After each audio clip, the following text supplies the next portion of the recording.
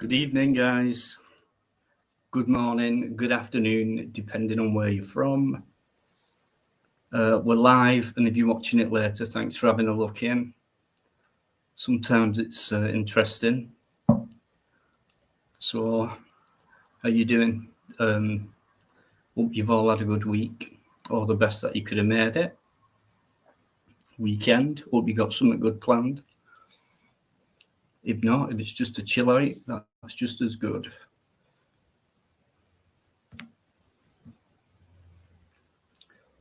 Of course. Cash, how you doing? Oi, oi. How you doing, Ark? UK. I just think you'll let her go first. I reckon you could be there well before Yvonne.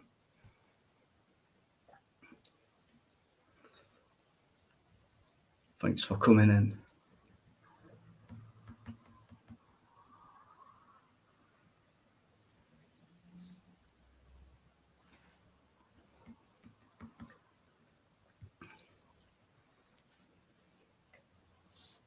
Eamon, cheers.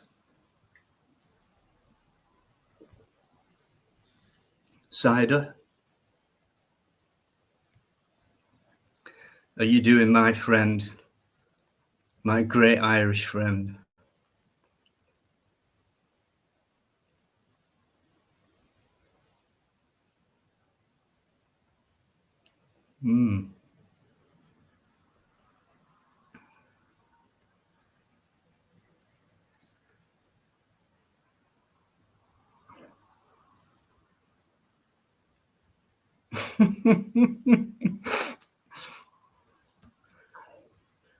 I never saw you as a Pringles man, though, Eamon. Ugh. Ugh.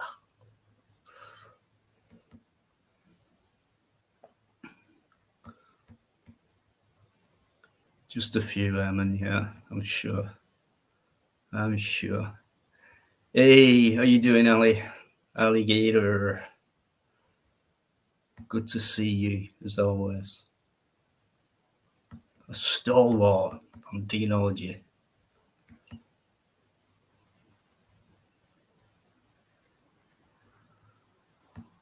Dave's in. There's the moose. Who's loose in the hoose? Oh, God, we're all falling to bits. Stop whinging. And let's have a laugh instead.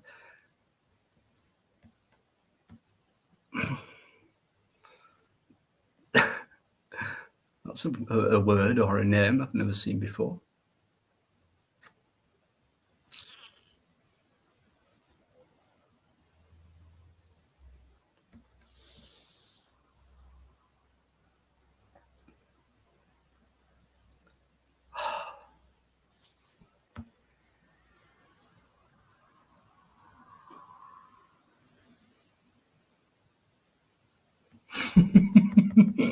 Dave cracks me up.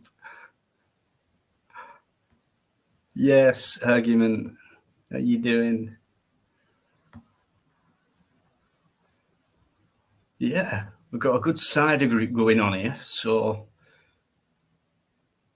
what's your poison? Mine's just cheap supermarket. I'd say crap, but it's not really.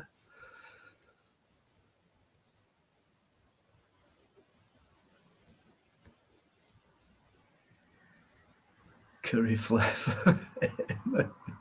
James Rothwell, how you doing? Thanks for coming in. Alex Cullen, as always, good vibes. Hi all.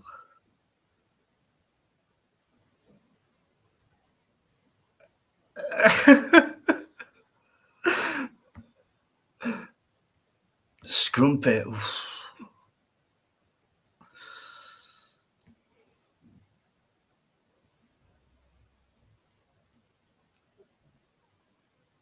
Right, I see you're in good form, guys. Brilliant. Excellent start.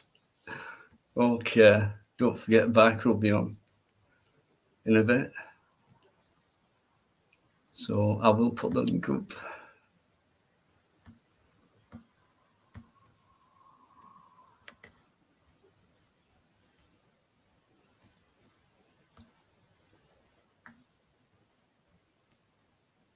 There is. All right, yeah. Dickens cider. Yeah, we've had that one a few times now. Thank you. I do remember first time round, and it took me quite a while. And I'm sure there was many people had a good laugh at my expense that night, which I don't mind. It happens regular. That's what I'm here for sometimes, as long as it makes people laugh. I mean, some people only have to just look at me, and that's it, I reckon. They're in stitches. Yes! Spiky! Blue! How's Claire? How's things? Spiky always popping in saying hello, good to see you, mate. Been around since month one as Spiky for me. And I appreciate that. It means a lot. Because in 4 months' time, I'll have done 2 years on YouTube. So we'll all have a party that night somewhere. I'm sure we won't, but it'd be nice, wouldn't it? Cheers, Spiky, mate. Hope you're well. You and Claire.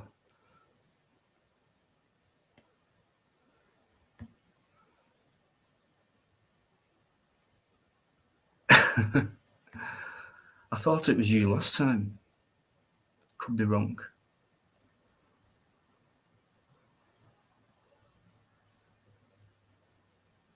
Dave's off. Broken ankle.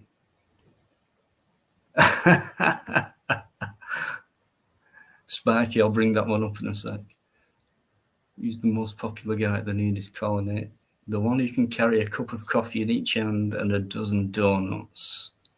I am that man, says Dave.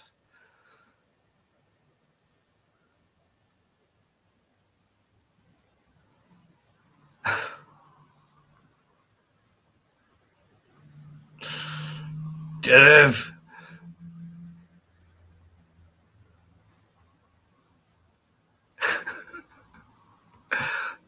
Good to see you all in this mood, guys. Brilliant stuff.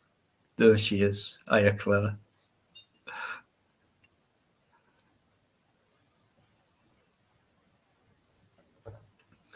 Paul's there, guys. Paul Yeoman. Here he is. Rare appearance. There. I hope you're doing well. Progressing. I'm sure you are, mate. Great guy. Down to earth. Salt of the earth.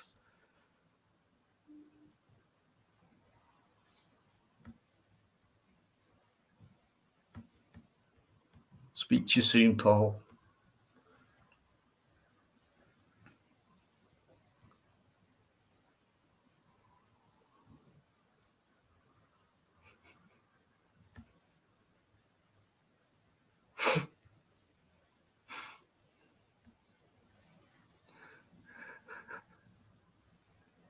Right.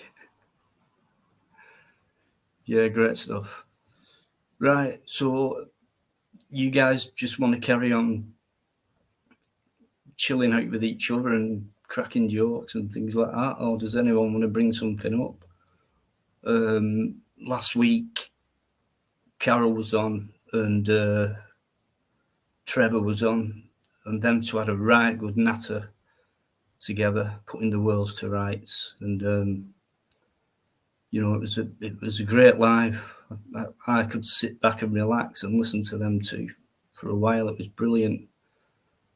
I'm hoping Carol will come back on this week, and Trevor as well.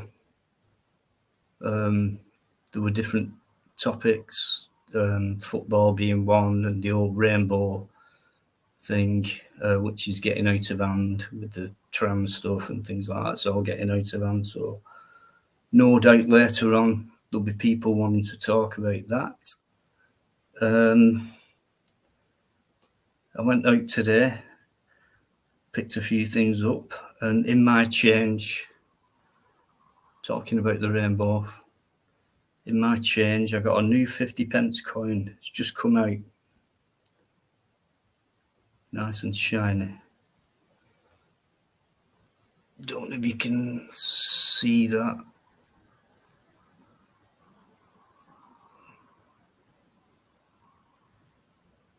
Right in the centre is a word. Don't know if you can make it out. Yeah, it's a new pride coin. And there are other words on there as well. One is visibility, one is protest, one is unity, and the other one is equality. I'm sure Trevor knows about this mintage, what's just been released. It's on our coins now.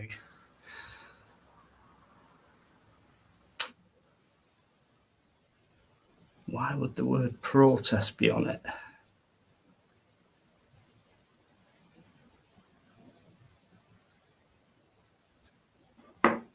For later. There's Trevor. Yeah, Trevor in through the nose, out through the mouth.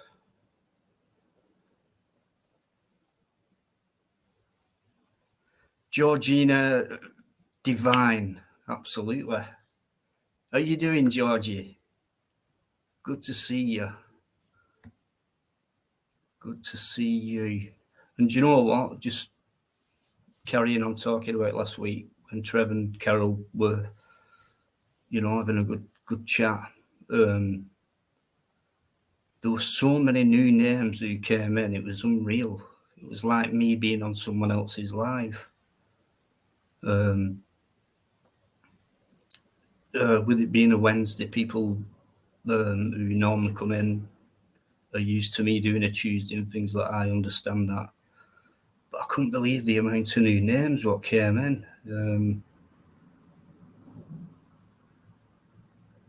Yeah. So like I said, it just felt like I was somewhere else and not on my own. But it was great. There were no problems whatsoever. Just as you were, like we normally do. But different. Okay, but LT, how you doing? Getting better, mate. Hope the same is for you as well. Right, it's time for Biker to come on. Hello, mate. How are we doing? I'm okay, thanks, mate. How are you? I'm good. All good.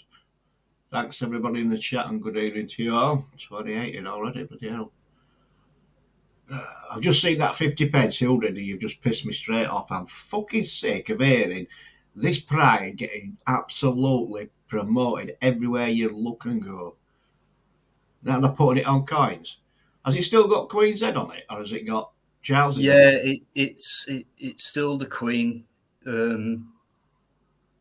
And of course, it's got 2022 written on it, of course. Now, of course, she was still alive this year. So maybe that's the reason. I mean, there's no other coin with it.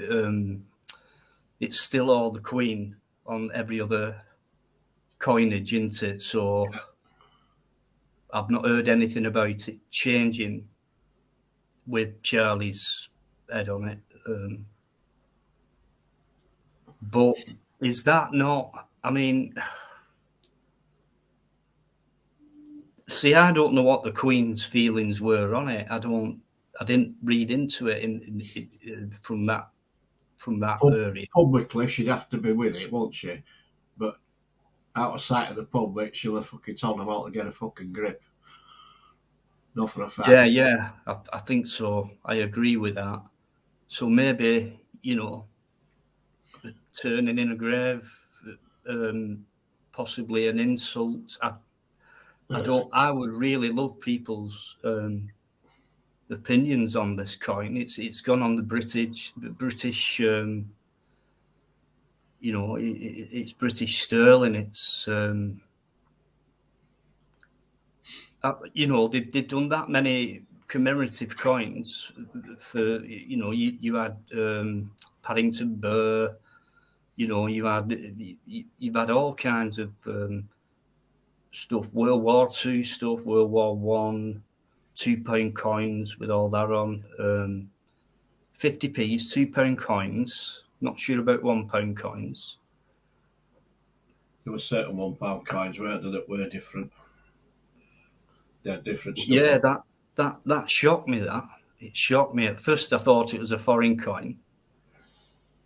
And then that word in the middle stuck out, and then I looked at it, and so you've got 4 rainbows, each with a word on it. Pride in the middle, and the bottom design where it's more like an arrow stroke pyramid. See them lines coming off. Yeah, that would have a pyramid on a coin, I wonder.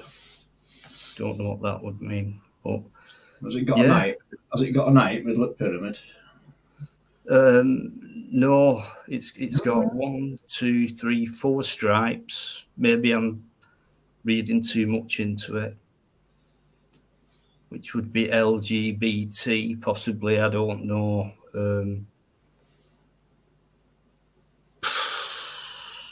Yeah, blew me away. Has anyone else had one of these coins, guys? No, because I don't use money, mate. So Anyone? Chances of me getting one of Slim. If I'm cheeky get, I'm not that fucking old. Calls me wrong. Yvonne, he is. I'm not. Oh, come on, mate. You're going to have to accept it one day. Why? I'm not old. I'm catching up. No, you're fucking old, I'm not. I'm still 18 in head, mate, I'm telling you. I was just going to say, at least we don't act it.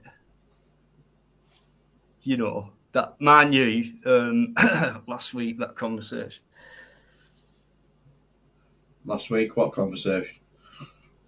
Well, we both said, like, you know, when we're getting old, it's when we start talking like our dads did. Oh yeah, I remember.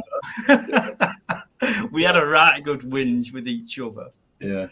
And that's when you mentioned piss in bed, wasn't it? That's when yeah, I remember that, yeah. Yeah, LT, hope you're okay. Hope Keris is okay. I'm sure she is. Yvonne Driver, how do you know I'm not using my fucking Just for Men again? You never know. I might not be grey anymore. He always uses that. Eamon McCann, you can call me Uncle Eddie anytime, fella. I bet we're the same fucking age anyway.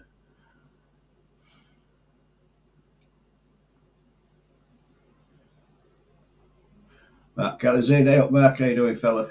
Hey, Mark. Good to see you. Good to see you, Mark. Always. Don't forget Mark's channel, guys.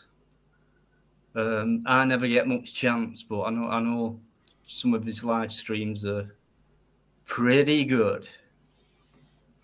Pretty good. But I'm sure you're all subbed anyway, you lot. Yvonne, listen, I must say myself, don't push it. Just slow down a minute. Well, yeah, I can be anybody's granddad, anybody's uncle. You call me what you want, within reason. Eamon, really? Yeah. Go on, Eamon, how old are you, mate? I reckon Eamon, he'll be straight out honest. Yeah. Go on, Eamon, let's have it. How old are you?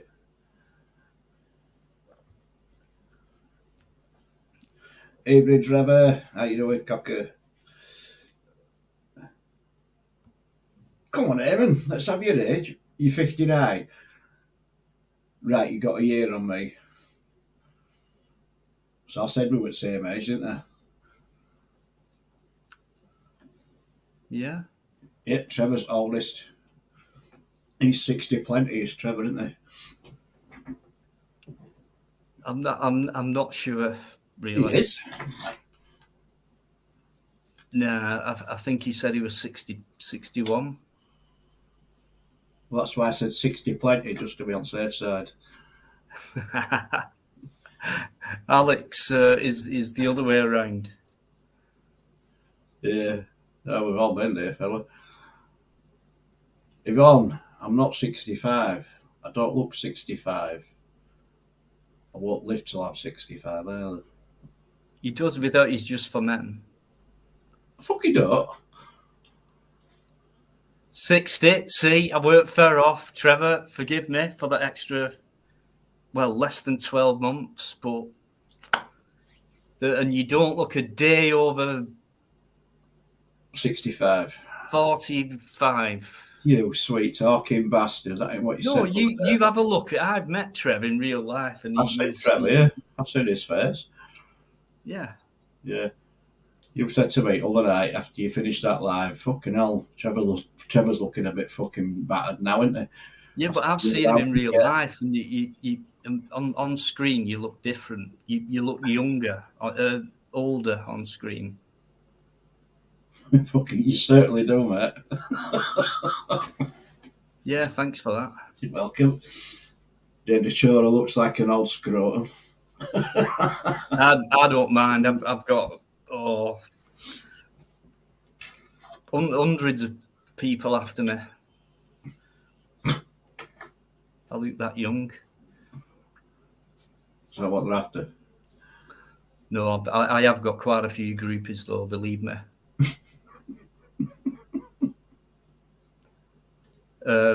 Shut up. Saying no. Shut up. No, I'll keep That's that it. You're one as to old as you myself. feel. That's the old saying. I suppose it is. I don't think you can get better than that. You're as old as you feel, and you know who's counting the years. Oh God, I've got to put Go this on. What you? that one.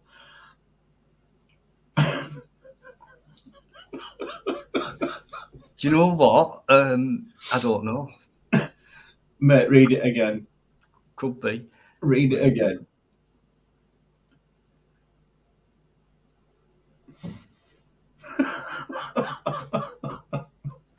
Only alligator could come out with something like that. That tickled me, didn't that? I'm too old for what, Yvonne? For what? I'm not. For what though? What do you mean? Three-titted woman, Dave. Yeah, that the one at the circus. Hitler wants the StreamYard link. He can have it if he was still alive. Yeah, because he had one bollock. Did he though? And apparently so. According to whom? The guy that took his other one, I don't know.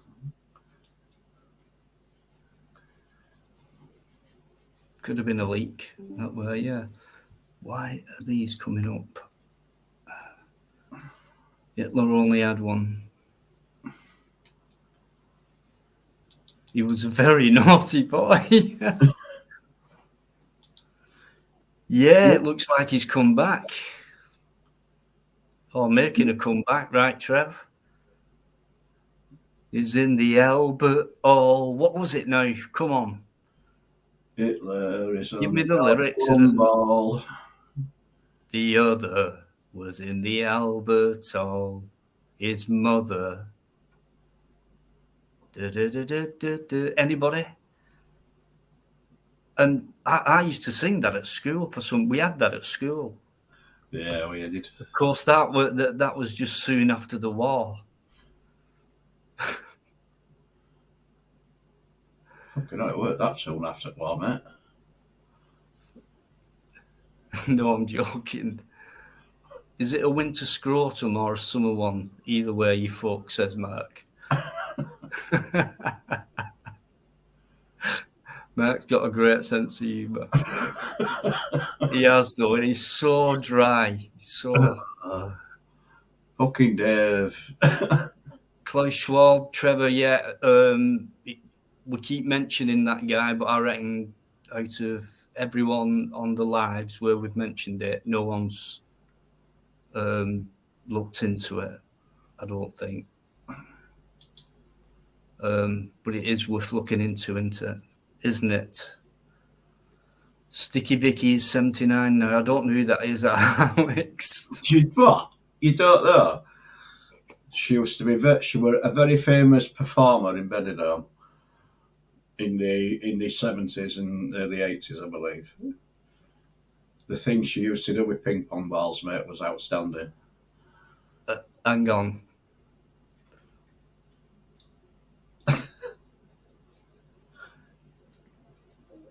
Right, Bike's in a giddy one tonight, so it's going to be a cracker tonight, I can tell. It really is. I don't know who that is, Trev. It could be SG backstage. Everyone who's coming, thanks very much. I have noticed most comments, and it's just been top class. No other live stream does this, not that I'm aware of. So thank you, the best, guys. I'll just stick the banner up just to make sure it's SG, because if it is, he's very welcome on. Niggas. Same as last week.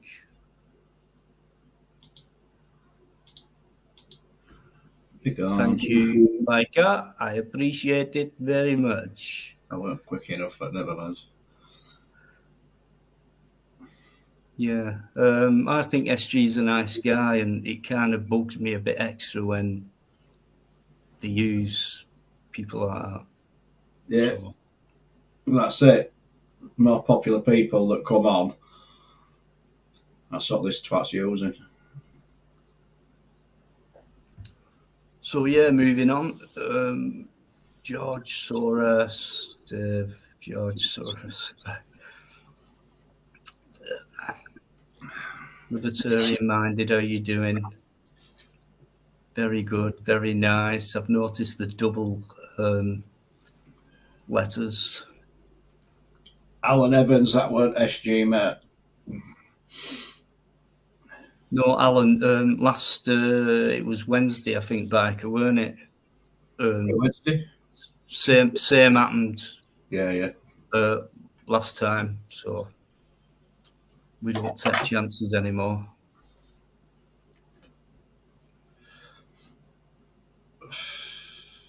Yeah, great. Great stuff. I'll stick that link up.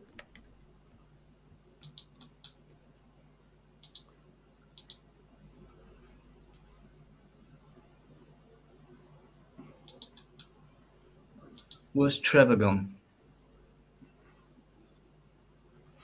He's watching somewhere. Yeah, Trev, I really want your opinion on this coin. Bad news. Has anyone just seen as it's the biggest thing going around at the minute with, with the World Cup, the football? Yeah, last night, mate, I watched the bastard thing. Fucking England playing an absolute crock of shit. But the daft bastards, they've took the knee again. Took the knee again, for Christ's sake.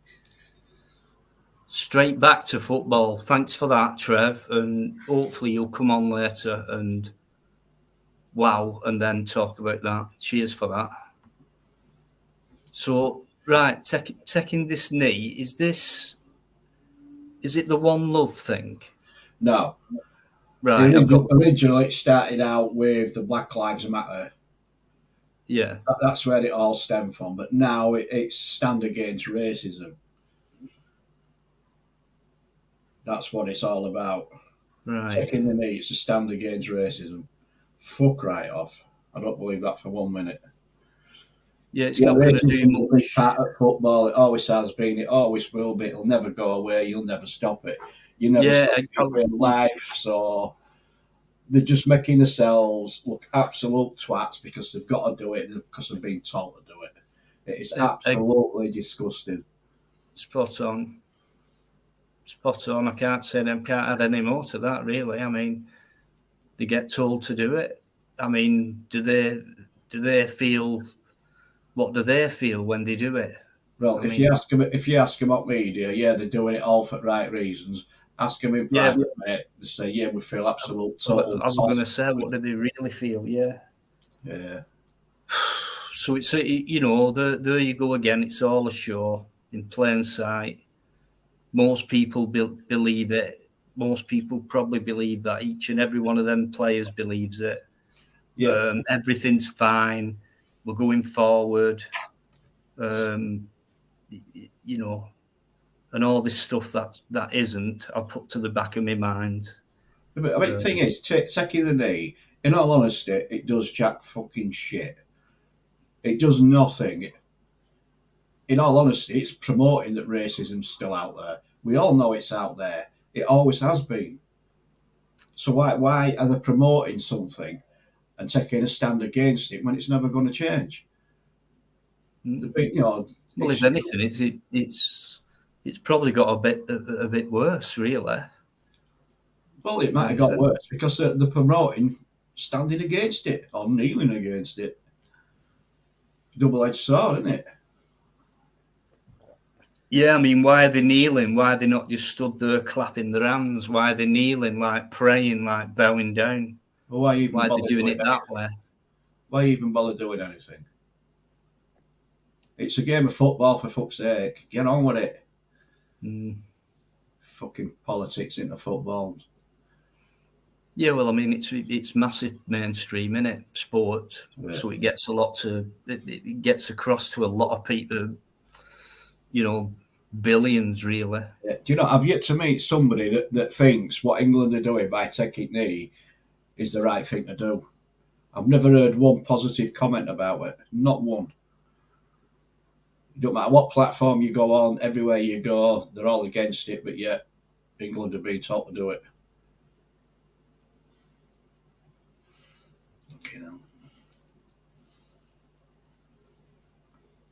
Yeah, I wonder how many actually say behind the curtain say, I don't want to do that. Well, there's been some black players that they've stood up. I can't think of his name now. He stood up and he just says he feels foolish by doing it. We know it's there. We know it's prominent. What happened to him? I don't know. He didn't get picked for England. I don't know, Well, mate. probably, yeah. There'll have been a punishment for it. Oh, there'll be some. There you go. Someone being punished for, saying what they think or what's on their mind or maybe telling the truth. Yeah. This is the way it's gone now. It's upside down. It's like any employment, right? If you're in any employment and your manager or whoever says to you, right, I want you to do this right now, and you think, wait a minute, that's wrong. You can't ask me to do that. That's wrong. A, it'll fuck the job up, or B, it's just totally wrong. It's unsafe. Blah blah blah. So you won't do it. So why don't these guys think about it and just say, look, no, it's wrong to do it. Yeah, give them a choice. Take a stand. They've got enough fucking money. Just take a stand against it. Don't do it. It's easy. Or do they get paid for doing it? That's another thing. Depending on what position you're in. I mean, if you're getting paid all that money as a sportsman, they're going to do it. Oh, without a doubt. To take a brave person to stand out and, whenever. I said exactly the same, Mark, other night. Exactly the same thing, mate. It's absolutely riddled with politics more than football. Yeah, it's ruined. It's ruined the game. This World Cup, the actual game itself, I think. It's been changing over the last few decades anyway, but it's still been a good sport. And then when all these when that fella, that's when I stopped watching football. Abramovich, Chelsea. When he turned that team, I think, into the first international English team, at whatever season it were, at some point, and I think more than once, he picked a full team of foreign players. Now, that was the day for me where I thought that's where English football's just about died. Yeah. They still fill the stadiums and things like that. It's marketed well. It'll never fail as a commodity, I don't think. But as far as World Cups It's go, an absolutely brilliant game. It's great. I like it. I follow my team. I follow my grandson when he's playing. But when you see players at the top of the game in the World Cup and the bowing down and cowtailing to being told what to do, all because of politics, it's unbelievable. I mean, you'd have thought, when was it decided? 6 years ago, something like that Qatar got it? Nah, about 8 years ago, mate. 8 years ago. So you'd have thought 10 years ago, someone said the next, well, not the next, but the one after that, it's going to be in Qatar. I reckon a lot of people over here, and I'm not being funny and I'm not calling them thick or stupid, might not have heard of that place. Well, when it was mentioned, everybody thought, there's not a chance they're going to get it when they put the bid in. But by Christ, they put the bid in and they got it, and there were loads fucking sacked from FIFA for corruption. They got backhanders and everything, so Qatar could get it, and it still carried on. Well, it was same with Russia. We said same about Russia when Russia got it. Fucking hell, what they paid to get it? At least Russia's a footballing. Well, it's not. It's kind of a footballing nation, but Qatar, they've got two divisions, and you're talking. I reckon they're the same standard as maybe top amateur league in this country. Maybe the furthest division down in professional league, and then they've got a few other leagues which goes down to under 16s, which I've looked at. So it's not a footballing nation. Oh, no. It's a nation of wealth, and its population's just, I think it's just under 3 million, something like that, which you get in a corner of London. So, I mean, take aside that. I mean, the human rights issue regarding Qatar. I don't care. I watched a guy from Qatar say, you come to our country, you abide by our rules and our, what we do and everything else. Which is, that's fine. It's just a pity that no other fucker abides by any other rules when they come to other countries. Yeah, ridiculous. All about money. I believe Saudi Arabia have pulled out of or have stopped showing it on the mainstream. Have they? That's what I believe. There's so much going on. There's so much other than football going on. All the politics side of it has taken over the game. Like, well, I know no one's talking about that was a good match, or that was, it's what's going on. People talk about good matches when they see them, but it's the politics that's getting in the way of it. Even the pundits on I mean, Gary Lineker and the rest of his fucking cronies. Jesus Christ. ITV coverage is absolutely bullshit because their pundits are crap. Well, not to worry, because come 2013 went not next one, the one after that. 30, no, 28 in it. Well, 22. Next one's 26. That is 30. 20, then, yeah. 2030, won't it? Yeah, 2030. Yeah, Amazon's got the broadcasting rights for every game. Amazon Amazon have, yeah. Well, you know, as long as there's football being played, but Yeah, but you're only going to be able to watch them games on Amazon if you've got Amazon Prime, and you've got to pay for that. So they're going to make an absolute fucking killing on that one. BBC aren't going to be nowhere near it. ITV aren't going to be nowhere near it because Amazon have got the sole rights to it. So they must have paid out a fortune to get that. We don't even know where that one's going to be held yet.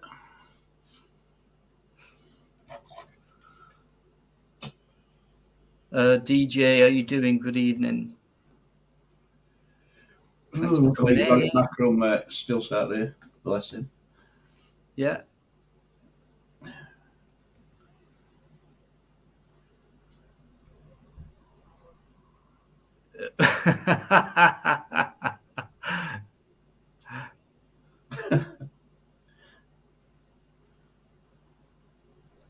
Yeah, they all sell the soul, don't they? Well, not all of them, but you know, for the good of that game, any true football fan, and we're talking, you know, I reckon the generation above me downwards, going right back. So like my father, you're talking 50s, 60s. Then I came into it 70s, 80s, sports, you know, rugby and all that, but came into it, watched football as well. You know, we're like 3/4 of a team were made up of guys who were born and bred in that town and things like so. It's gone from that to the way it is now, and that's when I stopped watching it. When Chelsea had that team, and like you got all these business conglomerates coming in, like with Man United, with the Glazers and things like that, Americans, and still today there's protests at that club. Just people not interested in the game, but knowing it will make a lot of money for them, and they've got enough money to buy it out. First of all, yeah. Just wealth upon wealth upon wealth per person, per group, per company, whatever. Yeah. Very, very sad. Dave, if England win, I'll come live on panel wearing a mankini with you, mate. That'll be a fucking sight, won't it? Watch Dino's subs go downwards if we do that. Who are the actual favourites? I don't know, mate. I don't know. Oh. I don't know, because the way things are going, I don't know. That ain't Dave. That ain't Mark Kelly in background. It's not No. That's an old one, is that?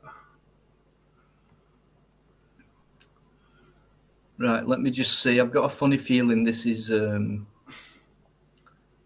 don't think it's Gypsy. Put your banner up. It is me. You're a dosser. Yeah, it's you from last Wednesday, isn't it? Back again. You're a dosser. Yeah, I know. You're ruining my channel, you dinlo. Again. I'm a gypsy traveller from a hard man's background, and I'll fight any man. So why are you getting my subscribers to leave me? Have you been boxing from an early age by any chance? Eddie, start this, mate. You don't run a show. To be honest, I just thought it'd be like a good idea. You want to fight then? You dinlo. What I can fight you. I can fight you right now if you want to try and outsmart me. All right, with come down to Slough and we'll fight. I'm getting irate. Oh, Miss you mean Chips with be. And that? Oh, listen, I'll give you until February because you need to get in shape. I'm already in shape because I'm 17 stone. I'm 17 stone, all muscle. But you're in shape this week, mate. It just so happens this week's shape is a sack of spuds.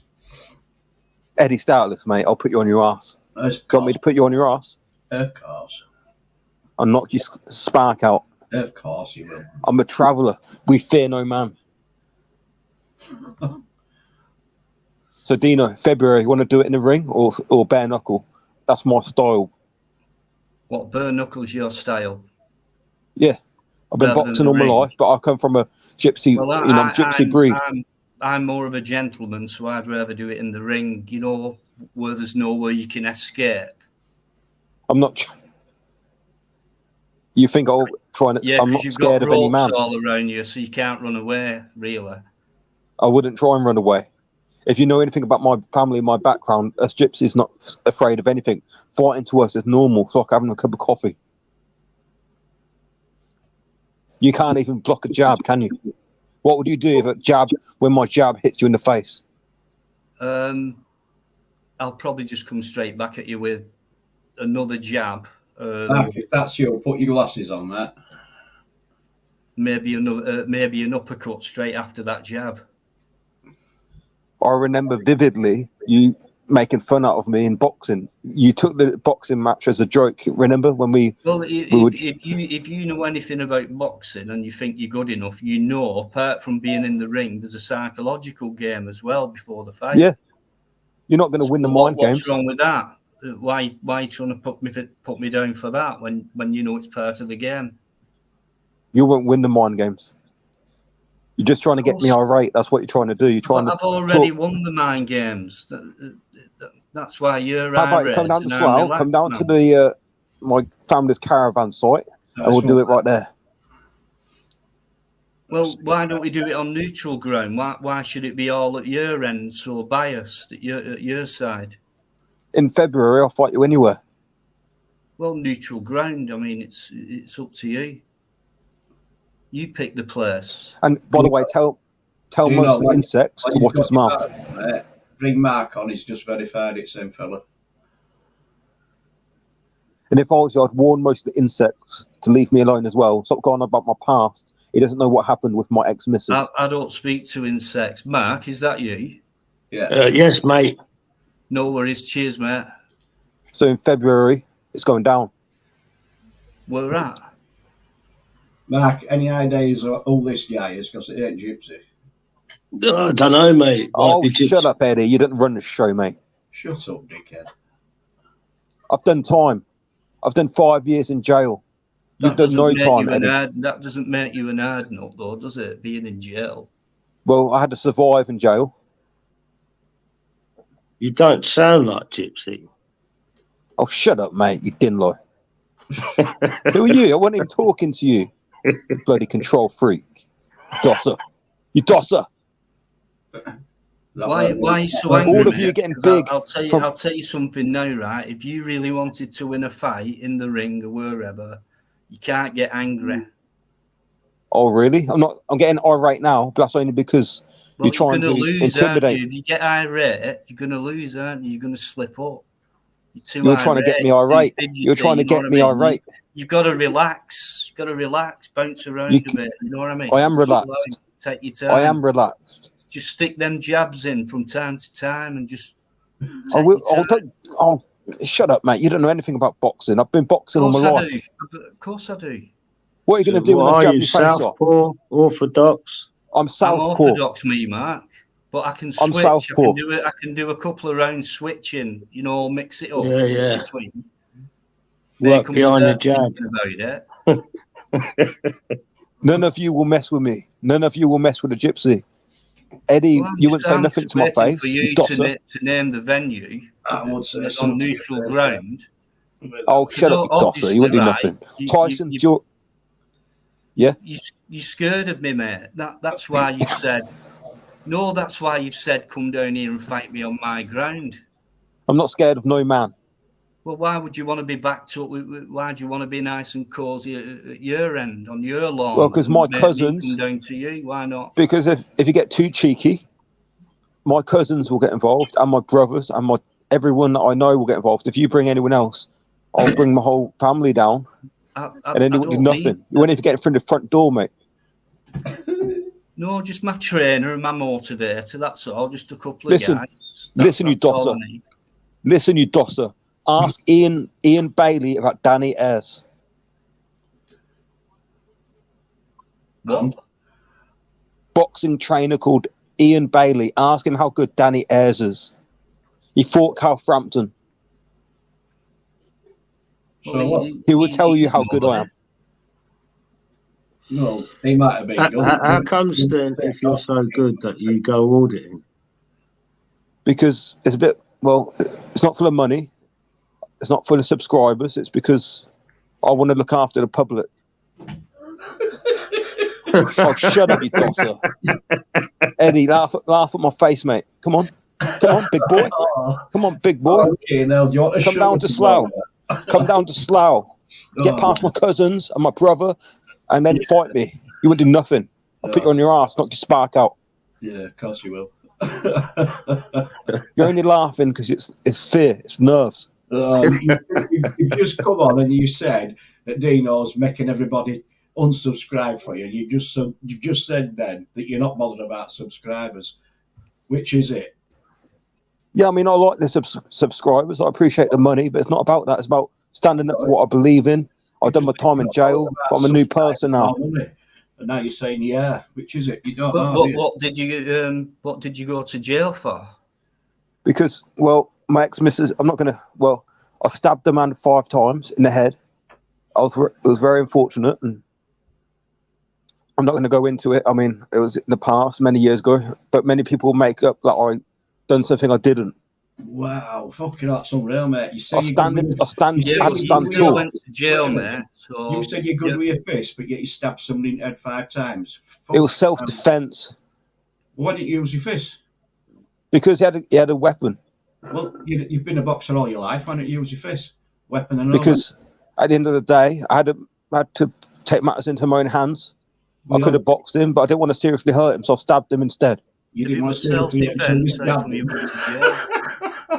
Listen, shut up, you tosser. Fucking you can't relate. You've never stood up for yourself. That's why you can't relate to that. God, you are. Yes, mate. Gypsy, did you enjoy auditing with plod or not to plod? What's that got to do with you tosser?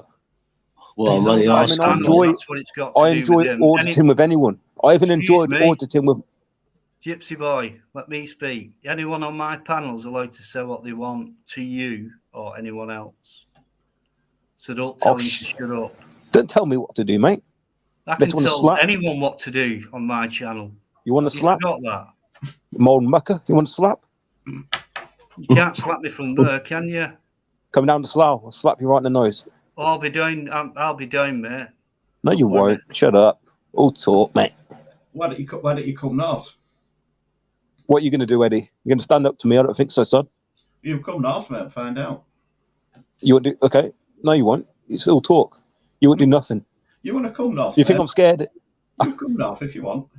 Okay, what would you do, Eddie? Go on, big boy. What would you do?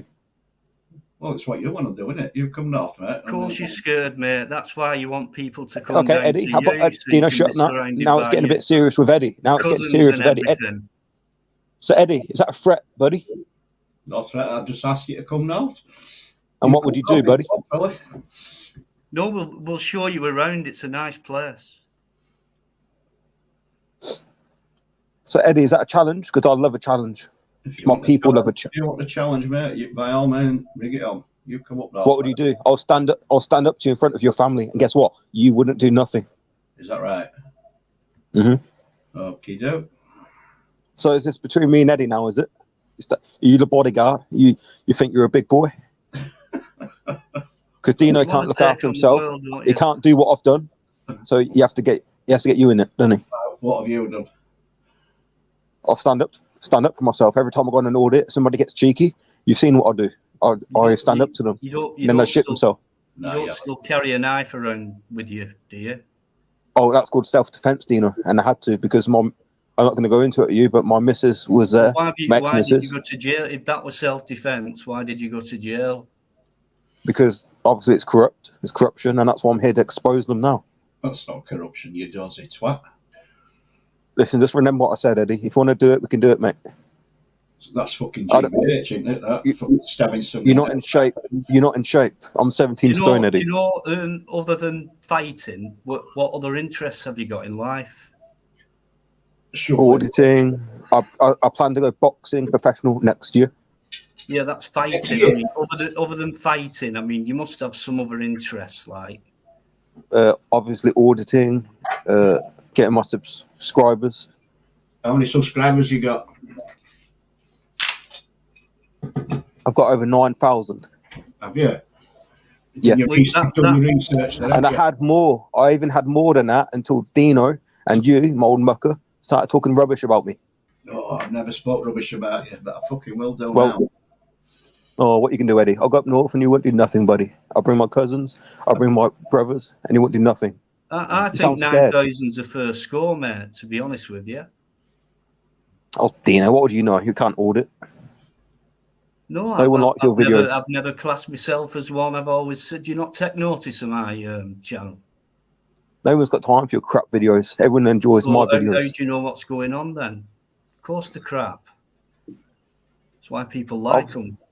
Obviously, I've seen them, but they're nothing compared to my videos because you don't stand up for yourself like I do. What's your best video then, Gypsy? When I stood up to a guy at a police station once, it was getting cheeky, and guess what? I put him in this place. I said, "Don't touch me, or else there will be consequences." And he shot himself. I have a different style to you. Oh, what? Yeah, you take it because you can't fight. I wouldn't want to fight a copper, to be honest with you. Would you? Well, I want to fight Eddie.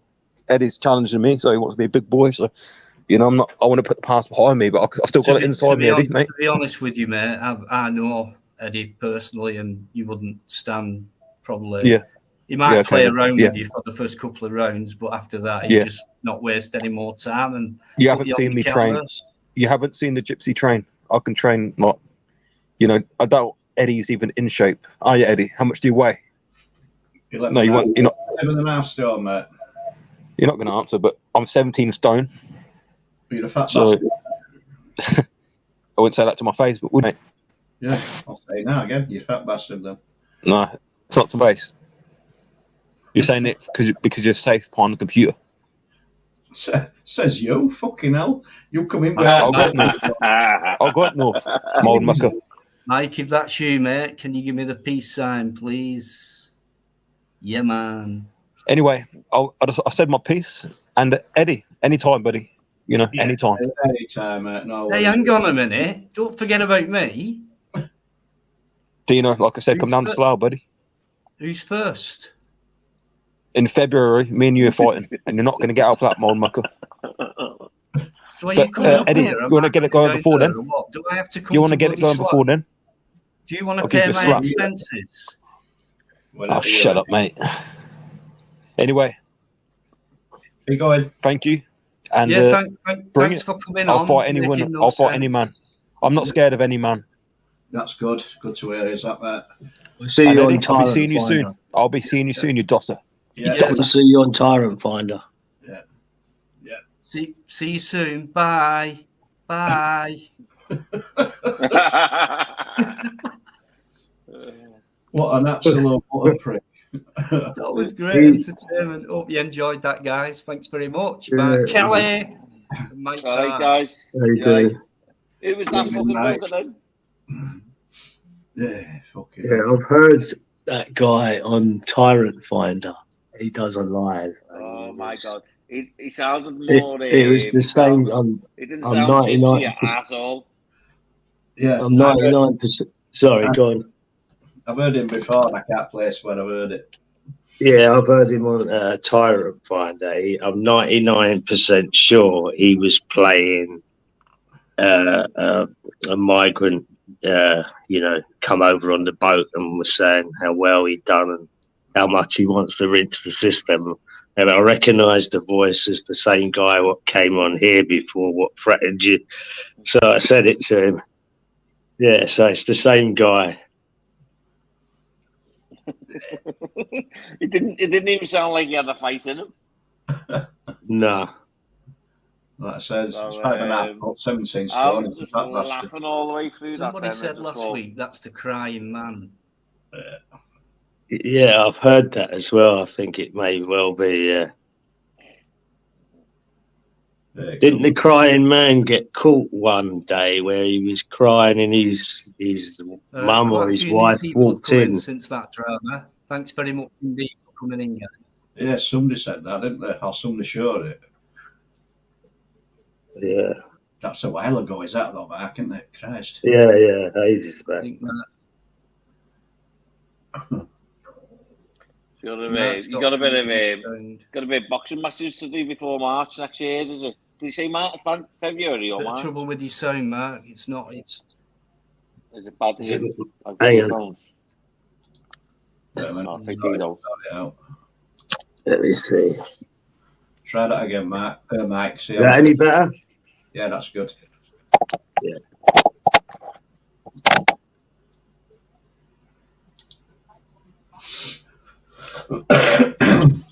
Yeah, that's better. Is that better? Yeah. So you gotta get your boxing match on, have you then, Dino, before February, is it? No, it's dropped off. So what did he accuse you of doing then, Eddie? I don't know. He keeps referring to me as a fat bastard, but the fact he's never ever seen me, so No. But you've been dissing his channel. What's his? Well, then again, I'd like to say we don't promote his channel on this. he hasn't got a channel. Well, he has got a channel, but there's only one subscriber on it. But that ain't the real Gypsy Auditor. The one subscriber. Yeah, making out he's that himself. yeah. Yeah, it's a bit of fun, I suppose, isn't it? Harmless. He's obviously just trying to get himself promoted, isn't he? You know what I mean? It is what it is. Yeah. Yvonne Driver, I ain't fat, I love. Alligator, yeah. I suppose they are hard at Dr. Fatties, so yeah, I'm not fat.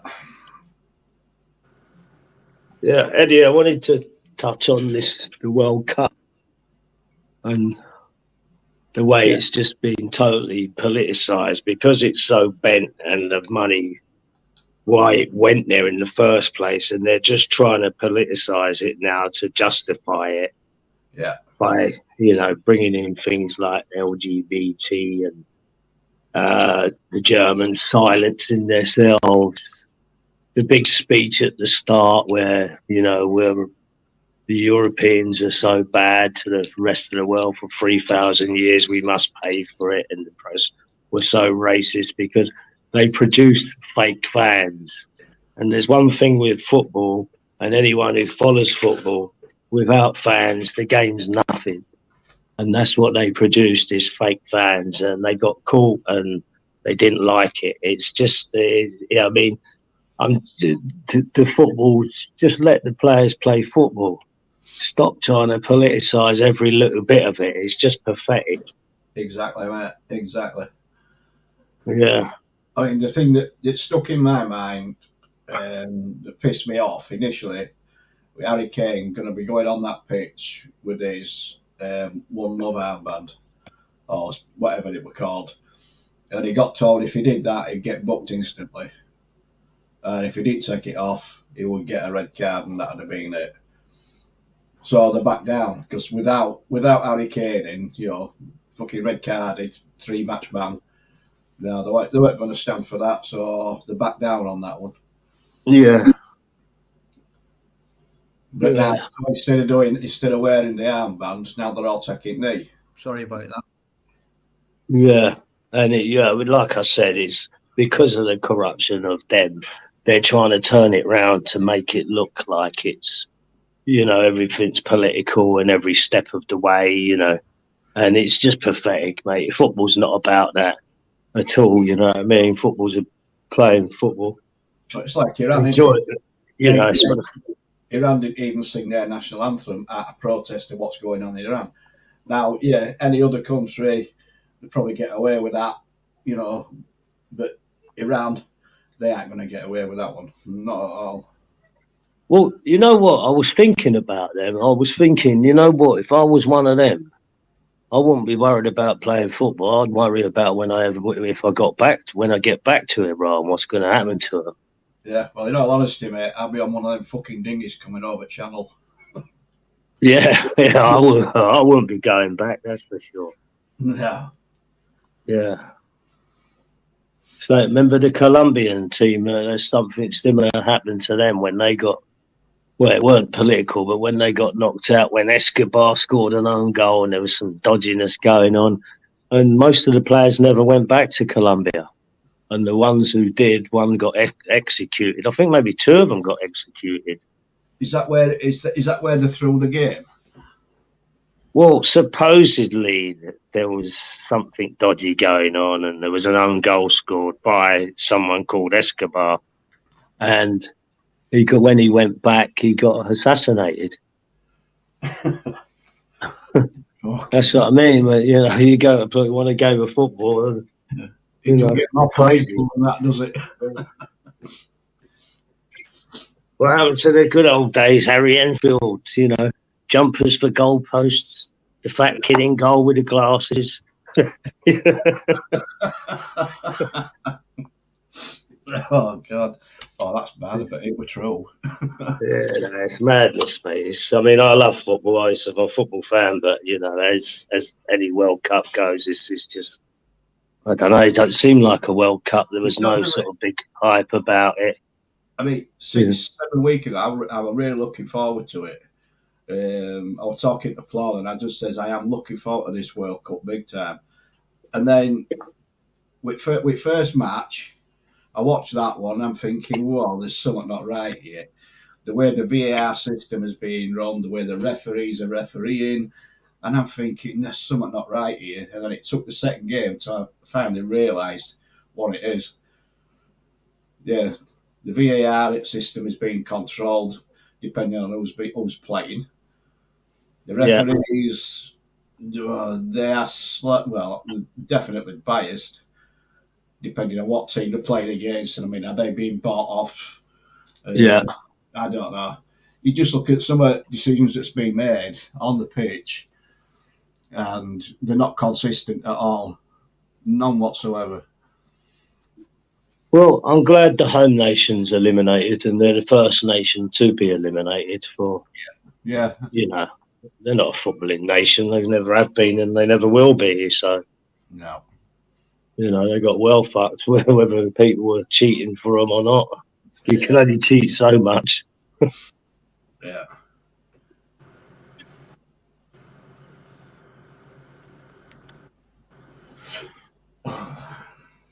Right, Jen, sorry, the sound dropped out then, so I have to back out. Restart it. Yeah. It's all right. It's all right now. Same here. Weird. Your sound went as well, then now. Must have been that gypsy fella. No. Yeah. Sassy, what are you doing? Thanks for coming in. The only thing he can knock out is sound. Yeah. Yeah, certainly not looking at any fucking solids, is he, fat bastard?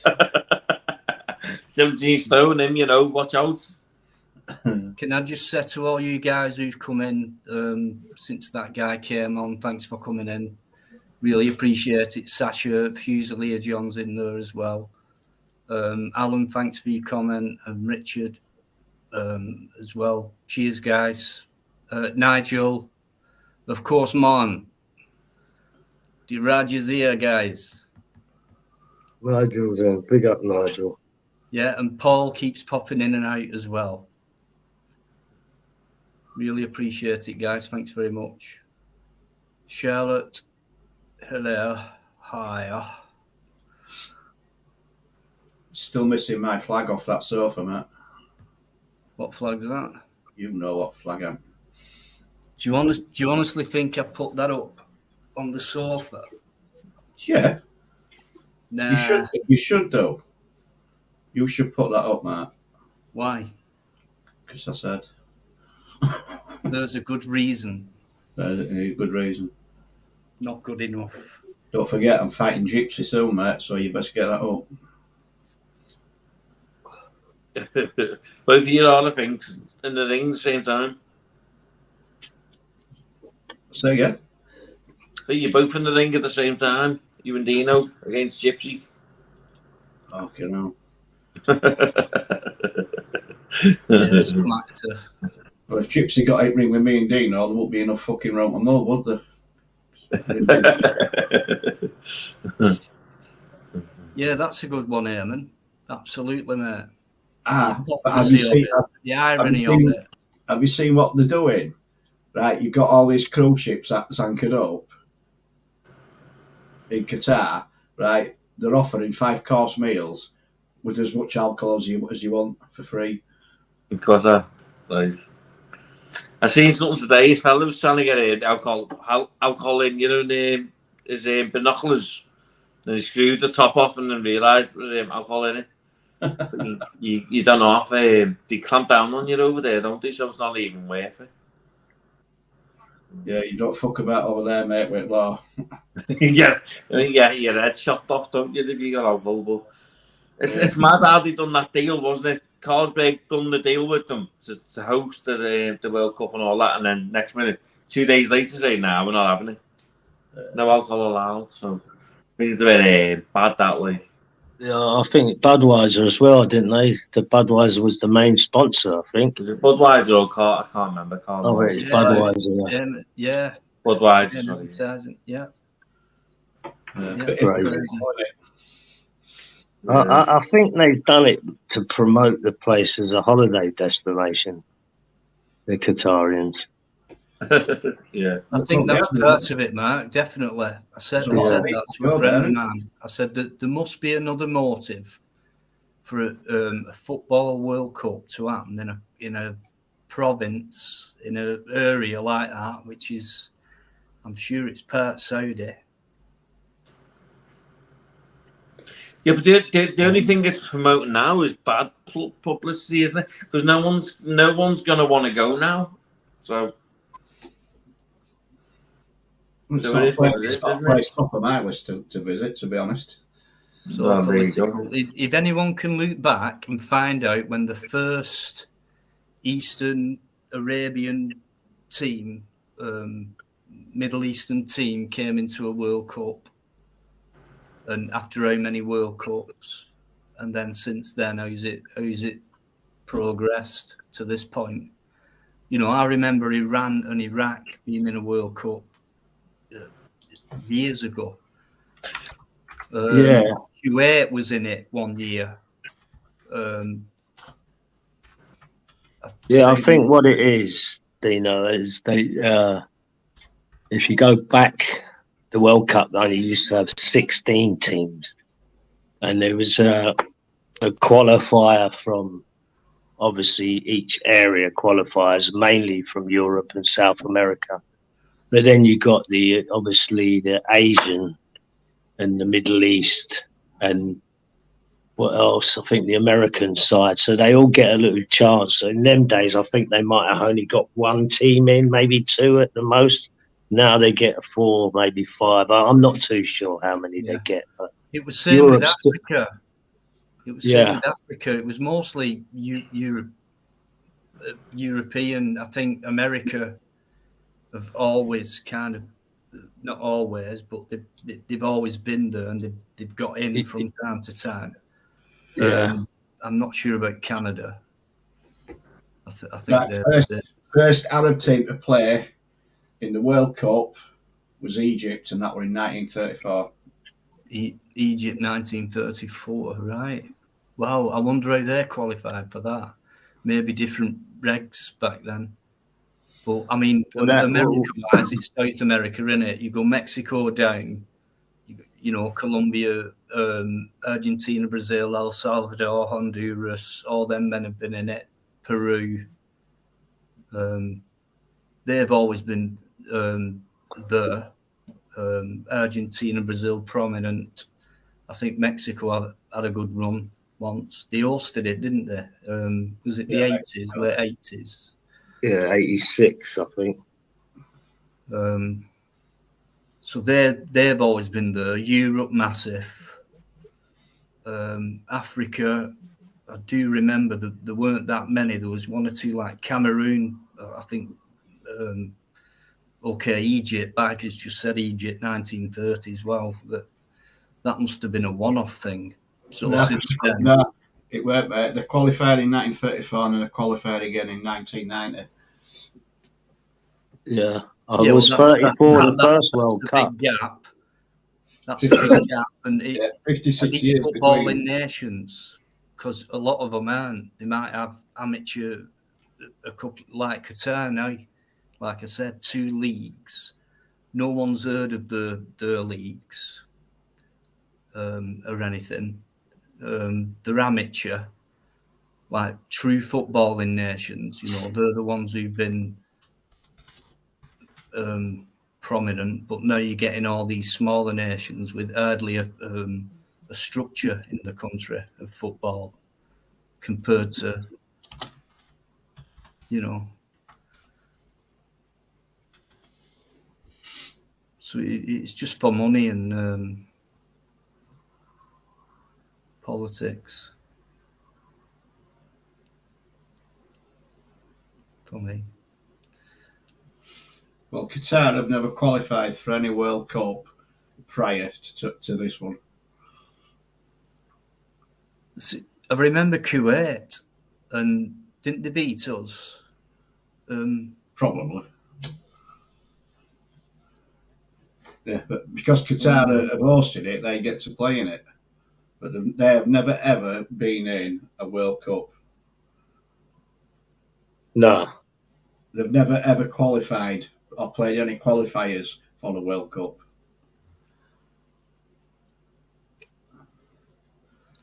I think we beat Kuwait 1-0 one year. Oh God, I can't remember, mate. Oh right. Yeah, I think it was 1990. Sure it was. Or was that Saudi? It was one of the two of them.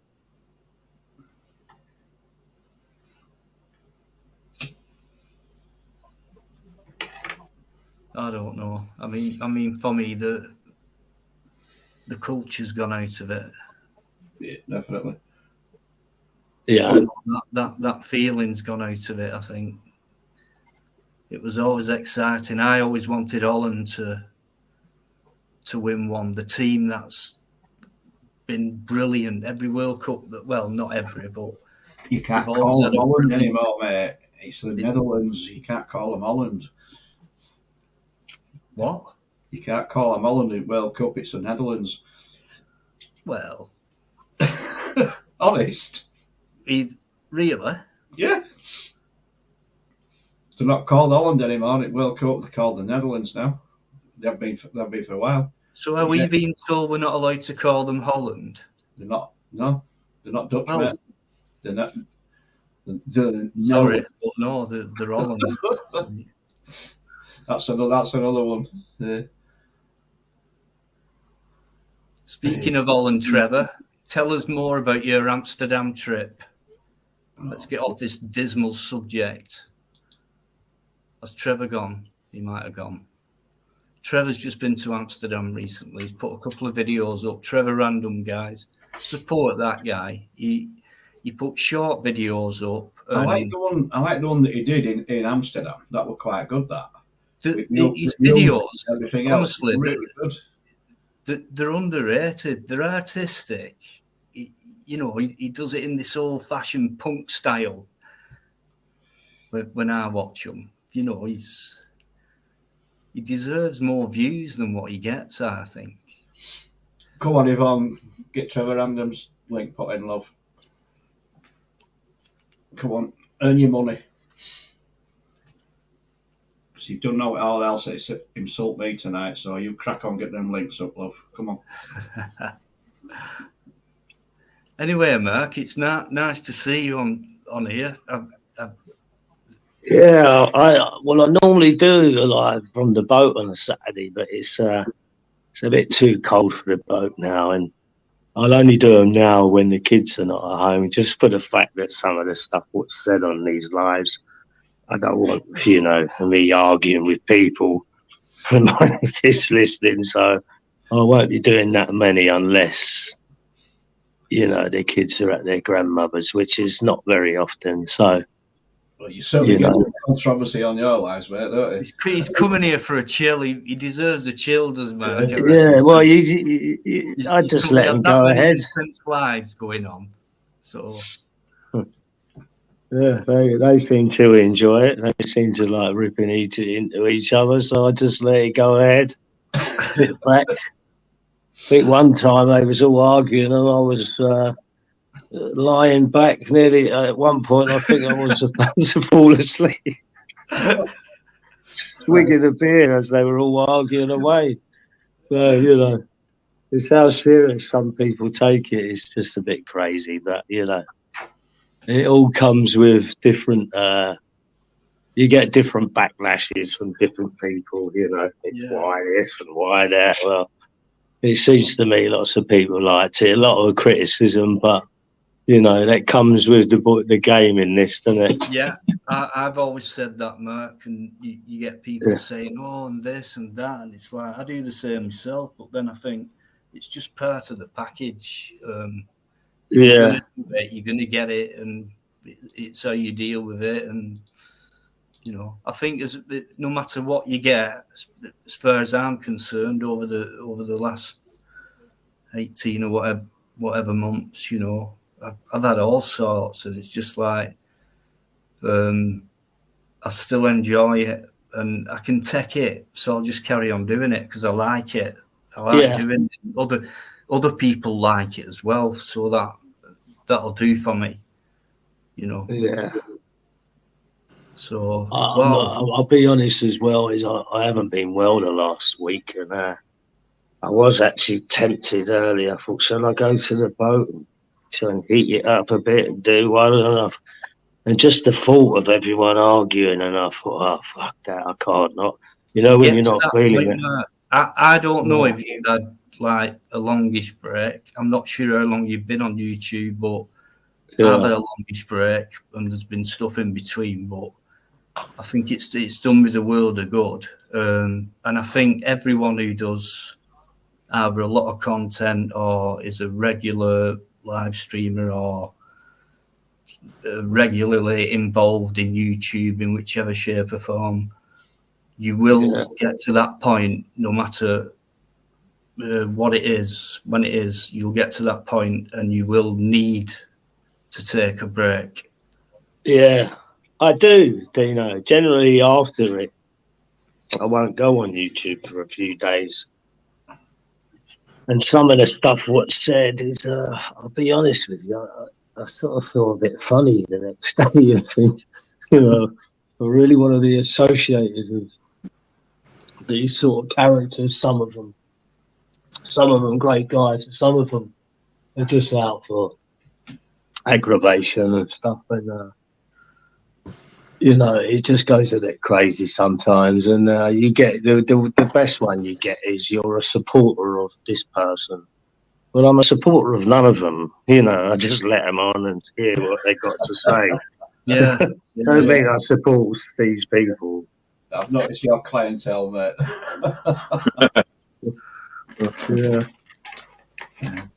Yeah, I don't manage to see much, Mark, of yours. It's like a fleeting.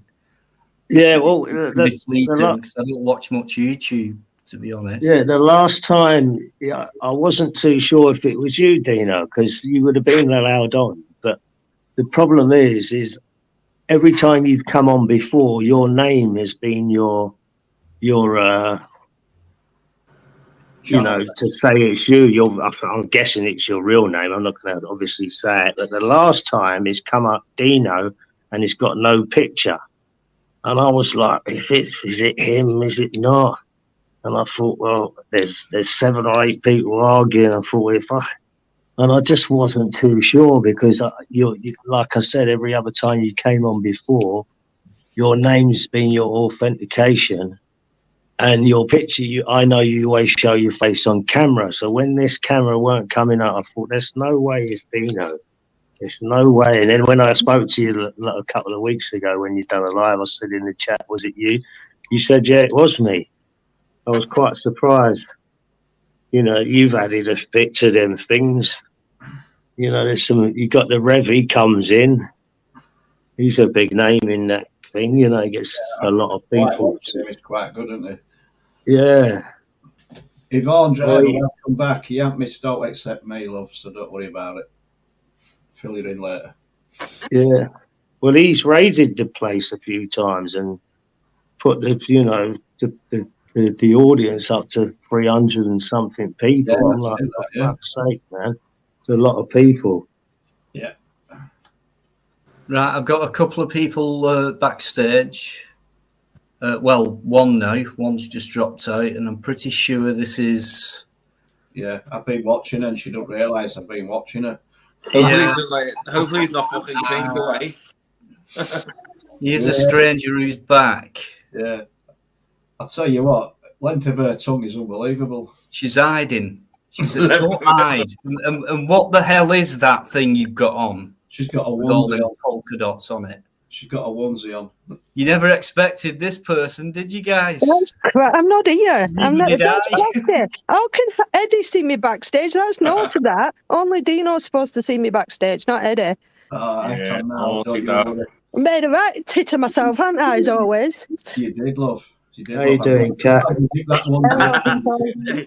I just love pulling faces and seeing Dino's face. I'm like this in back and like that. I know, she's picking her nose and everything. Yeah, I saw everything you did there. Don't you worry. Just keep the lady waiting. Thank you. Told you this before. Feeling the power. Yeah, Dino, this week I had the BBC license and, asking me about my TV license. Just said back, don't watch your TV. No, I've done it all online. Just said, I don't watch no TV license. I don't watch no BBC. I don't need the TV license. So they come back and said, okay, thank you. We won't be in touch in another 2 years. So I've got to pay my TV license for another 2 years out of 4, I think.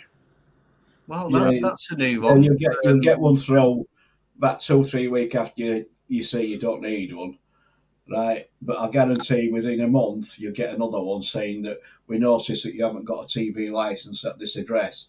No.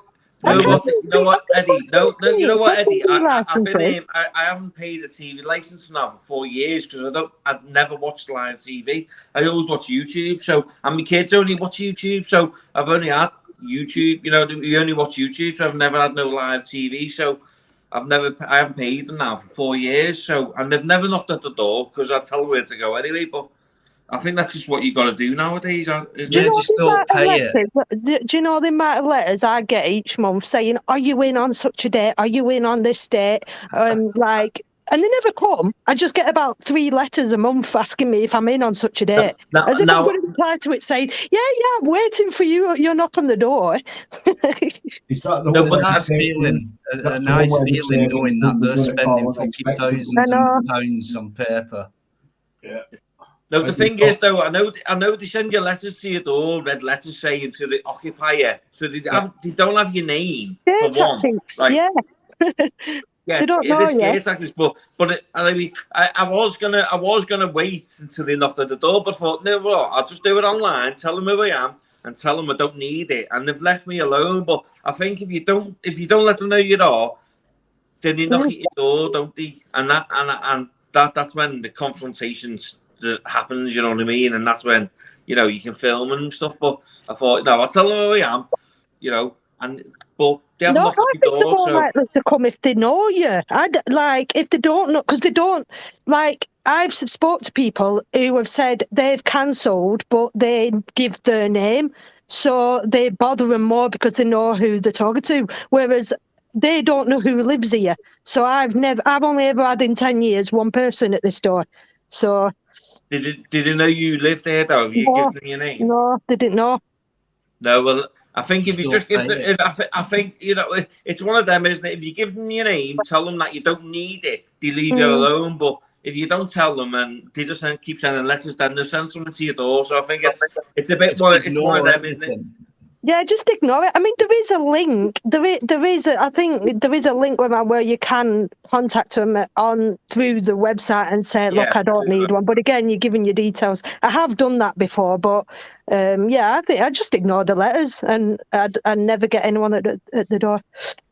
Well, what you fill in, it's only associated with your address. It won't give you name. I know at the end of the day, we don't need to give them more details, but I think sometimes if you just do it and tell them that you don't need it, they'll leave you alone. It is what it is. But if you don't, then they just hassle you more. So it is what it is, isn't it? You know what I The mean? only hassle I get is the letters, but I just chuck them away and don't bother. Yeah, no, I know what you mean. Oh. Well, they've got no way of tracing what you're watching anyway. Let's be honest. No. They never did. Even, I think, was it the 80s and 90s when they had the little blue vans going, Well, brown vans that's going all they around, say. like, That's the little myth as well, aerials isn't it? That's a hanging myth. out. Yeah, that's be a fake. Them bands. Yeah. No, they were all. like, I'm an electrician by trade, and I do aerials. There's no way they can trace what you're watching off your area, because at the end of the day, your aerial and the next door neighbours right next to each other. So how could they trace what you and the next door neighbour were watching? They can't. So it was all a hoax just to try and get you to pay, wasn't it? Yeah. At the end of the day. I remember actually seeing one as a kid. It was at H Street, and all you saw was this aerial twiddling about. I remember it. It was an old common van. Scare tactics. That's what it was. Yeah. Just like everything, innit? They just, you know. Don't get me wrong. I mean, I was born in 1980. I was born in the 80s, and my mum used to make us hide behind the couch. You know what I mean? When the TV license man knocked, and then she'd answer the door. Go, we don't need a TV license here, but we only watch BBC. I was like, Mum, you're honestly. It was one of them. I think she'd dig the grave for herself, sort of thing. So you used to hide behind you did fall for it back then. Don't forget. We used to hide behind the couch on fucking Cold War, didn't we? Nuclear bombs going over. Do you remember that? Remember how they used to narrate adverts as well, and even with letters. Sounds a bit. So with your letters, you got big red capital letters, which meant to us red, shit, danger, I'm in trouble. It did to me anyway. Big red letters. They've changed all that now, more polite. And they've done it with TV. They did it with TV. It was like you had someone narrating it with like this certain type of voice, what made you feel scared, like a creepy voice. We're waiting for you. We're outside your house. And it had this fucking stupid dish on top of it like that. But we didn't know that they couldn't detect anything at all. What was I don't think hardly anyone questioned it. What does that dish do? Oh, it must be receiving, it must be looking at, it must be seeing. I didn't know. It was just a van outside knowing it could detect the TV.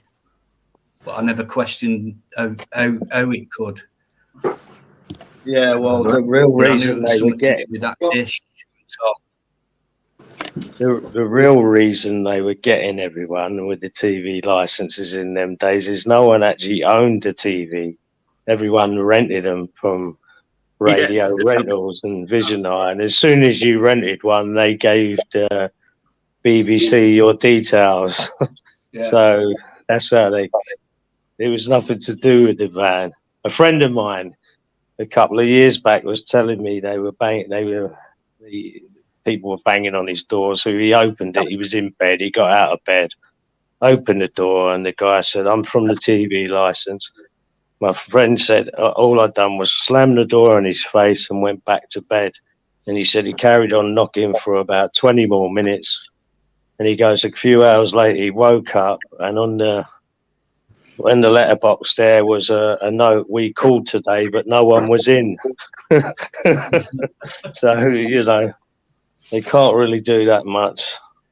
Is it true, though, that with the TV licence, they might be scrapping it, but they might be taking it by other means, like adding it onto, like, because I've spoken to a few people like this, and other people have said in their countries they've added it onto like electricity bills, or why electricity bills, I don't know, but they've added it onto other bills. They're on about adding it to council tax, but that got blown out at Water, did that in Collins. That weren't going to happen, but that's how they wanted to do it. Well, what they should be doing is putting it. They should be just putting advertisements on it, and then in it that way. Well, just they can't possibly do it that way, because there are some people who do pay it. So for me, they'd have to find out those people who haven't paid it and just take the money off them and subsidise it towards something else rather than the ones who paid it. I don't. At the end of the day, the BBC is owned by the government, which is why they spread all these lies and fake news about things, because it's in the government's narrative, isn't it? At the end of the day, what the government want us to hear. You know what I mean? Can't happen now. It's always going to be subsidised by the government. End of.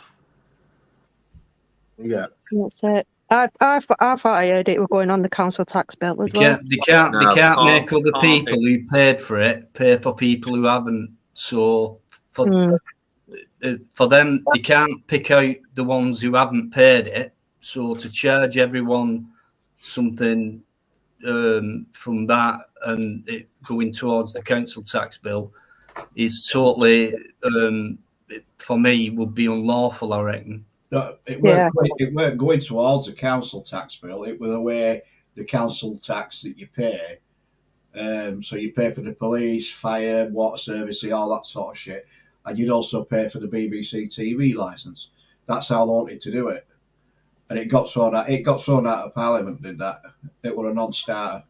Yeah, I mean, don't get me started on the council tax, because that's another thing. You know, you got all the councils now. I haven't paid mine for 6 years. They're cutting costs. Every council's now cutting costs, right? Everyone's cutting costs, right? But our council tax is still going up. So why is our council tax going up if they're cutting costs on everything? Yeah. It doesn't make sense. You know, where's that money going? What they're meant to be doing with it, what kind of results do you see from it? Fuck off. You know what I mean? Nothing's really improving at all. Highways. The only thing we can see is the homeless people who live in the UK now, who are veterans and stuff like that, are still on the streets. And then you've got people who are like coming over on boats, who are getting put up on in hotels. What's going on? You see these homeless people. Like, I think I've seen something this week. People in Blackpool who are homeless are still homeless, but we're putting people up in Blackpool in hotels who have just come over on boats. It's not right. It's not right, and it shouldn't be happening, and we shouldn't be allowing it to happen. Don't get me wrong. Okay, to come over, whatever, seeking a better life, then but let's look after our own first. It doesn't matter who they are. Look after our own, end of. And that's where the money's, in my personal opinion, that's where the money's going. Of all the immigrants that's come over and that have been housed in all these hotels that have been taken over by the government, right, there's 98% of them house all males. There's only 2% house the females. And that's the other issue, isn't it? They're all fighting age. They're all young men. So why is it only the males that are coming over? Ask yourself that one. Well, again, because when they're here and they establish themselves, then they can bring over the families, can't they? And don't get me wrong, the problem we've got, the amount of people who have come over illegally, they're taking over counties or young, what I mean? There's more people coming over than what we're actually housing our own people in. So all our housing situation now, we've got empty houses again taken over by foreign nationals rather than English nationals. Well, that's it, because the government have offered private landlords an incentive to house immigrants. So you're getting mass sort of thing going on where people are being evicted after 3 months and given 3 months notice. I think the legal limit's 2 months, but they're giving them 3, right? Evicting them for whatever reasons. They're taking the government's payout to house these immigrants in the same house. And that's I've heard of people now, people, millionaires now, are after buying hotels now just to house them to make money. There's people out there now trying to buy hotels just to make money off housing the immigrants who are coming in on boats. Well, you go to an hotel, you book an hotel, and you ask for a double room, you get a double bed, right? You go to an hotel and ask for 4 beds put in it. The chances are it'll be camp beds for your kids or whatever. Yeah. But they're housing 6, 7, 8, 9, probably 10 people a room, and they're getting paid £250 per person per day. So they're going to cram it, aren't they? They're going to absolutely fill it. But it's like these immigrants now, they're protesting against the conditions that they're having to live in. Well, I seen something today. I seen someone from Afghanistan being interviewed who's come over on a boat, and he said, "How long have you been here?" Man, 2 weeks. He went, "What the conditions like?" When they're great, they're great. Well, obviously they're going to be great because he's obviously been living somewhere in Afghanistan, no food or nothing. Now they're getting housed in a hotel and getting 3 meals a day. Yeah, and £250 a week in the bank account. At the end of the day, you look at our prison system now. If someone goes to prison now, it's costing us 40 grand a year just to house someone in prison who's in prison. Now, where these people now who have come over from a different country now, they're being housed in a hotel, getting fed 3 meals a day. That's got to be more than 40 grand a year. Sorry. I watched a guy on YouTube earlier on, and he's been getting into these hotels undercover, posing as maintenance and what have you. Quite a good watch. And the actual hotels from the outside, the top-notch hotels, 4-5-star hotels, are really, really nice. And you walk around the inside, it's like you're walking through a fucking ghetto. It's been trashed. The absolute hotel has been trashed. Yeah. Well, I don't give a fuck. They really do. But it's going to be, well, and it's going to be sooner or later, right? There's going to be murder on the streets because they're going to just wreak havoc. That unfortunately they are, aren't they? It's because they're not going to be happy where they are. It's going to wreak havoc on the streets, and it's going to cause mayhem. Yeah, they've got like different morals than us, aren't they? They're not where they come from is different from what we believe in and what we follow and stuff. So they come over here and they're coming over with what they do back home. So yeah, it might be normal for them. It's dangerous. Out of the fucking front row window, But the thing is, all right. They right here. This instance, right? They start causing havoc on the streets in the UK, right? And you've only got to look in the past, right? Look at what they call it. Remember the English Defence League, who were like, but when they were out on the streets going, no, this, you know what I mean? We need to protect our own streets and that. Then it started causing shit, and then they were being like the racists. They were like classed as racist, so they had to back. In my eyes, to back down because they don't want to be classed as being racist, but they want to stand up for our rights that we fought for hundreds of years. You know what I mean? And then as soon as they start causing havoc, and then people start like rising against it, they're just going to be caused racist, aren't they? Because EDL at National Front were never about our rights, mate. They were all about taking control, mate. I don't know too much about it, but they want the UK sooner or later, a Nazi state. That's what they were after. Well, that's different then, isn't it? If that's what they're waiting for, then it don't matter, does it? Because they don't need to do that anymore, do they? Because it's been done for them by a higher power. Listen, Wolf, I know you've been backstage a couple of times. You could be genuine, whatever. Someone said hello to you in the chat. So if you want to try and come backstage and come on, it's up to you. I'll put the banner up, and you don't have to come on screen and stuff like that. So if you want to say something about this, it's up to you. You'll be welcome. Wolf hasn't been in chat though, mate, has he? Or has he? Yeah, he has, yeah. Are you still having trouble on these streams? I haven't been on one of these or done one of these for ages now, so... Yeah, sometimes I have, Kat. None of it adds up or makes sense, so I'm not sure what to think about it. I thought they were fixing it. I thought they were going to stop it and look into it. Because did you see that video I put up a while ago? Sorry if I'm changing subject here. I put up a video about a guy who said that it is becoming illegal, like to dispute images now, like in this manner. So are they not putting a stop to it now? I've no idea what they're up to, Kat. You know what it's like on here and YouTube. Yeah, I heard something like that on the radio the other day. Basically, they're saying if you doctor an image to make it look like someone else, they're going to try and make that illegal. Yeah, that's what I heard as well. That were on radio. Yeah. people Going back to that thing anyway, the immigration thing, that Suella Braverman, the Home Secretary, when she came in, she was the Home Secretary when Liz Truss was in power, but Liz Truss took all the power away from her to have nothing to do with the boat lot coming over, which she objected to, and then she was sacked. Then she basically said that it was an invasion, and if it wasn't for a woman of colour saying that, and say Boris Johnson said that, the racists would have been branded everywhere. But lucky enough, she's a woman of colour. What can say that?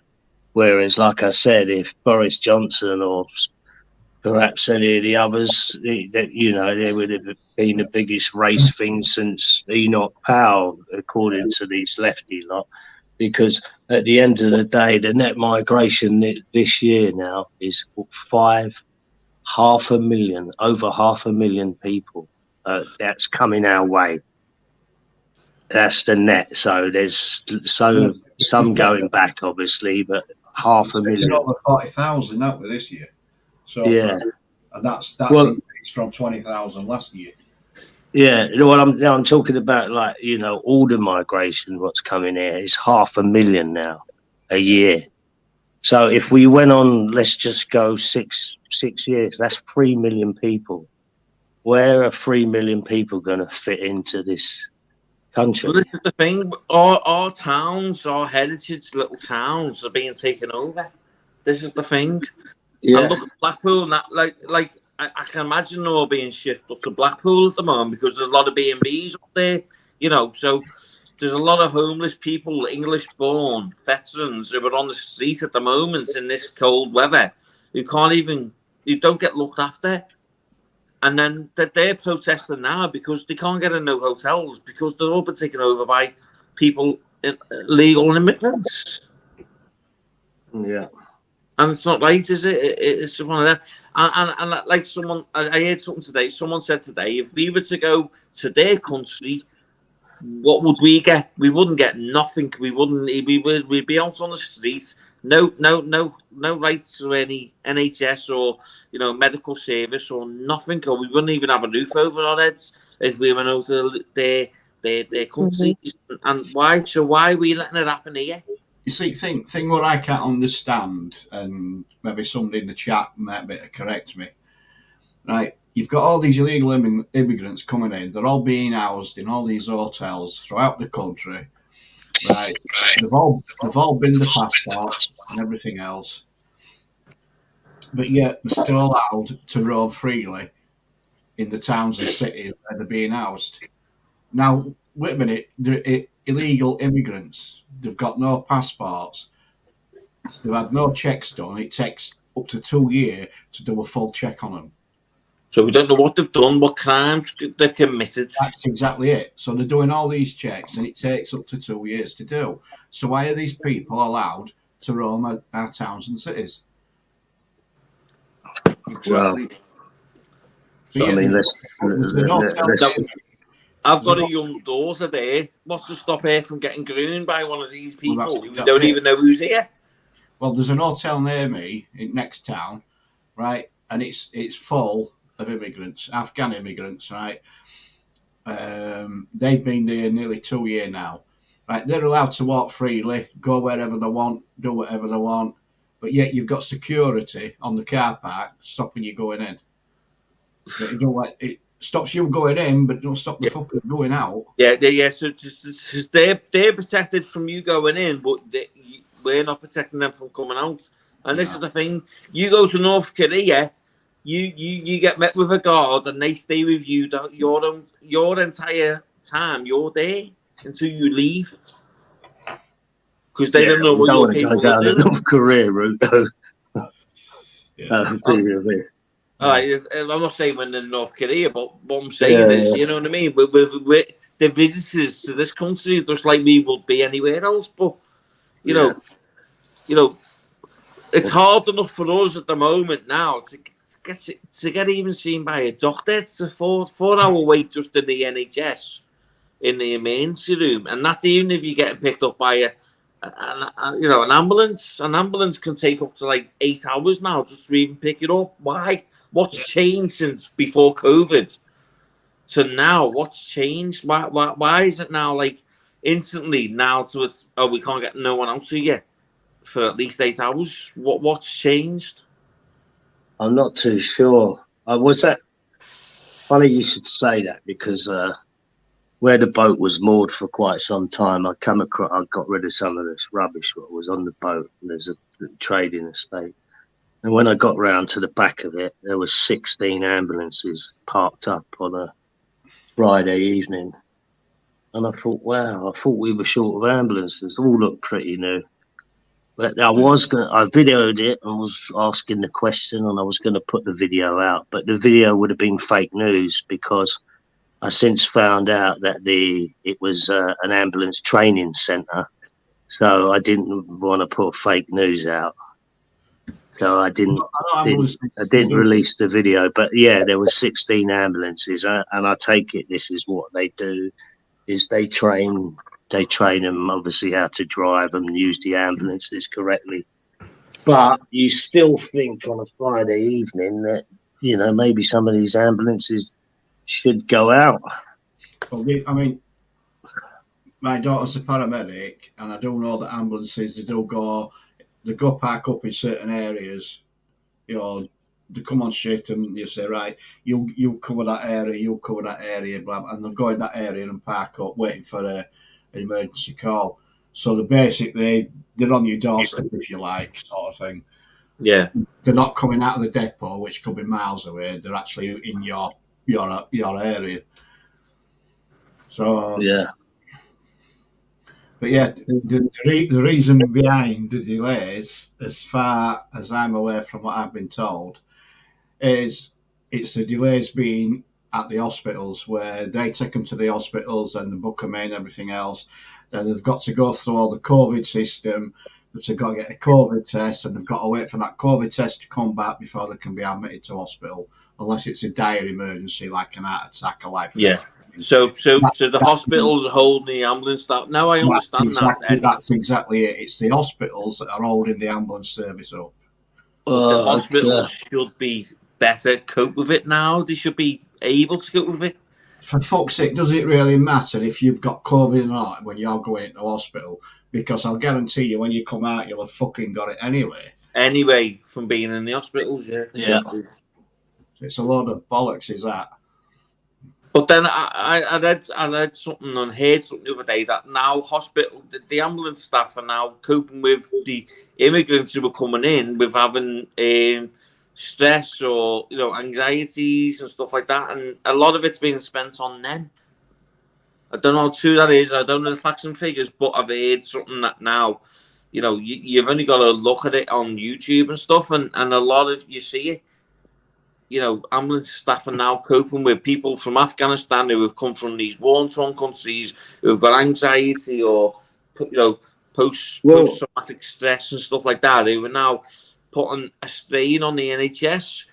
But the thing you've got with the NHS is they've not paid into the system. We've paid into the system, where our mums and our dads, who have paid into all the lives, aren't being dealt with and aren't being seen to, who can lose their lives paying into the system. There is a system in place within the NHS. If you're a visitor to this country, you require treatment, then they're supposed to take your bank details, etc., so that they can claim payment afterwards. But that doesn't happen. Come on, Eddie, that doesn't happen. But you illegal immigrants, come on, they're not going to have a bank account, are they? Eddie, at the end of the day, I went to Port Ventura years ago. It cost me £200 just for my ex-girlfriend to be seen to because of a chest infection. Like she didn't get seen to until we paid that. Like, yeah, they get seen to, but they never get charged. Yeah. They don't, and that's where our shortfall in the NHS falls from. You know, they're going on about all these tax increases. Let's be honest, to pay for the NHS. Sorry. If you get an immigrant going into an hospital that's got a life-threatening problem, they're not going to turn them out at the door, are they? Waiting for payment. Not saying that, Eddie. Sorry, what I'm saying is if you visit the UK, right, as a tourist, whatever, you don't you go in to the hospital because you might be that to be seen to. You have free treatment, and then you go back to your country and you don't pay for it. End of. But if you go to another country from the UK, you've got to pay before you get seen to. Well, you've got medical insurance, haven't you? Or that. But if you come to the UK, they get no. I've heard of it now. I've heard of people coming to the UK to get the NHS treatment and then going back home because it's free. It's cheaper to get a plane over here and get seated and fly back home than what it is to get seated in their own countries. Yeah, Trevor Random. Yeah, I totally agree with what you've just said there. You've seen it with your eyes. You get to see a doctor as soon as their feet hit the ground in this country. So where we're saying the NHS is failing, it's failing because we're not charging people from other countries coming in here to use our NHS, our free system that we pay into. No, it's not free. It's not free. We pay for it. People are coming in to use it and then taking advantage of it and then flying back out again once they've been treated. I think that's part of the NHS failures. Well, it's definitely one of them. Yeah, it's part of it, without a doubt. So something should be implemented for that to change. It should be end of. I'm not saying put people out on the street to die, and I'm not saying that. What I'm saying is people are coming in for knee operations. Don't treat them until you pay for it. Yeah, John Tracy, that's another good comment as well that were brought up a couple of days back on Dean Oddity's live. The amount of diseases that the UK population has been inoculated against when we're all kids is now on the increase. And that's all down to the immigration people that are coming in that obviously haven't been inoculated. Fugely, John brought up a comment earlier on about the guy that's died of diphtheria while in one of these holding camps, if you like. And they're saying that he didn't come with it. Well, where the fuck's he got it from then? Because we haven't got it. Yeah, exactly. Yeah, we're over had injections against it. So there's an increase in TB. There's an increase in polio. There's an increase in diphtheria, and it's all happened over the last 3 years. Yeah, and that only boils down to one thing at the end of the day. True, Trevor.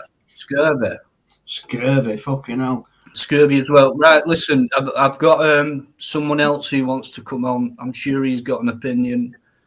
Cash. Definitely Ark. How you doing, you bearded twat? Hey, oi. Ark. Oi, Ark. Yo. How you doing, Ash? That beard's getting better. Yeah, all good, guys. Just for men. He has, he dyes it. I know he dyes it, same as I dye mine, mate. He dyes it. Pardon? Don't pardon me, mate. You dye that fucking beard. I know you do. Yeah, good to see you. Thanks for having us on, Dino. Hope you've all had a good day. Yeah, it's been brilliant. No worries, Right. Thanks for coming on, mate. Good to see you. Yeah, man. Much love. Yeah, great subject. And so what have you been up to then? Oh, I've just been keeping it real, Just been dealing with life, and that's about it. So what's your thoughts on the subject that we've just been discussing? Good on you. Well, I could have an easy option here, because he's a flat earther. If you sent all these boat people the other way, they'd fall off the edge of the earth, surely. The problem is, though, the issue is we shouldn't be letting them get on the boat in the first place. Don't rule it out. Do not rule the flat earth theory out. I'm not ruling it out. I'm just saying. I don't know what it is about. And Kat's heard me say this over a year ago. So it's not like I'm not just saying it because it's just like I don't know where the fuck we are and what's going on. It's just, whether we're told this or that or whatever, there's something ulterior to it as well. There's many different things. Honestly, I've always said I'm 50-50 on it. Yeah. I don't want to say it's not true, but, Well, we can agree that all of us probably 100% of the people that are here don't go with the government or any kind of government agencies. Now, NASA claim to be the biggest in the world for that and the only ones. So I think that was enough for me, to be honest, once I realised all the lies NASA was showing us. Most of the things reason I started listening to it when I first started hearing about flat Earth, if you want, I found it interesting at first, like a storybook, like a science fiction, maybe, or something like that, And then I thought, hang on a minute, So I was always impartial. I always am. To be honest with you, I never poo-poo anything straight away, no matter how absurd it sounds. Because sometimes when something's that absurd, it's actually true. No, but it's been proven. The flat Earth theory's been proven it's not right. Sorry. Yeah, but going back to like 2 or 3 years ago, if someone says, "Oh, well, next year there's going to be a flu going around, and we'll all have to wear a mask and be jabbed," you'd laugh at them and call them flat earthers. And then 2 years down the line, all these people were right. All right. I think it's because it's an extreme. Can I prove my theory? Right, there's a rocket. NASA sends a rocket into space, right? It went up in the air, and then from the curvature of the air, right, from the Earth, the sun was blocked. So as it was going up, it was making a smoke trail going up. It was all dark until the curvature of the sun of the Earth reached that peak that it lit up the smoke again. So to me, conspiracy theory, it's proven that it's true. Yeah, it's a tough one for people, but it's been around for a long. It has been around for a long time, and a lot of people. Question to people: the Apollo 11 anniversary. Hey, no.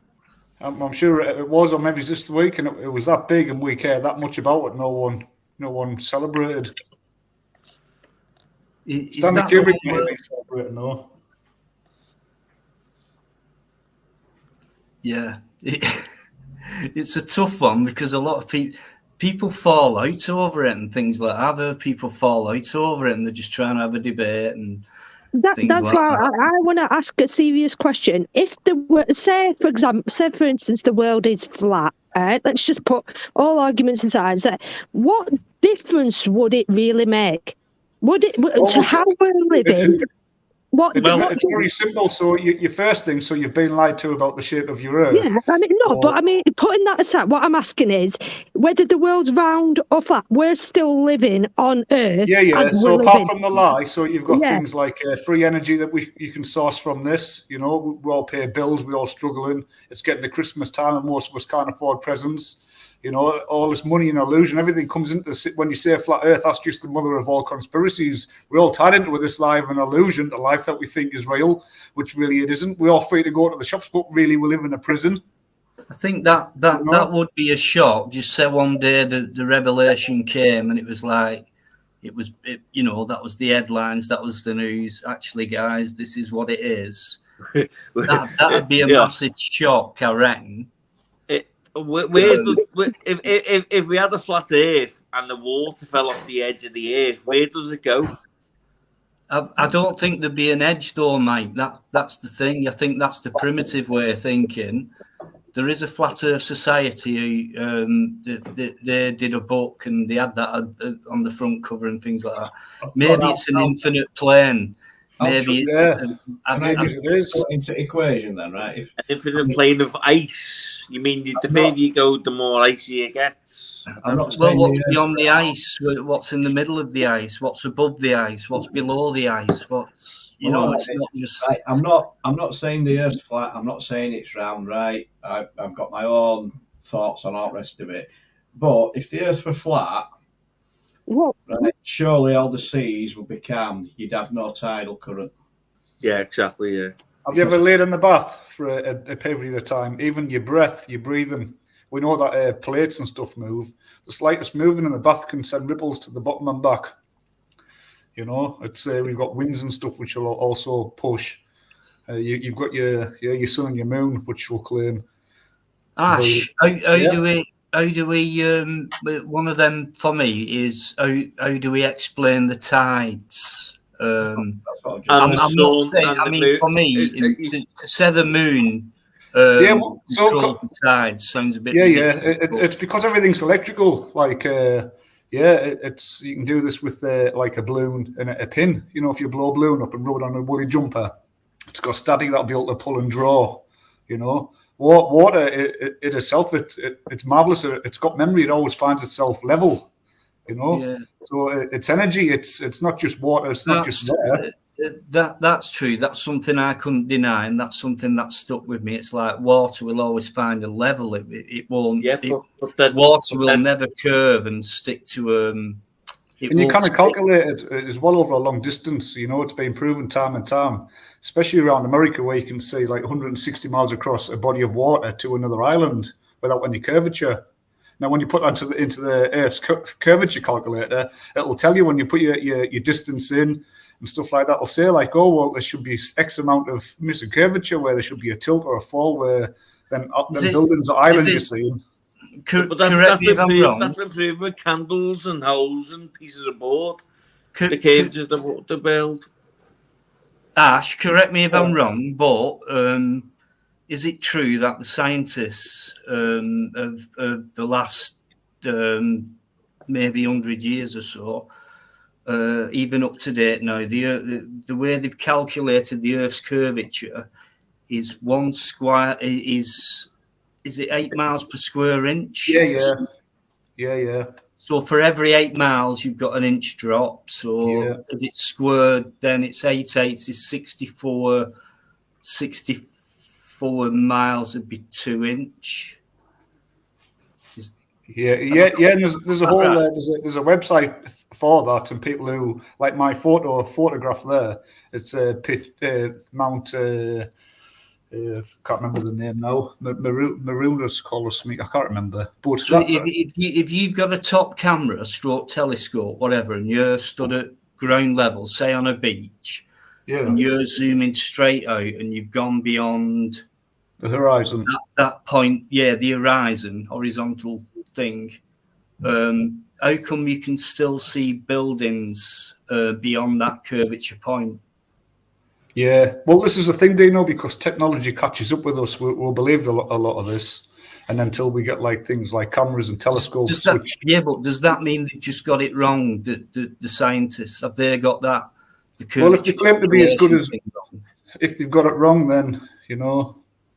All right. What about the other planets surrounding us? The sun, the moon. Are we saying they're flat or they not? Well, when you say pictures of all these, they just CGI composites made on a computer by a man. They're not actual photographs. When you do look at them through like high powerful telescopes, they look like beams of light in water that just move and dance around, and they have no solid fixed shape. They forms. And they were always known for thousands of years of just being lights, luminaries, guiders. What about the International Space Station that's out in space that travels the world about 14 times a day, I think? Well, a lot of it's done in studios, especially like in big, huge underwater, doing water tanks. But just because we see this on television, it doesn't make it true. Can I just quickly say something? Do you know who the biggest industry in the world is? Go on. I always thought it was music and movies, but I watched the thing today. The movies and music industry made something like £7 billion last year. The gaming industry over consoles, PCs, tablets, phones, created something like £170 billion more than anything in the world. Do you know how much NASA creates? More than that. 10 times that. 10 times what they're creating there. They're creating trillions to show CGI composites. They get like £69 million per day to show us composites to keep us all. But what have they got to hide? That everything. Your whole life. Well, that's what I mean. It's like if they're lying about this, then what else are they lying about? Have you ever questioned it this way, though, Kat? If this conspiracy was so pure and so laughable, why did they go through great deals to cover it all up? If you go back, I think it was 2017, the Google, when they bought YouTube out, they took them to like the court, like Congress, to say like we want to we want to fetch in a censorship with anyone who, and the only words they kept using for if anyone was going to search for was flat earth. It was never paedophiles or protests or anything like that we want to censor. It was always, we want to stop people searching for flat earth. So if you go on your computer now and type in flat earth, you'll get 154,000 million videos of debunking flat earth. Ash, you So know, why do just bring it. Yeah, sorry, Dean, I want to talk about immigrants and. All right, Yeah. the Russians drilled dead deep into the earth and found nothing. You know what I mean? Then they stopped it. But we got the technology nowadays. You send drones. The Chinese, you can only dig 8 miles deep, and you come to a belt metal. 8 miles. Technology in the world will go through it. I think they dig a couple of 100 miles from what I read easily. Yeah. I know the Russians were the first ones deep into Antarctica, and that's why Richard Byrd went to Antarctic. That's why they fetched in the Antarctic Treaty. Well, we're just going to bring that up, but just before you do, because this is interesting for those of you who might not know about Antarctica. But fair enough, how come the sun and the moon can be in the sky at the same time? All day during the day. How does that work compared to what we are taught on that? I did this experiment a few years back with my cousin went to Australia, and during the day I could see the sun. Now I video called him and said, like, you show me the moon. So what kind of darkness stroke lightness is there on the southern hemisphere when we see both bodies above us, not that far apart either at some points, at the same time? It normally goes like this. If you can see the sun there, like where that is, and then wherever I'm going to point will be the moon, you know? If I'm pointing to the sun there, that's going to be the moon over there, and that'll always be your case. When you see the sun during the day and the moon at the same time. So why is it certain parts of Norway are in total darkness for 3 months a year? Yeah, exactly. Yeah, but then certain parts on the earth are in daylight for 3 months of the year. Yeah, well, Antarctica, that goes without darkness for a long time. But there was a video not long back. They've taken it down now, but they took a time lapse of the sun. They followed the sun constantly all day, and they just went in a 360 rotation. When you speed it all up, the sun just zigzags up and down towards the horizon, back up to the sky, down to, it just sort of zigzags all the way around. As it's coming closer, it's becoming daytime. As it gets further away, it becomes like nighttime in the area, So what we're saying is the sun, the moon, and the stars all rotate around a stationary. I've got the whole thing here. Think of a clock where the seconds take over the hour finger. Maybe that's why the moon ends up at some point in its circulation and its cycle coming close to the second to the hour finger, and then passes, and that's kind of what it. That's how about if the moon's rotating around the Earth, right? That's nearer to the Earth than the sun. So at some point you're going to get the sun and the moon showing in the same sky, aren't you? Because the moon is rotating faster around the Earth than what the sun is. Yeah, but you still get the same kind of darkness in Australia when it's light over here, but yet there's no moon there. I'm just going back to saying, when you see the sun and the moon in the sky at the same time, right? The sun is rotating slower around the Earth's orbit, but the moon is rotating faster. So at some point, they're going to coincide, aren't they? That's why you get your eclipses, surely.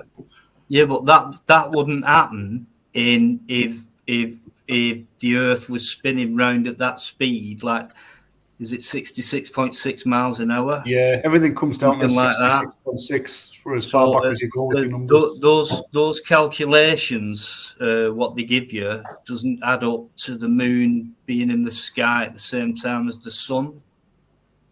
But wouldn't the moon be under the Earth? If the Earth was flat at some point, wouldn't the Earth be below it at some point? Basic physics tell you that, don't they?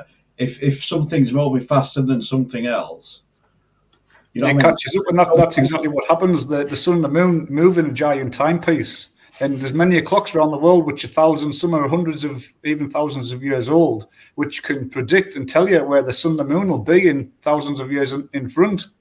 There's one in Prague, I think they're still using, and it tells you that the both sun and the moon's location constantly over a flat plane over the surface of the face of the clock. Yeah, but then they say the Earth's slowing down, don't they? So yeah, have you ever seen a picture of the Earth? So 16 years, was it 16 hours in a day? Now it's 24 hours in a day, and it's going to get slower and slower. Yeah. Is that a flat theory, flat Earth theory, or? I don't know. I don't really get the gist of it. I mean, when they show you photos of Earth, they're all photoshopped. Like my picture there, it's been all the things that are squared and circled, they're all photoshopped clouds, the same ones throughout. You know, what you're looking at there is a picture. Well, there is a video. I don't know if you've seen it. You probably have. It's a guy, I think it might be about 10 years ago now. I don't know if it's still the same guy who's doing the same job. It could be someone different, but he was a youngish guy, and he was the guy who had to, when it came to making the latest picture of Earth, to go across mainstream media and the latest, this is, you know, everyone's going to see this one picture. He said every single piece I put in there is a composite. Yeah. What did he say? He said something. It's photoshopped. It has to be. It's photoshopped because it has to be. So, yeah. But yeah, here's the other one, right? Like Arkash, like looking at your picture there you've got on now. Yeah, that's the top of the globe. It's what? That's the top of the globe. You know where the globe connects to that bit that holds it on the mound. Yeah, typical example, right? When it's sunrise, right, the sun starts off behind if you're looking out at the sea, it starts off behind the sea, and then during the day it keeps getting higher and higher and higher. And then closer and bigger and bigger and bigger. Yeah, and then during later in the day it gets lower and lower and lower. Well, if it was flat Earth, wouldn't it stay at the same height all day long? No, it's called perspective. If you stand on the train tracks and look directly down the train tracks, where you're standing, your point of view, the train tracks might be 10 meters apart, 10 feet apart. But your vanishing point of where you can see, you know, the tracks, they come together. When you get there, they don't go like that. They actually still 10 meters up, 10 feet apart all the way down. It's your view. But that's the curvature of the Earth, though. No, it isn't, because like the dreadful levels experiments on canals, you know, that's just like looking. That's yeah, just I don't think you can have trains on that's got 100 doors either side. At the end of the day, the train tracks not. You can't see the end because everything converges to your vanishing point in the middle. No, I mean, I've been to Fuerteventura, right, which is west of Africa, right? And I've been there. They've been out on the plain and all that, and they've been on the hills, been on the mountains, and you can see the curvature of the Earth. You can just see it. It's not flat; it's curved. Yeah. Have you ever Neil deGrasse Tyson? There's a guy called Neil deGrasse Tyson, a field actor. He's a scientist now. Now, where he goes on about the space jump, that Baumgartner guy who jumped out that space jump in space, and he says he's not even like on a huge beach ball globe. He's not even a centimeter above the Earth's crust. He said they weren't in outer space. You can't even see curvature from an aeroplane, never mind this site. And you claim, so when you see the camera behind the guy, you see the horizon flat. But when you see the camera footages from outside the capsule where he's going to jump from, you get 6 or 7 different shapes of the Earth. And if you take like a picture of the Earth with a piece of curvature running through your screen, if you continue with that on, you're going to get a size. You know, and think about that as well. He went up. It took him hours to get up there. And he jumped from where he did and then landed back in more or less the same place he took up from. So that means the Earth forgot to spin. Get on that one. That's another thing. The other thing what got me thinking was when it comes to aeroplane flights. So the Mark, Earth is spinning west to east, right? At immense speeds, absolute immense speeds on an angle as well. So if you're taking off from London Heathrow and you fly into New York, because New York's spinning towards you, why would it take the same amount of time to fly there as to fly back, when all you have to do would just be basically, well, if you were going to New York from Heathrow, you wouldn't really have to fly, would you? You'd just wait for New York to come to you. So it wouldn't take as long as flying back, because you'd probably have to go 3 times, 4 times the speed to catch up with Heathrow. So that kind of didn't make sense to me either. It's the same amount of flight time there and back, roughly. I like it when they say as well, Dino, what about the Coriolis effect? And then I think, well, if it works on, is that just selective? Because how come aeroplanes don't use it when they're landing and taking off? Obviously, if you've got the Coriolis effect, whatever you call it, if that's going to take place with anything, sure, if you're landing an aeroplane onto a runway, the runways are going to have to be tilted to one side, because you're going to have to take in account of the spin as you're landing. It's also to do with gravity and force, though. When it comes to groundwork, that can be adjusted, though, Ash. So for me, that one's out. You can adjust the topography. What about the seasons? It's just like saying, if you jump up in the air, right? Why do you end up in like 10 miles down the road? It doesn't make like that. We're all on this earth that's moving. It's all gravity and forces and stuff that. Yeah. But none of our senses tell us. Just throw another one into mix here. When I fly my drone, if I just hover it 30 meters above ground, leave it there till its battery dies, it'll come back and it'll land automatically at the same place it took off. Yeah. Well, how do you explain that one then? Because we're all on it. Well, then that means everything is stationary there, and you can just go up and down and no problem. But well, why should it be stationary? Why is it not moving at the same time? Because when you stood on the ground, do you feel any movement? Of course you don't. But if you was higher up, you would see it moving. Okay. If the Earth was, could I just say one thing? That still makes no sense compared to what I've just said about if the Earth's moving, right? What to say is the Earth's moving. If the Earth was to stop moving right now, we would all be jolted because of how fast it's jolting. But we're all used to it. It's all to do with gravity and all forces. It's like if you're traveling in a car at 80 miles per hour, it hits into a wall. You know what I mean? That's what it'd be like on the Earth if the Earth stopped. So why don't we get that feeling with movement then? If we're going to get the feeling when it stops, how can we not get the feeling now it's moving? Now you tell me this. Why do they show us everything? It's all what we use. For me, no one's really explained the flight thing. No one can, because you don't. I mean, I studied flight paths for years, and it's all just made up nonsense. And when you look at it, go on whatever thing you use to search things, go and just type in emergency landings. And just take a handful of them and go put them onto a globe. And you tell me how far they're going out the way for emergency landing, which an emergency landing, it's got to be as fast as possible. When you put that into the Gleason's map, which is the map that all the people of the sea still use today, which is a flat plane map, which the United Nations use, and so many other flags. If you put all them calculations onto that, everything's done in straight lines. And the emergency landing from the point A to point B, and the emergency land in the middle, which will be whatever, everything's done in a straight line. But when that's as the crow flies. Can I add one thing? Actually, I asked you before what would be the purpose of, it being flat. Why would they lie to you about that? And you said it was to keep you trapped. Yeah. Yeah, your mind.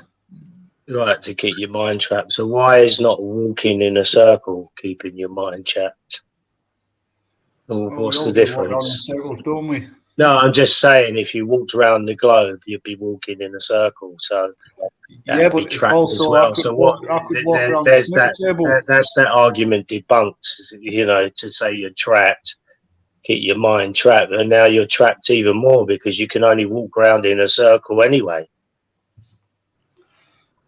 So I don't get that. Why would they lie about it? That's the thing I don't get. Well, yeah, I totally get your question, bud. Why do they go so far that I'm asking the same question? If it doesn't matter and I'm wrong, and anyone who doesn't believe the world's a globe are wrong, we don't really know. But you must admit, some of you. I mean, I'm kind of I don't know where we are, what it is.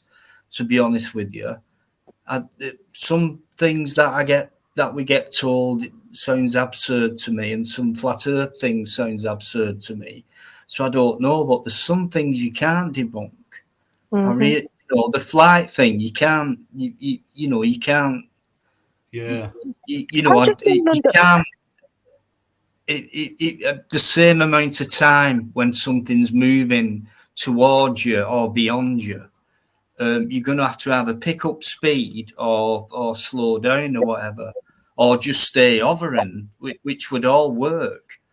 So, do you know what was that experiment they did where they fired 2 lasers, didn't they? They fired like one laser at a mirror, so it would come back, and then they crossed another one. Was it Michael Ory's? I don't know. I can't remember. And that's when Einstein came in with his theory of relativity, because I can't remember. I watched it the other day as well. Someone out there will know. So they did this years ago. So they just fired 2 beams of light in like a crossover each other to a mirror, And if you did this on an aeroplane, the beams of light that come back will be off. They won't be central to coming back, But when they do it on Earth, they always come back.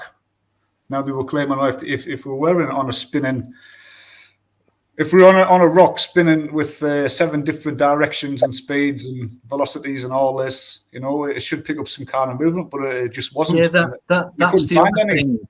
That's the other thing. It's just like with the constellations, that's what my picture is. Every day, it's the same. Say it was a clear night every night, and you'd see the same shape and form of constellations and things like that. But apparently, we're meant to be moving away from them at such speeds where we'd have left these behind by now, according to time and what they calculate. We're coming out of an explosion. We'd be coming across different constellations all the time. So it just seems like nothing's going anywhere. It just seems like, and maybe I don't know, maybe it sounds crazy, there's that much speed going on, even though we don't feel anything, as everything the same, or everything's following us at the same speed, which doesn't make sense either. So, and also there's more to it. Maybe we are on a ball, but maybe it's not doing what they're saying it's doing, because a lot of it does not make sense or add up. So this is why I think I haven't got a conclusion. It's just I don't know where we are or what it's about. Mm-hmm. It's just I don't believe everything they say, because some of it doesn't make sense or add up. That's what I put a link up on the chat there, and he explains how it can't be flat. I could explain why a lot of things it's. You've got to be open-minded. I mean, for me, it's easy to come down on a small minority of people because they believe in something fantastical. Yeah. Like, hey, Mike, do you believe in your government? Well, even your local council? Do you have faith? Do you have faith in your politicians? No, we don't have faith in politicians, no. So why would you feel about this way about the same people who created all this? Can I just quickly say as well, because I'm going to nip off, I mean, people believe in ghosts and, other things like that. Now, for me, I don't. Religion, but, if religion, right, if religion's true, and there's that many religions in the world, but how can there be so many if there's only one? Well, this is what I think if God is real, then so's the devil. Do you know what I mean? If ghosts are real, if one of them can't be real and the other one can, or one's made up and one's real, but this is what I mean about. If one's real, why is there so many of them? But this is good. How many people believe in aliens and UFOs? Well, and I things believe like in that? aliens and UFOs. I believe in them why? because. Well, that's because you believe you live on a globe. Right. And you come from nothing, and you believe that there's other life out there because they tell you there might not be. My understanding is through my ears is people who believe in aliens and UFOs is the main reason for them existing is to take over the earth. Now, for me, anyone who's so far advanced would have done it by now. So it's just like an ongoing story. Think about it. If they were that advanced, they wouldn't let the world leaders fuck this world up the way they fucking have. But are we an experiment though? That's the good ones, yeah. And if they're evil, they'd have taken over us by now. Right, we're always in fear of their arrival, but shouldn't they have been here by now? Sorry, what were you saying, Mum? Come on. I was just going to say, right, if the government or whoever turned around tomorrow and said, right, guys, okay, the world's flat, yeah, would we then believe them? Or, like, what I don't get is if the world's flat, why can't they just come out and say the world's flat? Because if they're lying about the world being flat, what else are they lying about? Do you know what I mean? Or has it gone on that long? There has been some, to talk about other lands and things like that, and maybe that's where UFOs come from. These other lands which belong to this flat plane, infinite plane, maybe. Has anyone ever seen this picture? No. But why have we got? At the end of the day, the stars in the skies are other planets. They can't just be us in this galaxy, in this universe that's vast, full of other planets. They can't just be us. Stars. There's no chance there's only us. Else. There's definitely something amongst us. We can't be the only ones in this universe. We can't be. Well, we ain't. That's for sure. Maybe it's all just one place. No, we're not. We're not. Maybe it's all just one place, and there's that many different places within this one place. Yeah, there underneath it is, whatever. However, not even just in outer space, but under us as well, in the sea, because they haven't even discovered a majority of what's in the sea yet. And I've seen people talking about there might be a reason why they're trying to get us off the planet because of what's actually living under us, which none of us think of.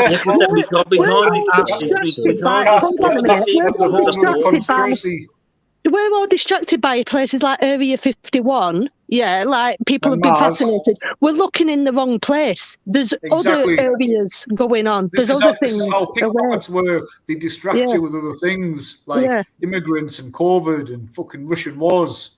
You got a problem, DI. At the end of the day, we can't go to the bottom of the oceans because of the amount of water that's like that just crushes if we went down there. But at the end of the day, we can visit space. We've done it. We've proven it. Well, have we though? There you go, Mike. You've answered your own question. To the bottom of the ocean. No, Mike's got a good point there. So we can't go down that deep because of pressure, no matter how big your suit is, human body. So in space, you've got 10 million times that pressure in space, and you're wearing a fucking spacesuit in 1969. No. At the end of the day, it's all to do with gravity. Let's keep it cool, guys, and one at a time, please. Putting pressure on your suit, you can't go down that deep. But in space, you haven't got water. You haven't got water or gravity. Well, you're in a zero vacuum. Don't forget. Yeah, it's a vacuum, but we've got a space station that's out there now floating around. So we don't need gravity or pressure out there as long as we got, it's not as bad as under the water. That makes sense. Can I just bring something up? I'm just gonna nip off, but please bear with Cash and keep it cool, guys. Honestly, you've been brilliant on this subject. It's a touchy one, but no one's mentioned the Antarctic Treaty yet, and I believe this has got something to do with maybe. This subject, maybe. No one, no one owns it. No one owns that land. Which is why the Americans went and built a big base under the. It's heavily armed. It's very heavily armed, Mike. Heavily armed. It's just a sheet of ice. It's nothing, but it's very heavily armed. You're not allowed to go there for some reason. Even For Dutch, some No reason. one wants, Exactly. no one For some wants reason. anyone to own it. That's why. Why, Mike? Why can't we go out to this island, Mike? Again, conspiracy theories. If the ice melted, what's under there? Alien technology and stuff like that. It's all conspiracy theories again. Isn't Well, it? that's if it's an island as small as what they say it is. But have you ever heard of a guy called Richard E. Byrd? If someone owned the Antarctic, right, they've got a No, I'm quicker asking way you, to get into other he- countries, haven't they? If he's probably one of the leading if guys. the Americans He's own the a maniac. Antarctic, then it wouldn't take Well, them when as he long went to get to Russia, would they? When he went there, when he come back, he said there was more land out there. It's all about land. That's what it's about, land. Yeah, exactly. So why would we want to go there for? See you later, Mike. No, I'm coming back. I know. That's just what I said. Yeah, but the Antarctic Treaty, it runs out in about 10 years. Like 2044 it finishes. So I'm just hoping to survive that long to see what's going to happen after that. Because it's a little bit like freedom of information. You know, after 9/11, there was like 10 years passed, and then there was like 27 pages of 9/11. Explain to us what the Antarctic Treaty is. Also, it was just a thing of everything, all countries and people of the earth coming together in a massive circle around a big table to promise that none of us will let people go there, but we'll all be peaceful and shake hands, and we've got to protect the penguins, which was what the spiel was. We need to protect the penguins, but we're still making fucking shoes for the cost out of crocodiles. Hey, what about the humans? So that's more or less what the Antarctic Treaty is. It's keeping us all out. Because why, Mark? It's a little bit like the fourth wall, you know, like on television, like Friends and Coronation. They've all got that fourth wall where the cameras and the sound guy and the producer all are. That wall you don't see. That's what that is. And E. Bird, when he come back, my little picture there, no, it's only a little few dots, but in the centre, that's your Earth. That's your Gleason's map, what they might say the Earth might look like. None of us flat earthers know what the Earth looks like. We've all just got our own things, because if we don't live on a globe, we can see where we are. But all the other little black dots are masses of land. It's where all the Greeks and the Romans come from. The Chinese were all come from all these outer ones, but we all contained in the middle. And our own little circles, you can see, that's the sun and the moon, and that's their timepiece. How they're. Just give us 10 more seconds, please, Mike. When you talk about seasons, when you go around in a circle, like following them lines, when you get wider out, it's going to get colder in the middle. You know, during like winter times, when you get the summer times, your sun will come creep back in towards the sun. You mean the closest to the sun? Well, the sun and the moon are only local, just above the Earth, rotating in 360-degree circles. I mean, the story I've heard is the Germans come up with a technology like UFO technology, and they the Antarctic, and they're the ones who are the Antarctic now. Well, Mike, you're sort of right there, because the first persons were the Russians, apparently. I could be wrong. We could all be wrong. But the Russians were already in there, because they were going from... they found some past... I don't know where they got it from, but they were deep into Antarctic, and they discovered... that we not. So they had to have this war with the US to pretend that they were going to have this space race to get to the moon, which was just to keep us all fooled. You know, the Russians were already deep in Antarctica making bases. Right. And it's a little bit like if you ask me to come for a fight in your backyard and I get to yours, and you've got 100 mates in your house, I'm cornered. So what I've got to do is I've got to shake all your hands to promise, yeah, well, you can own this, but we'll get everybody else on board, everybody in the street, and then we'll promise not to have a fight. And that's kind of what they did. But then we're going to have things that control our mind, like wars, 9/11, you know, terrorists, all these things. James, what did the Soviet Union want, James? Just a question. What did they want with that sheet of ice? It's a big bit of ice, isn't it? Hitler wanted to know what was going on over there, and Admiral Byrd, I remember that interview just shortly after he died. That could be a coincidence, but he mentioned lands with enough resources to keep, I think he said, America going for so many years and 50 things like million that. years. Why would he say that? Is it a conspiracy within the government Well, to let's create not forget, doubts among the minds of people? I don't back then, know. television wasn't how it is today with media. So he didn't realize what he said. It was going to be echoed and repeated in the future. These knew that. I reckon that's why he died in his sleep suddenly. I think the Germans, right, back in World War II, come up with the technology. They bombed our chicken. They had these bell-shaped UFOs that we still see today, and they all went to Antarctica, and we never found them because they're under the ice. That's what I reckon. What about the Operation Fishbowl? Fishbowl. Yeah, that was when they were trying to destroy the firmament or the dome. Northern, how you doing? Thanks for coming in. Cheers. Because I know. And that itself was like the Antarctic Treaty because it was every nation in the world was shooting massive rockets to the sky. These UFOs, didn't he?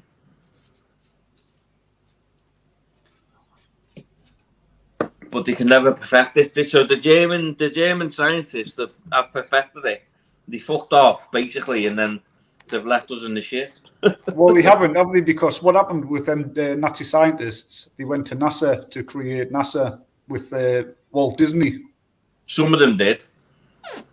Well, we know this, so we're still going to agree that what they're telling us is true. I think we've got war heroes or war criminals now. They perfected the nuclear bomb, didn't they? Which is one of the war. And I think that was surely down to the German scientists. I can't believe you guys aren't falling off your chair laughing. So you've got a guy who created cartoons, and let's not forget, Walt Disney was the first person to show humans, especially children, rockets going to the moon. That was Walt Disney on a cartoon before any other books, any science fiction books, because they weren't invented. You know, he was the first person, and then we've got the Nazi Germans, the scientists. So the bad war criminals. So Von Braun. Yeah, that's him. And he's got Psalms 11 on his gravestone, which talks about the firmament. Yeah. They employed a German Nazi rocket scientist straight after the Second World War.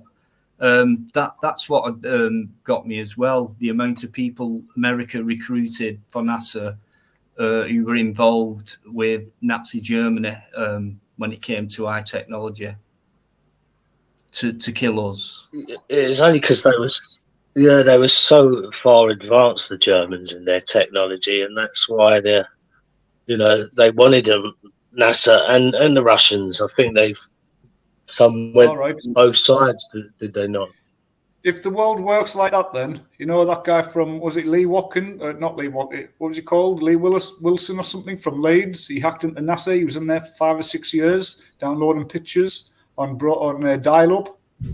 How come they didn't take him on their wing? They tried to send him to jail. It was the British government says, no, you're NASA. You should have had better security. He lives in Leeds. Do you know what I mean? And he was hacked into NASA. He was downloading images all sorts of shit. And he said nothing on there told him that nothing was about outer space. It was all about technology on Earth. That's what he was reading about. He was never reading about anything about the moon or planets. I've watched hours of things about what he talked about, and I know he gets censored a lot, but all his answer is, or when he was in there, it was just all about technology. Well, and that's why we are where we are. There's a lot of. If the Germans had won the World War II, we'd all be walking around now and speaking German, wouldn't we, at the end of the day? So. But we're going to find out if you want to go by your queen. Hey? I know she's a pirate. She's not really German. They're all pirates. That's why we're in the maritime law. No, law but of the seas, living on if land. we hadn't won that war through technology, we'd all be talking German now. They had this superior race mentality. That's why they killed all the Jews, and it was wrong. You know what I mean? And I think freedom prevailed, and I think freedom would always prevail from any war. Well, we know there was only one winner from the wars anyway, and there always is, and that's the banks. That's the guys who fund the wars. It's all to do with freedom. It's got to be. It's got nothing to do with nations and politics. It's the banks who create all this because that's how they generate more money. But it was easy back then. It's a little bit harder nowadays. Yeah, with social media and that, yeah. But no, like you like Mark Kelly, Eddie, Dino, Catwoman, you know, people who don't watch the news and television, people who aren't plugged into mainstream. These are the people. Well, people are getting more wise now, though, I think. Durnley Boyles, German in the Scouse accent. Go on, who's going to try that one?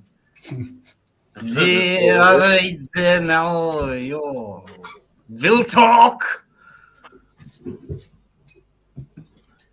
No, I can't do it.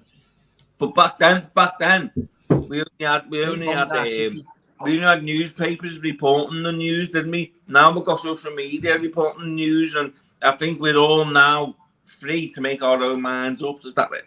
You know what I mean? Well, we are. Next time I go around with friends, if I can, I'll take some photos of the papers he's got from the hundreds of years old, these newspapers from the 1800s. So this is no word of a lie. And in there they talk about dragons. Okay, Nige. They talk about the Earth as a plane. They talk about the Earth as a plane, not as a globe or a ball. Look, only earlier on everyone was talking about TV licenses and them TV vans. Now, can you imagine in the 70s and the 80s when they were out?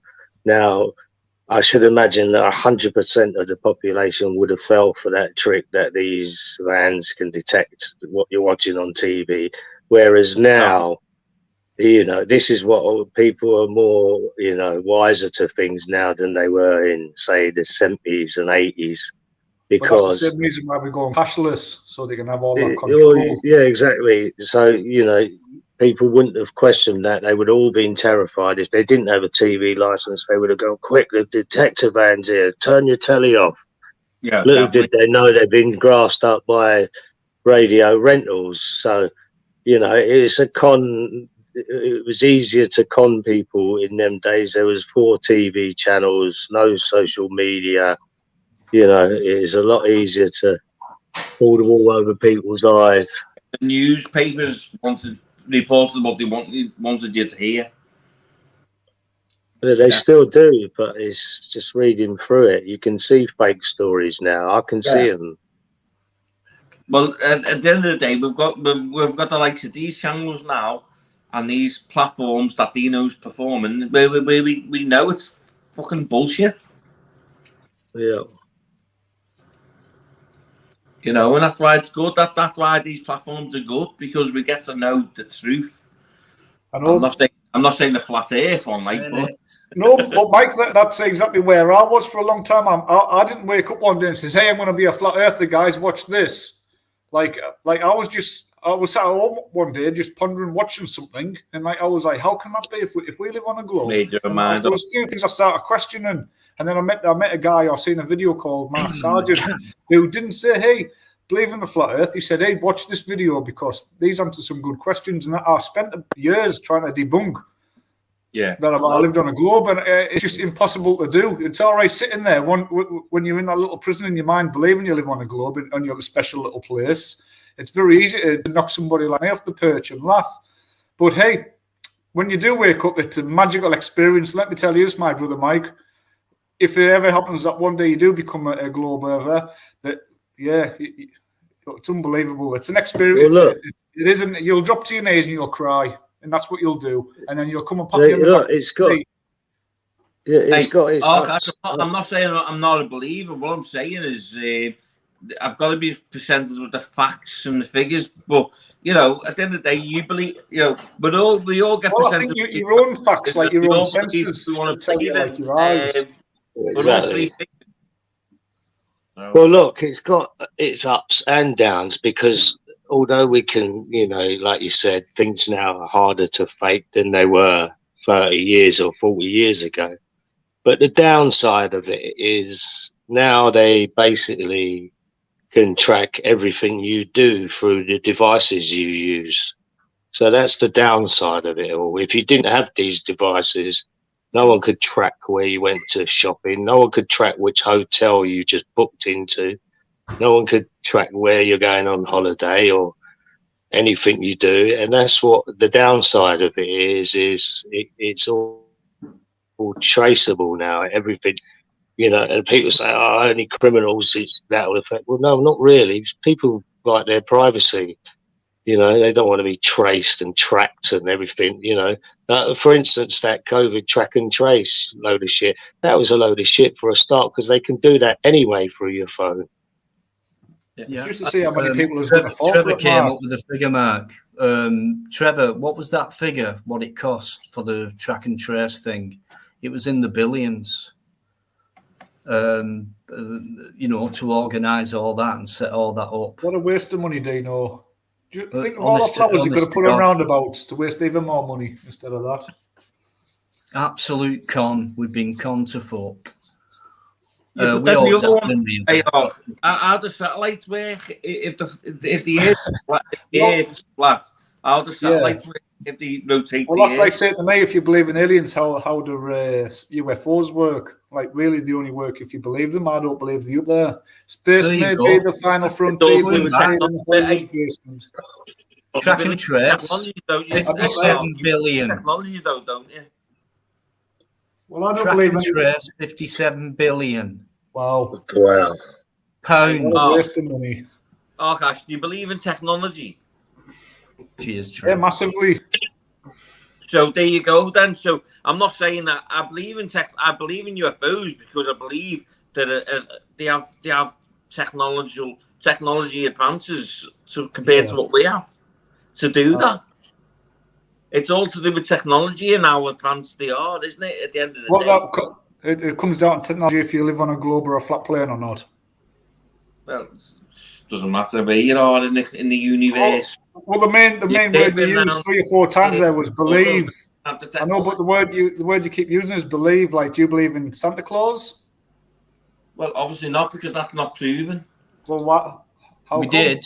We did I at one point. know a fat guy with a beard. But we did at one point, didn't we? Come down When your we were chimney younger. with presents every year. Pardon? I said, does he come down your chimney every year with presents? I'm a Jehovah's Witness. But you just said you. Right, okay. No, I asked you, man. No, well, I don't believe in Father Christmas. Christmas, no. I believe in the Easter Bunny. That's only because that's what got put into our mind when we were kids.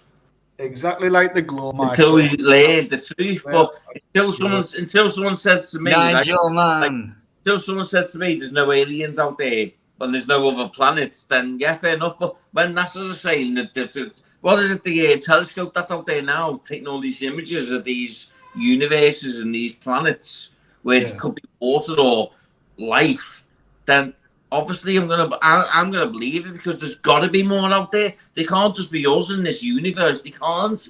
How can that happen? Yeah, There is like we spoke about earlier, I don't know if you were listening, but when we talked about Bird, he talked about more land past Antarctica, where there's green land and trees and forests and, you know, mountains and stuff. How do we know there's not people living out there if you want to be so special and go meet you guys? I like that. And again, technology. We've got drones that can go up in the sky. We've got planes that can go in the sky. Why can't they fly over there and see it? Because you're not allowed. People tried this, there's videos all around. Like, what do you mean not allowed? There's videos on social media of people trying to fly there and sail to Antarctica, and they get stopped by the army by the time they get there, depending where they go from. I've seen a few Australians doing it, a couple of Kiwis. The army's not going to say no, stop, because you can't. Oh, well, if you go and have a look, I was watching I watched the Navy blow 2 boats out of the water because they wouldn't respond back. And people in the crowd, in the comments, were saying that they were flat earthers. They were trying to get there as fast as they can. They realised that if they had so much petrol and so much food, they could get there. That's the other thing what got me. I don't know about anyone else, but apparently, is it something like 75% of all world communications comes from undersea cables? It's 99%. 99%. Yeah. All right. So why do we need satellites? Satellites, exactly. Why the do we only thing need I can put down land-based? then is they're hiding some sort of technology or some sort of alien technology that's up there, which that's the only thing I can put that down to. Otherwise, they wouldn't do it. Why? I just don't understand why they would. I look at it like this. Have you ever been in a kebab shop? Have you ever seen a kebab spinning around on the kebab? Yeah. Yeah, that's like a lighthouse to a piss head. Well, have you noticed that the heat source coming from the element from the back that heats up like one side of the kebab, but really the whole thing is cooking at once. Now I've always wondered this: why is if the sun is so goddamn hot, and when the clouds move and you're in a good location in the world, you can have a really nice suntan and be acclimatized very well, you know. But if the sun's 93 million miles away, how is that possible when it takes so long it takes like a month or so long for 3 or 4 minutes or 15 minutes for light to reach Earth? Shouldn't heat take a little bit less because light's pretty fast, isn't it? It's the speed of light. Like, what's the speed of heat? Well, I'll put my heating on, and in about half an hour it'll get warm. It's not when the that clouds gives you move the suntan, on a is hot it? day, you instantly heat it up. It's not the heat that gives you the suntan, is it? It's the ultraviolet. Well, the ozone layer. How fast does that travel, Eddie? Is that faster than the speed of light? Because it happens to be at the same time, if you ask me. Okay, it's just like saying, well, it doesn't get hot in the universe, you know, in space, does it? But it gets hot. Is that because we live it? Because it's a non-vacuum up there. So it's the ozone layer. Where is our barrier? So if we've got gravity and everything's pulled to Earth's surface because of gravity, where's that barrier that takes us to the part of outer space where it's a full-on vacuum? Where's that barrier? Where's that? Oh, you know, if you've got a kind of deodorant, it's pressurized because the pressure in there's got to be, you know, like it's got to be contained in a container. So where's that barrier out there? Like, Akash, why have we not had any? Tell me where do you have two pressures where you've got the pressure keeping everything glued to the surface of where you're living, but you've got another pressure above that where the clouds are that's sucking everything out. Why has no one ever reported being on the edge of the earth and nearly falling off? Or why have we never anything fall off the edge of the earth or any reports of it? Northern Audits, mate. Is it not? No. I'll never be convinced on this one, no matter what Mark says. So, fair play for you to try and convince me. I don't know. I can't comprehend it, people. No, I can't. Yeah.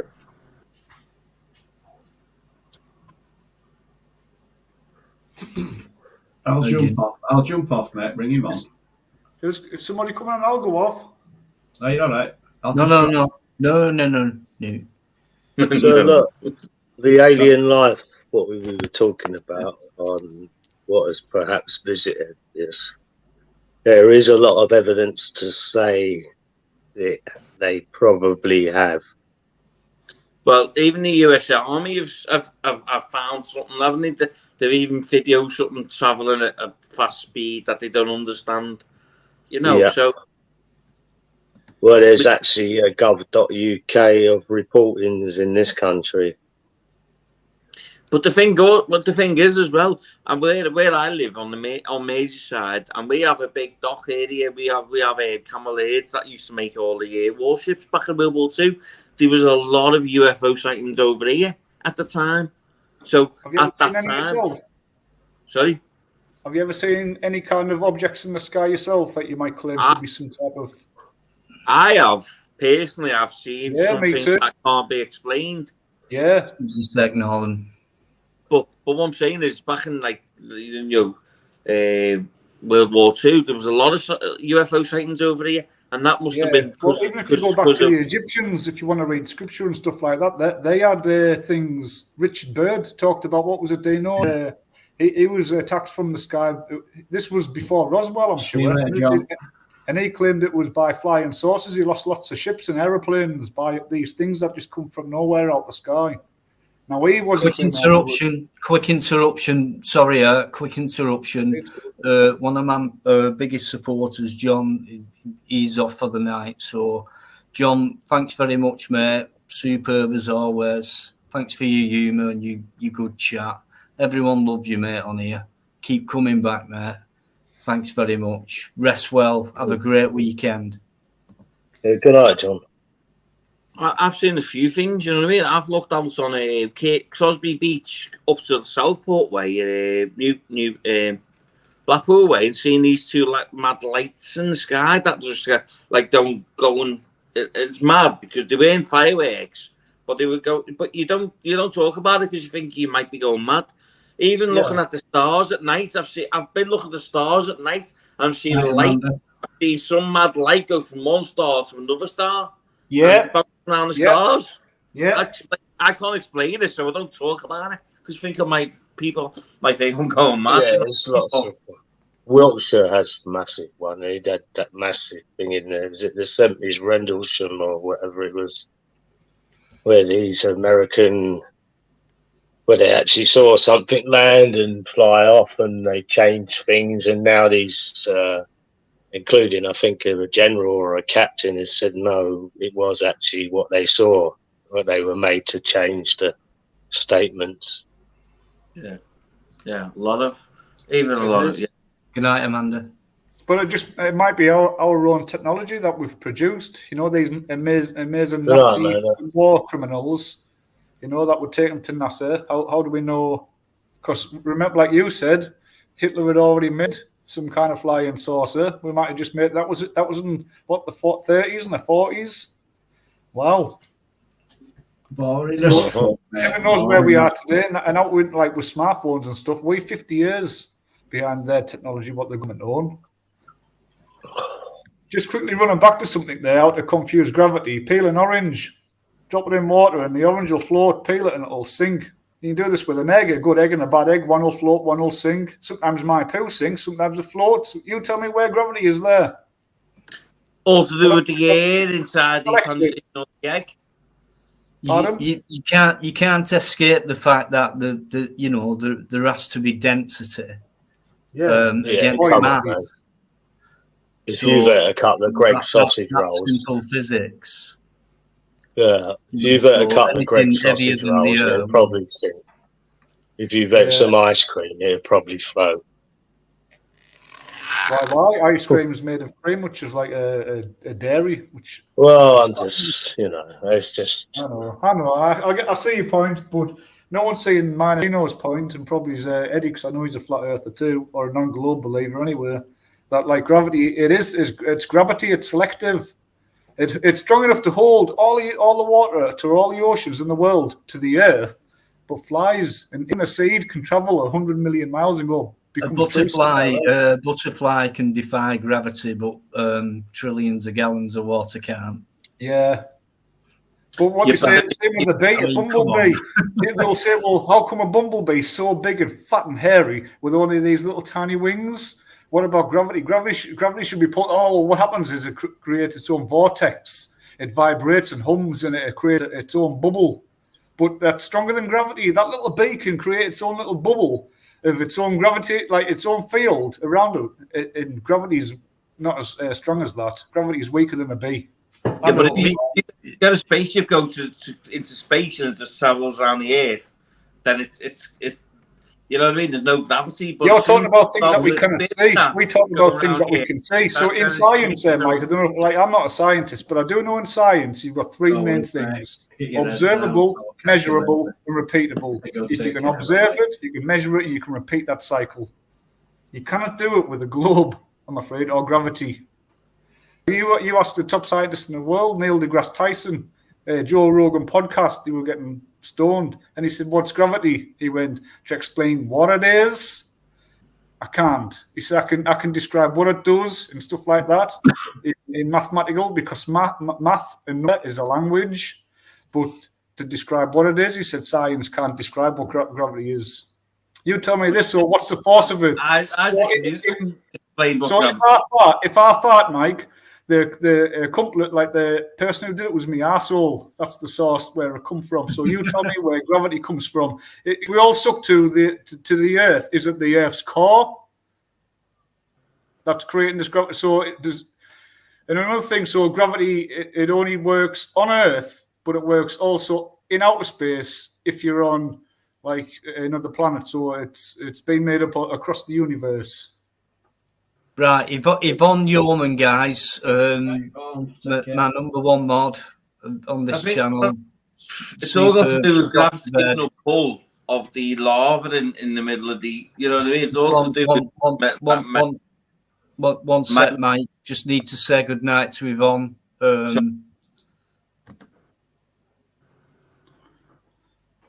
Yeah, so Yvonne, thanks very much for everything. Really appreciate it. Much love, and I'll see you soon. Speak to you soon. Good night. Thank you all. Good night. Sorry for interrupting, but I can't help it when prominent people say good night. So thanks, Yvonne, for everything. So, but again, it's also to do with gravitational pull of the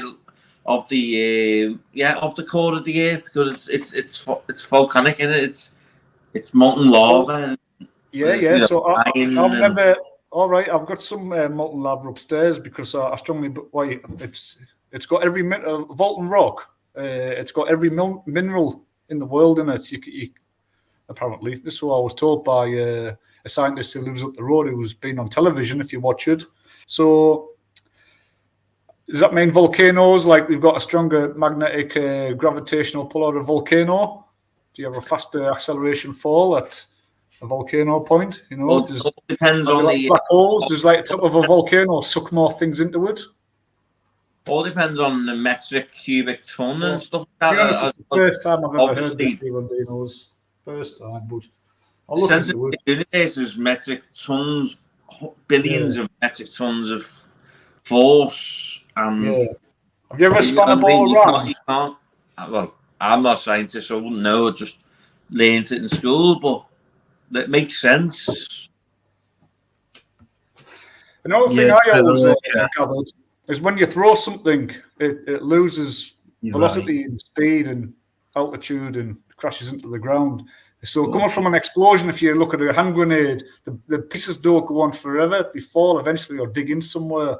But we seem to be at the same speed forever.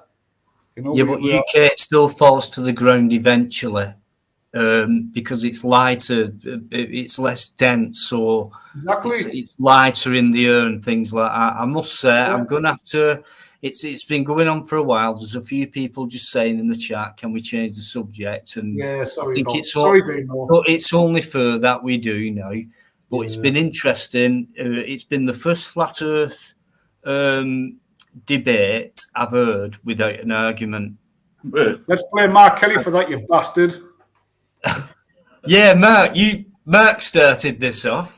He did. The question is, what do we change the subject to that's more interested than flat Earth? I'll tell you what. Well, I was saving it for you, Kat. I think it should be you. What brings up the next subject? I don't flipping know. I don't know.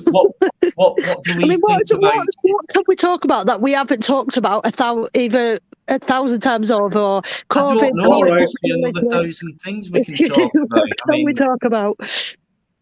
But listen, Ash, honestly, mate, stood your ground. A lot of it, I'm with you on it. I don't agree with a lot of what I've been told. I've tried to unlearn as much as I can and start critical thinking process. Without that, I think you're stuck in the quagmire. So critical thinking essential. Don't be biased.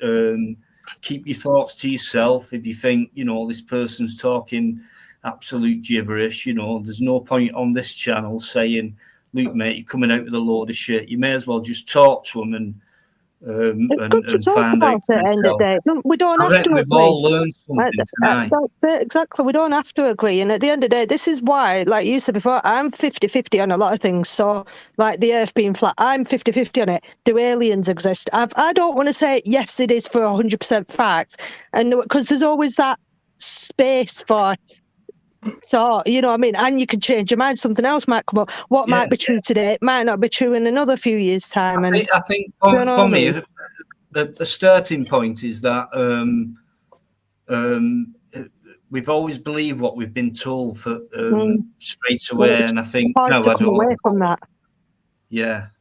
So I've got a question for people. So I've always wondered, you know, like the disaster films that, like The Core, Day After Tomorrow, things like that. I've always wondered why they were made and which one of them is the most realistic on how the world could potentially come to an end, if that makes sense. Well, do you know what I mean? Yeah, it's a good point. I like that, Kat.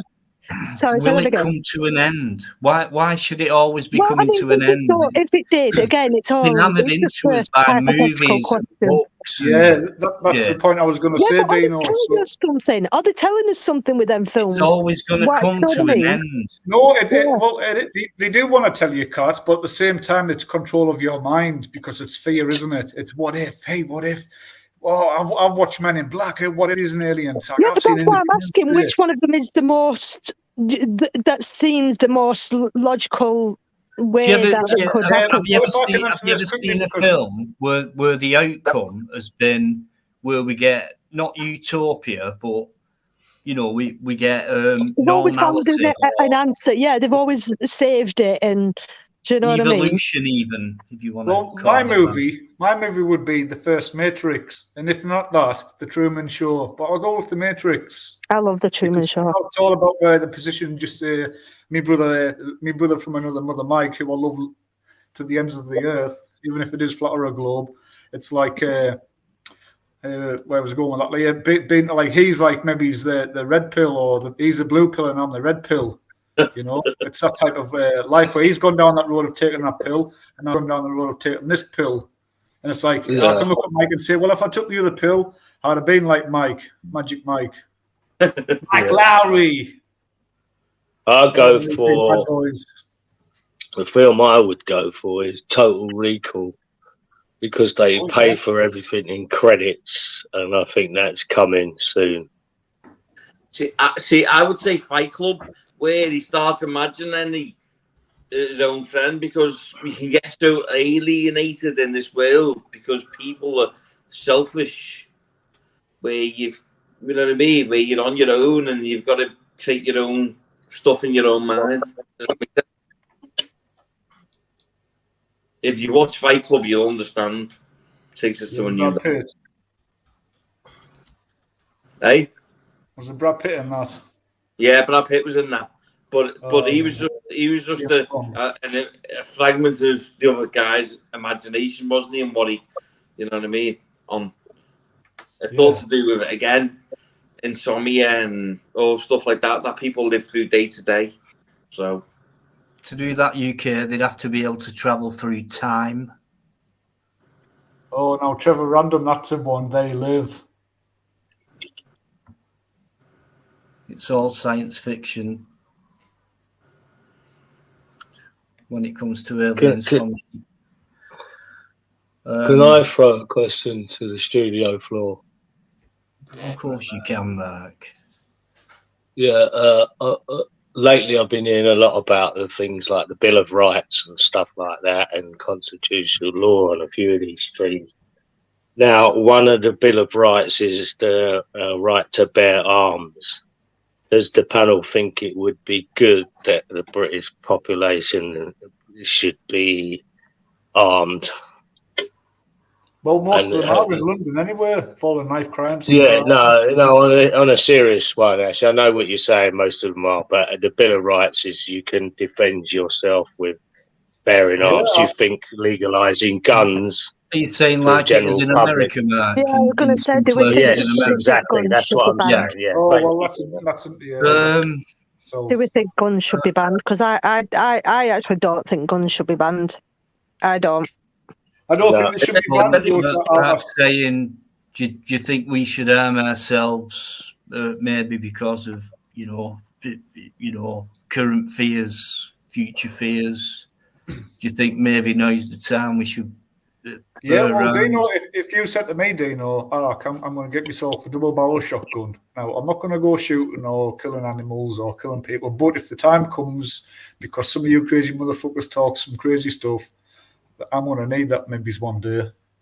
Or we know Biker's got one, so we might be lucky. But I wouldn't think you were a bad person because you owned a gun. Now, if someone like Pete and Paul owned a gun, or Crinkle, I would question that. I'd say, well, I'm not too sure about being around this guy. He owns a gun. Yeah, maybe there's some who'd like a gun for fun, and maybe some who'd like a gun for defence.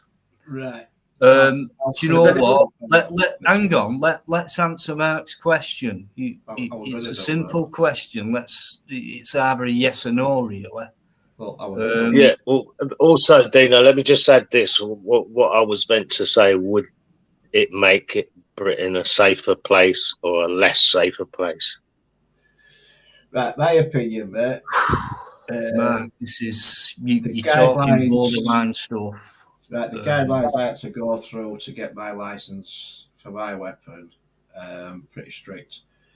The guidelines I've got to follow and the laws I've got to follow are very strict. Now, if everybody given the right to carry around a firearm, I reckon we would be in the same position, if not worse, than what America's in. We've already had lots of issues in UK. Take the Dublin massacre. That fucked up a lot of people that own guns legally.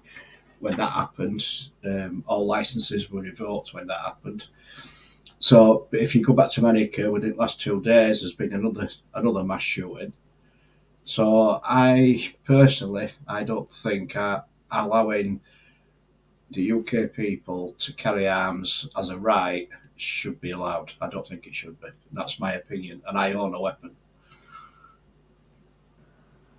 But it's not a weapon you carry around, so I don't think it should happen. That's my say. But in my defence, I think if we had a weapon, we would be able to deter people from robbing us. See, there's two. You know, there could be more than two parts, but one is, would you go around carrying it, or is one, could the law be you can only keep it at home? I mean, going around carrying a weapon for some people could be too tempting, if you know what I mean. No, that's different. That's a different part of the license. I think every man has a right to defend his castle. So if someone comes into your house, you should be able to shoot them at will if they're robbing you. End of, and no questions asked. You know what I mean? But in this country, if you I think it was a farmer who shot someone entering his house who was robbing his house, and then ended up getting put down for defending his house. I think it's wrong. Does killing one warrant would just because someone's stealing an item or items? Is that justice where you would kill them for that? Okay, so basically, what it should be if and again, you see a lot of it now. You see a lot of CCTV footage now of young kids robbing people of the car keys outside the house to rob the car. I'm not being funny, but if they thought you had a gun, yeah, it wouldn't be happening, would it? Because they'd be like, oh no, I'm not going to rob a car because she might have a gun on her and she could kill me. Yeah, the same thing could be said that, well, if she don't give me them keys, I'll use my fucking weapon on her. Well, yeah. I reckon most people, but then that's going to make them that's going to make them go out robbing, then, isn't it? That's going to give them more leverage to go out robbing. I think it's Brazil. I think it's Brazil or somewhere like that. Now, if someone sees, if a motorbike pulls up to someone with two people on it and they put a gun up to someone, you can use the car as a weapon now. And even a passerby in a car can run that motorbike over and get no questions asked because there's been a lot of it happening. There's a lot of people on motorbikes robbing people for the cars and stuff. So Mike, you would say it would make Britain a safer place if you was allowed? I'd say it make it better. Yeah, I mean, look at down London. Less murders. look at down think there London would where be you had more all or less the murders. teenagers on motorbikes, right? They were robbing motorbikes. They were going robbing people's iPhones and all that, and then getting off through all the little down alleys away from the police. So what the police had to resort to doing, knocking. They couldn't knock them. So what they did, they threw they had motorbike helmets on. They threw the motorbike helmets off into the street because the police then couldn't ran them off the bikes until they brought it into force that they could ran them off the bike. They can actually do that now, regardless of what they're wearing. They can do it now, but they couldn't do. Yeah. I don't think the good laws that we've got in place right now are damn good. They really are good. And they're good. I think allowing the public to own a weapon, to carry around with them on a day-to-day basis, I think will be wrong. Totally wrong. Well, what about taking the rights from video on the police and photographing the police? What about that right that they're thinking about or strongly about to take away? That I don't think that'll ever come to fruition, mate, in all honesty. See, me personally, I think because it's a longer ago law, if all of a sudden we were all allowed to carry guns, obviously, you'd have your checks and stuff like that. Yeah. I think the murder rate in Great Britain would probably quadruple at least. Yeah, it'd increase, mate, without a doubt. It would. Yeah. The difference is as well is don't forget the Americans. They're brought up with guns. They love guns. And they're well drilled and they well know how to handle them and stuff. But they still get their. I mean, there was one recently. I think the gay club got shot up. About, It doesn't matter where you are in the world. If you like, I'm in Liverpool now. If I wanted a gun, I could go and get one within 30 minutes. Yeah. No, I know you could. I'm not disputing that. I'm just saying. About a gun, isn't it? It's the technology. It's hundreds of years old. If the gun had updated like the phone, nowadays you would need maybe a thumbprint or eye recognition to use it. If the guns are updated like that, where if you've got one, you have to log on or log into it. But a gun is still, you can make a gun in your shed. You don't have to go and buy them, a scaffy pole and, I've got a question that might be slightly off topic, but there is a reason why I'm asking. Why is it that we can't own guns, but they're willing to sell things like fireworks to the general public? Well, they do sell guns. I mean, Eddie's got a gun, but he's on a farm or... he's got a license for us. It's got to be stored, so we can still buy guns. Just not everyone's allowed one. And like Mike there, he's in Liverpool. His fucking neighbour's probably got a garage full of them. Yeah, I think, Matt, we're coming from the area of, about self-protection and maybe what's to come. But I think we've always got on without them anyway. We should be able to own one to protect ourselves, end of. Everyone should have that right to protect themselves. Well, maybe if you're a predator and these people aren't going to, because you've lost an argument one day, or the football team lost, or they lost a bet somewhere, they're going to go shoot someone's head off. This is why people shoot people for, because we get emotional. That's why people get shot. Or we want something there, coach. Yeah. Yeah. Eddie's right. Walk into the middle of a town centre and set off a firework. That kind of emotional.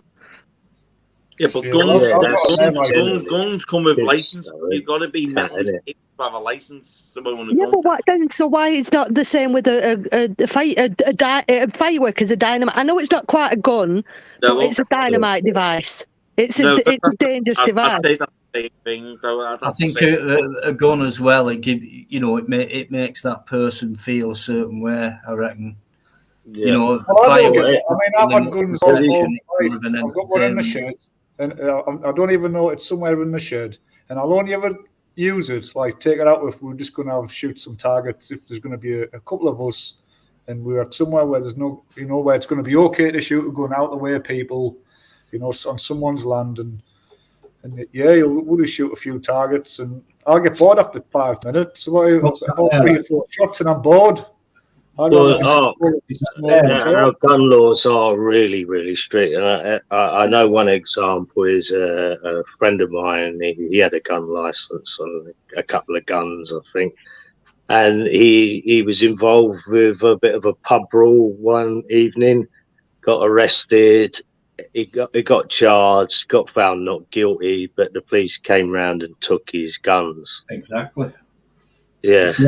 Whether you're guilty or not, if you're arrested, they will they'll revoke your license without a doubt. That's that's exactly what they've done, Eddie. So it is very strict. Yeah. Well, up until the Dunblane massacre, if you can cast your mind back to that, you're allowed to keep your weapons in a gun cabinet in your own house, and that's why ammunition had to be in a separate cabinet as well that were locked.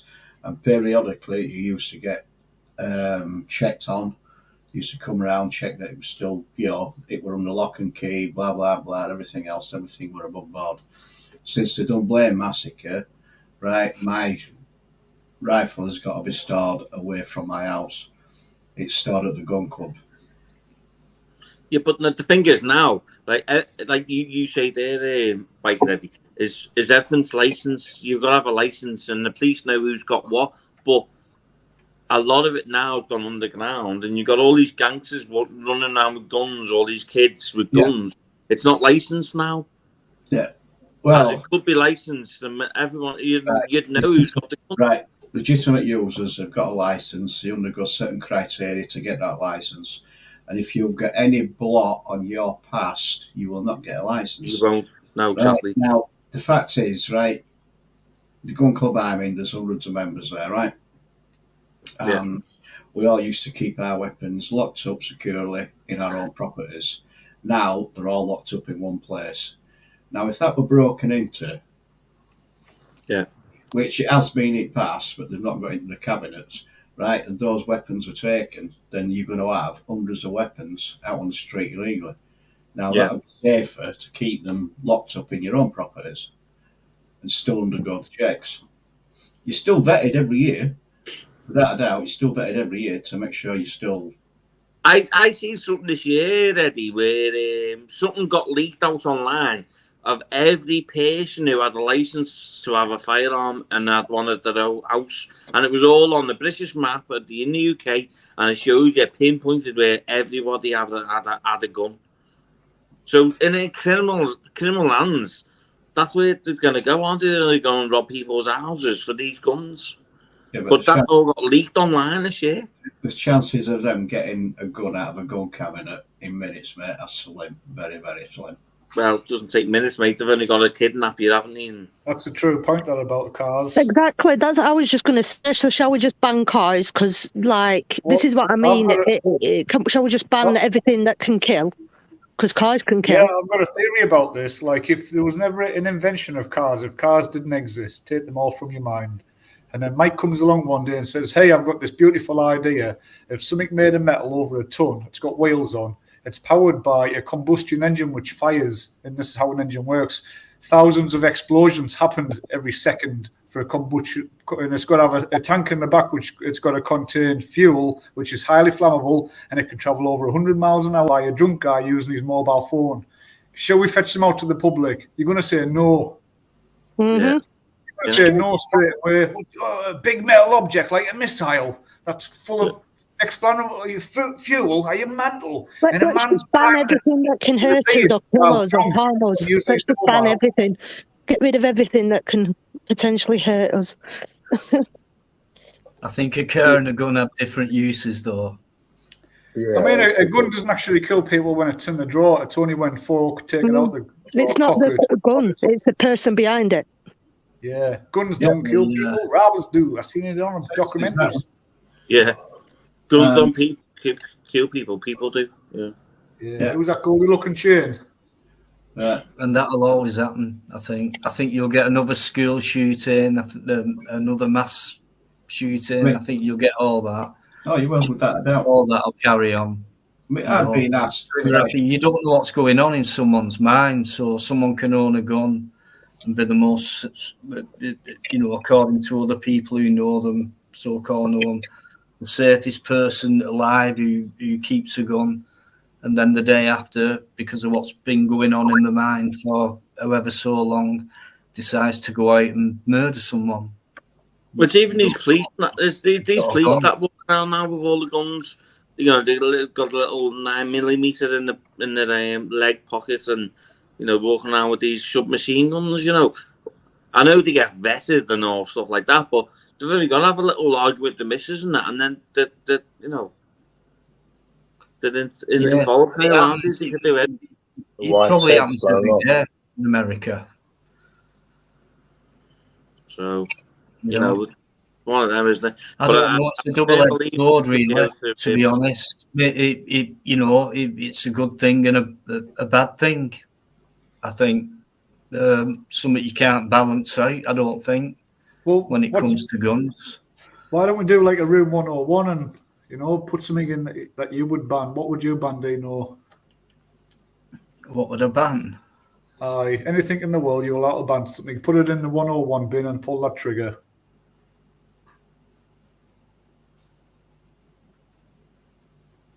It's a good question, that. I've thought about this a few times and it's changed. It's a very good question. I mean, the easy answer would be the government, but then... you know what I would ban? I would ban people. What? People? Yeah, I would. I'd take people off Earth. Society. Just people, because we're the worst animals. We're the biggest murderers. You know, we fish all the fish out the sea. Yeah, but not all of us are. There's a lot of good people. Do you know what I mean? Well, he is, but Earth is better off without people. Let's face it. Let's send everybody to Mars because we all live But at the end of the day, it's all to do with technology and how advanced we are as a species, isn't it? And how much we can moderate, I suppose. For me, it's how best to deal with your own life these days, because we're all in a trap, we're all imprisoned, we're all going nowhere. If there was only thousands of us on the earth, then we're allowed to go to A, B, and C and things like that, but you are confined. So it's how you make your own life. I think. You know, there's no escape. Really. So what do we think it's going to happen? I always wonder this, and I've been asked this a few times, what do we think is going to happen next then? Because I don't know about anybody else, but I'm quite excited to find out, if I'm honest. I know that sounds stupid, but... What's going to happen next? Well, the COVID we can see what's going to happen next from the last 2 years. I'll shut up. Like sheep, we're being hurdled into a little corner to be taken over. We get, was it 15-minute cities? Is that what we're going to? It's one of them. How do you mean? I don't understand what you mean there by Catwoman. Because we've had World War II, which wiped out thousands of people. If they hadn't been killed, then the world, what's the world now? 7 billion is it people on the world? Imagine what it'd be like now if there wasn't a World War I or II. Be more than 7 billion. So I just think, like, what if the world ended tomorrow? Would it come back? Would we start again? Or same with death. If we died, do we come back? Do we start again? Or is that? Do you know what I mean? This is where I'm leading next. Well, when you do look at the real truth from the past, I'm not going to say the word history, but we've been here and we've survived a long time, like before the mud floods, and there's been many other beings on Earth that you can say that was here a long time ago. But what happened to them? How do we know for a fact? Well, yeah. How do we know we're the first ones? You know, but I think we've seen it in the past. There's always been a reset, and I think from 2020, their agenda was for a new reset, which happens every 100 years. And I think how I think it's going to be in the next 5 to 10 years, 15 to 50, in the next 50 years, we're going to be all locked down, big time, like prisoned. Not just in your mind, but physically, we won't be allowed to go anywhere because they're fetching in these 15-minute towns and cities where... Feels like that. Well, that's what they're talking about all the time. Then we're going to go to cashless, so we're going to be massively controlled and we're not going to, hey, why are you going there for? We're not going to be like, do jack shit. Yeah, We're someone not- put there. We're 8 billion human beings on the world, in the world at the moment, right? If the world can't carry on making billions of people, it can't happen. It's not going to be able to sustain Why life. can't it happen? It can't sustain. Have you ever been to have you ever seen most of Africa or the Australia or even the Lake Districts and the Pennines? It's just So empty much land. Scotland. So much space. Yeah, there's lots of space. We just all crowd into London and fucking big cities. That's what it is. There's not enough food that's being created in the world. Of course there is. It's going to get to a threshold where You've got sunlight and daylight. Move somewhere where it's hot and grow your own food. Stop eating out of a box. Plants, food comes out the ground, and that's what we should be doing. We should be eating. But there's only so much food comes out the ground to feed so many. But if you're making your own food, and you've got your own chickens, you've got as much as you want. You store up. This is what we used to do. We used to store food, pickle things and jar it and tin it ourselves. But we rely eating boxes and go to your cupboard or your fridge and, everything's carbonated and full of evil energy. Because it comes in a box and it's got a nice label. Let's pay £5 for this. Oh, we'll give you a penny off. We'll call it $4.99 because you think you're getting it cheaper. Come on, let's put adverts. We've got a pound bar of chocolate here. You can buy a small bar for 69 or 89 pence. You can buy a big one for £1. Come on, let's all get fat. I understand that. I understand that. But there's going to be a point where there's too much. We've got Walker's crisp cereals, good potatoes. Come on, you're nearly 89p. This is why it is, because it all makes money. It's all profit. It keeps someone rich. It keeps us begging, wanting more. Oh, I love that. Yeah, let's drink Coca-Cola.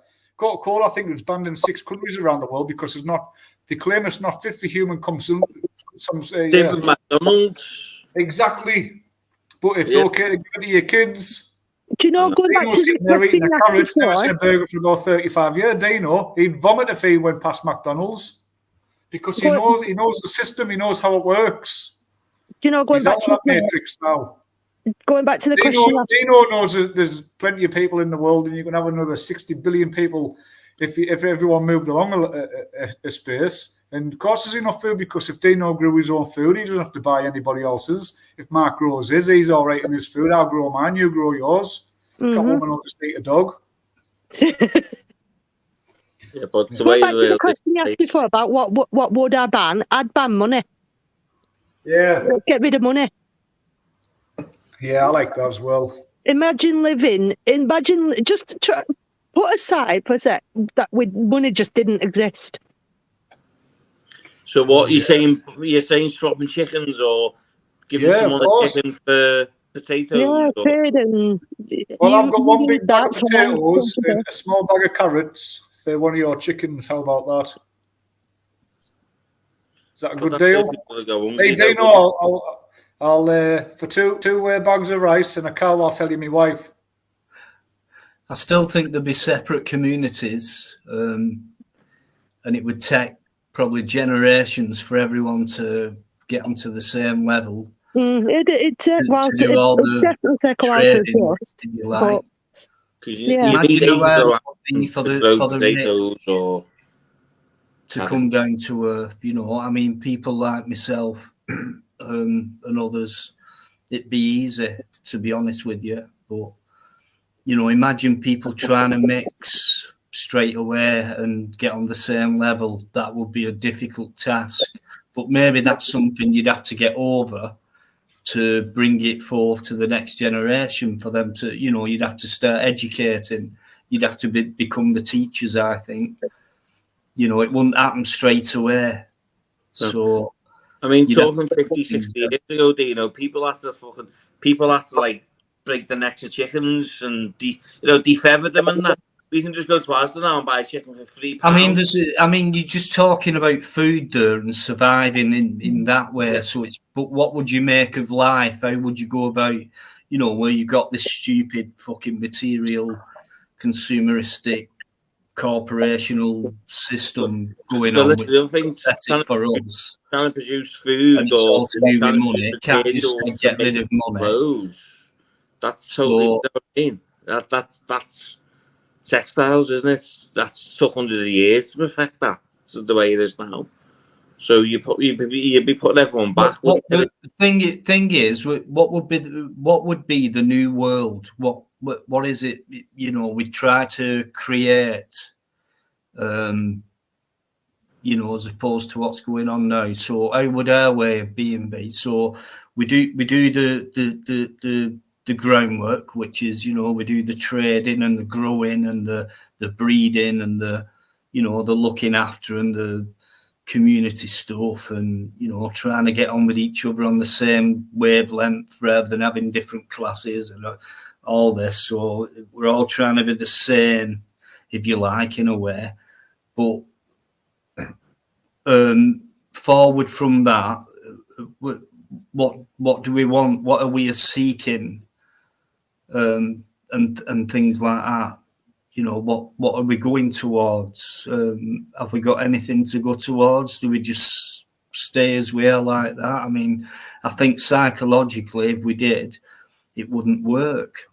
I think as a human being, you're always striving for something. So the truth may be an endless task. But you do all that in your community. You talk about it like we're doing now. So we can do this bit, but what's the bigger picture? Are we seeking something? Are we looking to develop something? And what is it? I'm not. We don't know what. There's a film there. There's a film, I don't know if you've seen it, Dino, called In Time. It's got Justin Timberlake's in it. Yeah. Have you seen it? Yeah. Where everyone's born with a clock on their arm. And as soon they're as you turn fighting 18, with the life. Yeah. It's a top film. Yeah, that I thought, was it Mark who mentioned that film before? I thought that sounded similar to the one he mentioned. But yeah, that one, Mark. You know, so you turn 18, your clock starts running, and then everything costs you time. So if you went for the coffee, it costs you 4 minutes of this clock on your life. So you'd have to work week in, week out to get this time on your arm. An interesting film.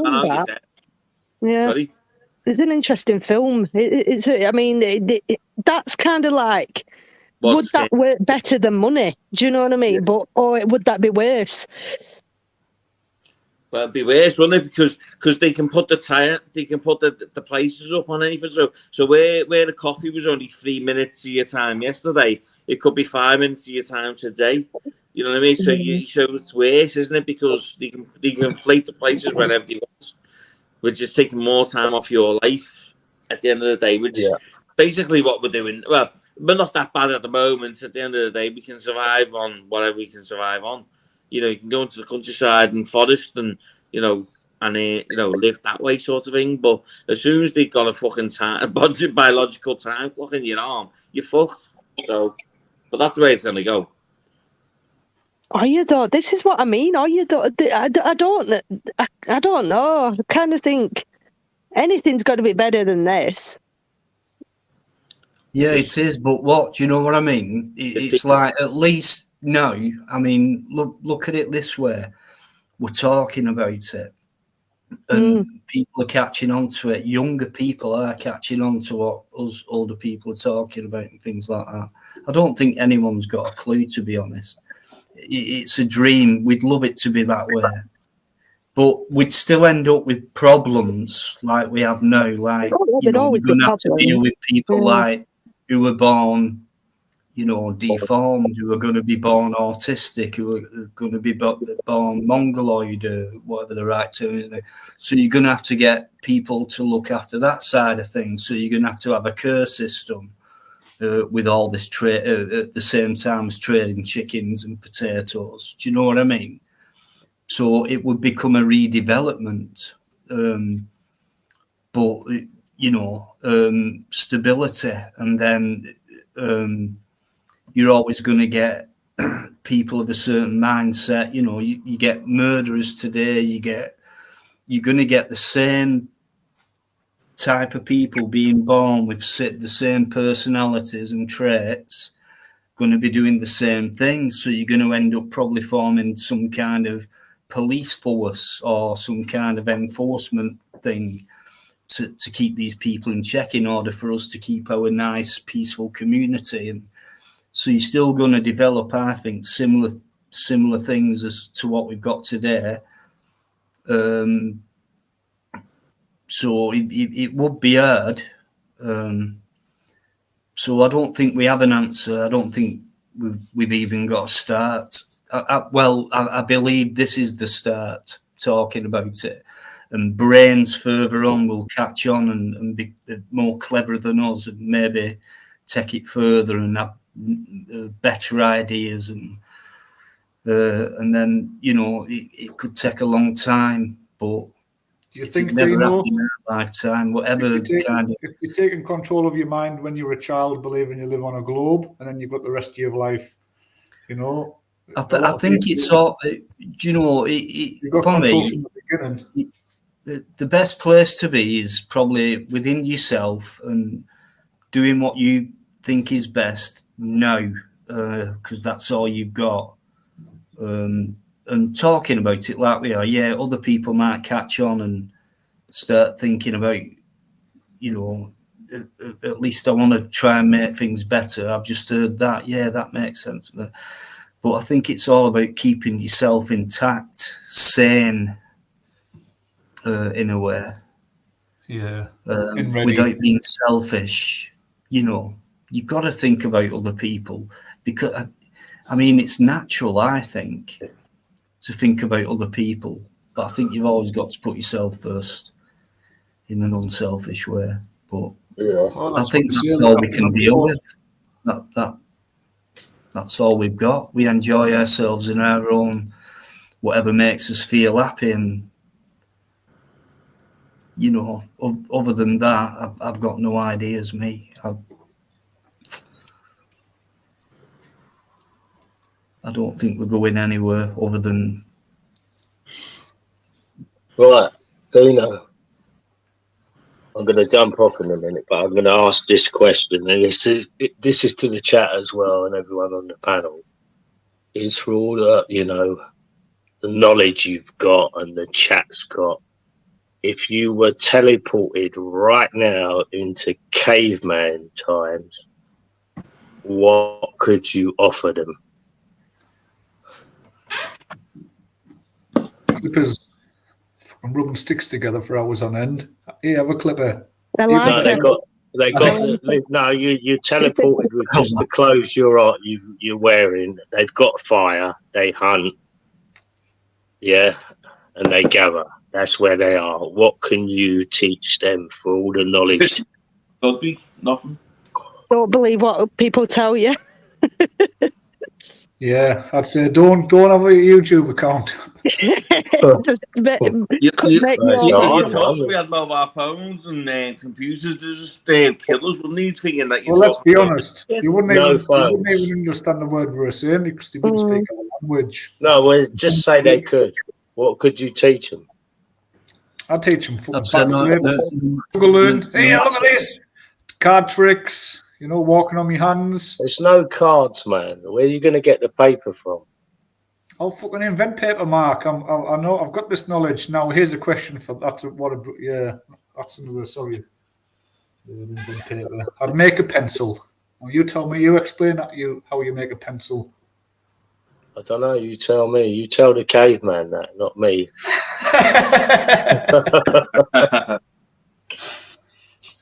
Again, that sort of thing takes time and technology and years to perfect.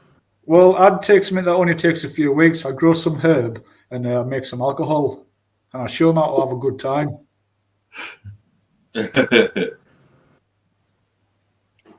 So what? I'd just take what comes, because you never know what's coming. Stay in control of your fire and your knowledge of what you've already got, but there's some things that are going to be out of your control, but be ready. And you're going to get it wrong as well as you're going to get it right. And just go with your instincts, and follow that, either truthfully or live a lie. Well, maybe is this what Jesus was? Maybe he got teleported back to Jerusalem and he was like, hey guys, like, listen to this. like making fart noises, under his armpit and stuff like that. Maybe he was just that happened to him. What do we make of the stories? What's going around now about the cattle going round in circles? Have we heard about that? I've seen a video, Kat, but I can't remember what they said about it. Well, some of them are saying that what Arca's just said there about that's something to do with related with God, and that's the days. I don't know, something along the lines of God coming back, but yeah, there's just been videos circulating of these cattle, sheep, and just continuously going around in a circle. And then there was another video I saw the other day. So, yeah, there was another. There was just another video the other day of some birds just smacking the floor. They just were looping around like they do in the big swarms, and then hundreds of them just swarmed at the ground and just hit the ground. Maybe it's all this 5G shit. What's going on? Remember that's another one of it. That's another theory along with it. But yeah, remember that day at Victoria, Kat? What? Remember that day at Victoria? That bee on the floor. Yeah. And they were telling us about that. Yeah. That was that guy at the protest. With the kids getting abused. What did he tell us that day? What did he say about why the bees? What they found a few like that. Yeah, he said it was this 5G thing what went up, and they fell to the ground. And then you picked them up and you walked away a few yards or whatever, and then just let them go. They kind of woke up again. They've been comatose. It's a low frequency. It doesn't interact with the little force field that they can create. And like all things, birds, plants, everything lives off a frequency. And when you take that frequency, that's it. That's it, Rash. You're all electrical beings, Kat. No matter what you are, you can be a stone, a flower, an animal, a human. We're all electrical beings. Animals can detect something, can't they? Because they say, don't they, like if you see animals run in one direction, follow them because they can sort of sense when something bad's coming that way, can't they? Kat, have you ever heard about the 3 jars of rice experiment? I don't know the name for it. So you take 3 jars of rice. You label one love, you label one hate, and you don't write anything. Like you put a label on it, or you just don't ignore the third one. You put them in 3 different rooms or 3 different locations every day. Tell the one that's got love on, tell it you love it. Say, hey, little jar, I really love you. You're a really wonderful jar of rice, and pour your heart out to it. And then when you get to the hate one, hate it. Yeah, call it all the names under the sun and really hate on it, and ignore the third one. And you tell me what happens after a few weeks. Now, anyone go and try that at home. You can do this with flowers. If you've got 3 tomato plants in separate rooms, do it with them. Frequency, vibration, love. These are all good, positive vibes. Like when they are in a good way, but when you're in a bad way, they are. It's magnificent. So then, the theory around tree huggers is because tree huggers get slated, don't they? But there's people who actually go out and talk to trees and plants and. Unless you've done it, do you know what? Yes, Kat, we do. I've never ate a sprout in my life, and I say I don't like them because people before us didn't like them, and that's probably why. So unless you go out and hug a tree, you'll never know. Yeah, unless you've got to let go as well. You can't just go and hug a tree and say, "Yeah, this doesn't feel good. It's boring. I'd rather be on the couch watching Hollyoaks." You've got to let go. Yeah, it's not finding the tree sexually attractive. It's finding yourself inside. I don't know. I've got a thing. I've got a thing for silver birch. Yeah. Well, do you know it might be your thing? It might you and it might be on the same frequency. I like the chunkier tree, the oak. Well, it's got a lot of benefits, fire starting, you can eat it. Yeah. Anyway, listen, I'm going to go to bed. Ash, honestly, thanks for letting me on, mate. Brilliant, absolutely brilliant, Mark. I'm made up as you've come on, mate. Honestly, super. Thanks for letting us on, Dino. Pleasure, mate. Ark, Kat, always. Love you, Mark. Right, see you soon. Yeah. Have a wonderful night. See you soon, mate. Cheers, mate. Have a nice weekend. Don't forget Merch's channel, guys. Great mellow guy. Will entertain anyone, and you know, he said earlier he's a bit fed up now, so he's just going to have a bit of a break and that, and I don't blame him either. So yeah, I just cheers, come in mate. when you were talking about that. You know, we've spoke about this a few times about finding that happy medium with social media. Of, you know, it's like a kind of choice. Do you carry on pushing yourself, forcing content out, or do you just choose to just step back and say, do you know what, I need a break? You know what I mean? We all feel like that sometimes, don't we? You know what it's about. You were there before me, before I had my break, and it can be a killer, guys. It is. It's social media, honestly, is I've found over past year, it's 50-50. 50% of it I really enjoy, and then there's the other 50%. It's not as easy as it looks, you know. It's not real. You can't pull yourself away from it, and it's like sometimes you might just chop in and do the odd thing, and I've done it lately and bowed out again, and it's like fucking hell. And some people can take longer than others, and but it can really get to you no matter who you are on YouTube. But at least it's a choice, unlike with work, where you have to go to work, you have to do 9 to 5, you have to be told what to do. But you know what I mean? This is we can choose for ourselves, which is what I like. I like deciding and making my own decisions.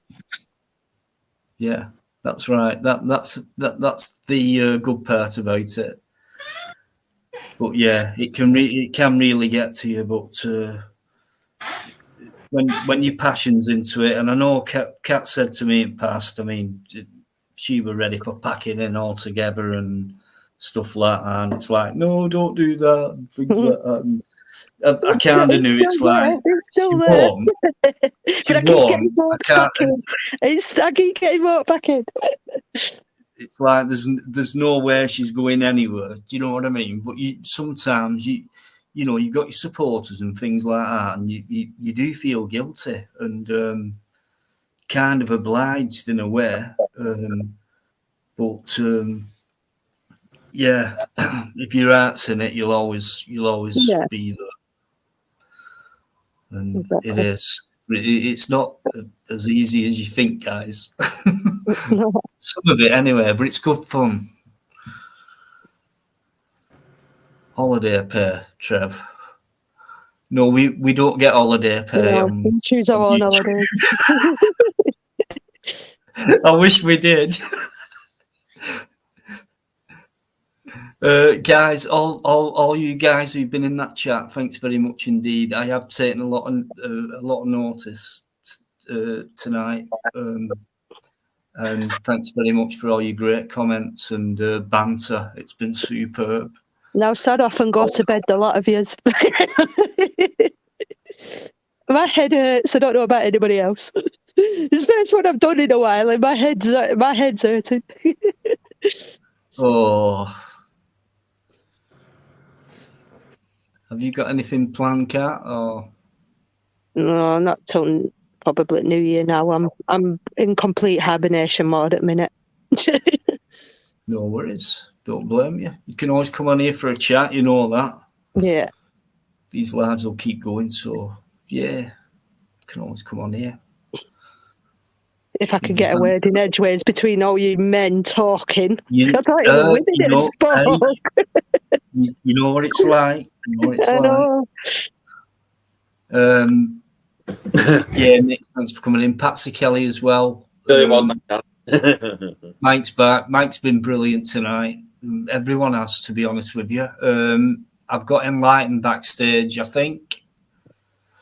He's been wanting to come on for a while. Hey, we waited ages ago. You're the one you keep him waiting. No, he's only just come back, so. Oh, God. Say my voice off. Hello. How you doing, mate? All good, all good. Despite the fact that I got arrested 2 days ago. Go on, what for? Oh, nice. Yeah, for racially aggravated comments, apparently. because I use that expression like if I'll provide a stage if you perform the monkeys, right? And some bloke from like a Greek bloke, he looked like Greek or Turkish or something like that, laid hands on me. So I said, right. And then he called the police. So I said, right, when they get here, I'm going to report you for that. So he said I called him a monkey. And then the police asked me about it. And I had to think about it. And the police went, right, that's it. You did. So he arrested me and said, like, basically, I want to look through your phone, like, or else you're going to get arrested. Right, so I said, yeah. So he said, so he arrested me, looked through the phone, saw I didn't say it, and then got de-arrested me. So yes. See, we can't even talk now. This is what I'm saying. It's getting to the point where they're shutting out. We can't. What can we say without even get? Do you know what I mean? Yeah. Class as hate crime now, aren't they? Forget filming. We can't even say words anymore without upsetting or offending people. No, that's right. Well, there you go. You can't even look at someone in a certain way. No. No, it's crazy. You know that, Cat. I mean, the irony of it is, I showed him that, right? So I was sort of like, I was on a roll by that stage, right? Because he got me in the car, and I showed him another audit where I called someone like Monkey Boy, and it was like, sorry, UK Tyrants, I stole it, but like it was on that scenario, it's fine, but like for this bloke, it's not. So it's become another word. Be careful using it, because I didn't mean it. When I used it like that, like performing monkeys, it's a phrase, it's expression, isn't it? Well, see, this is the thing, yeah. How far does it go? Because all I've heard recently of people getting really, really upset by certain phrases and words. So, for example, the N-word, you know what I mean? Yeah. Why do we get so offended by a word? Yeah, sticks and stones and all that. Do you know what I mean? So it's either shut up and put up and let us just say what we want, or eventually every word's going to be offensive. Do you know what I mean? That's what I said. So the whole language. But UK Transparency, I had to give him permission because I had the dog at home and my boy to pick up the next day, so I didn't have any choice. I couldn't really get arrested, and it was a weird situation. I think now it goes over to the solicitors for a decision, I think. Paul Yeoman, good night. Thanks very much indeed. You're a great guy. Thanks very much. Much love, massive respect. Keep going, fella. That's Paul. Yeah, that's it.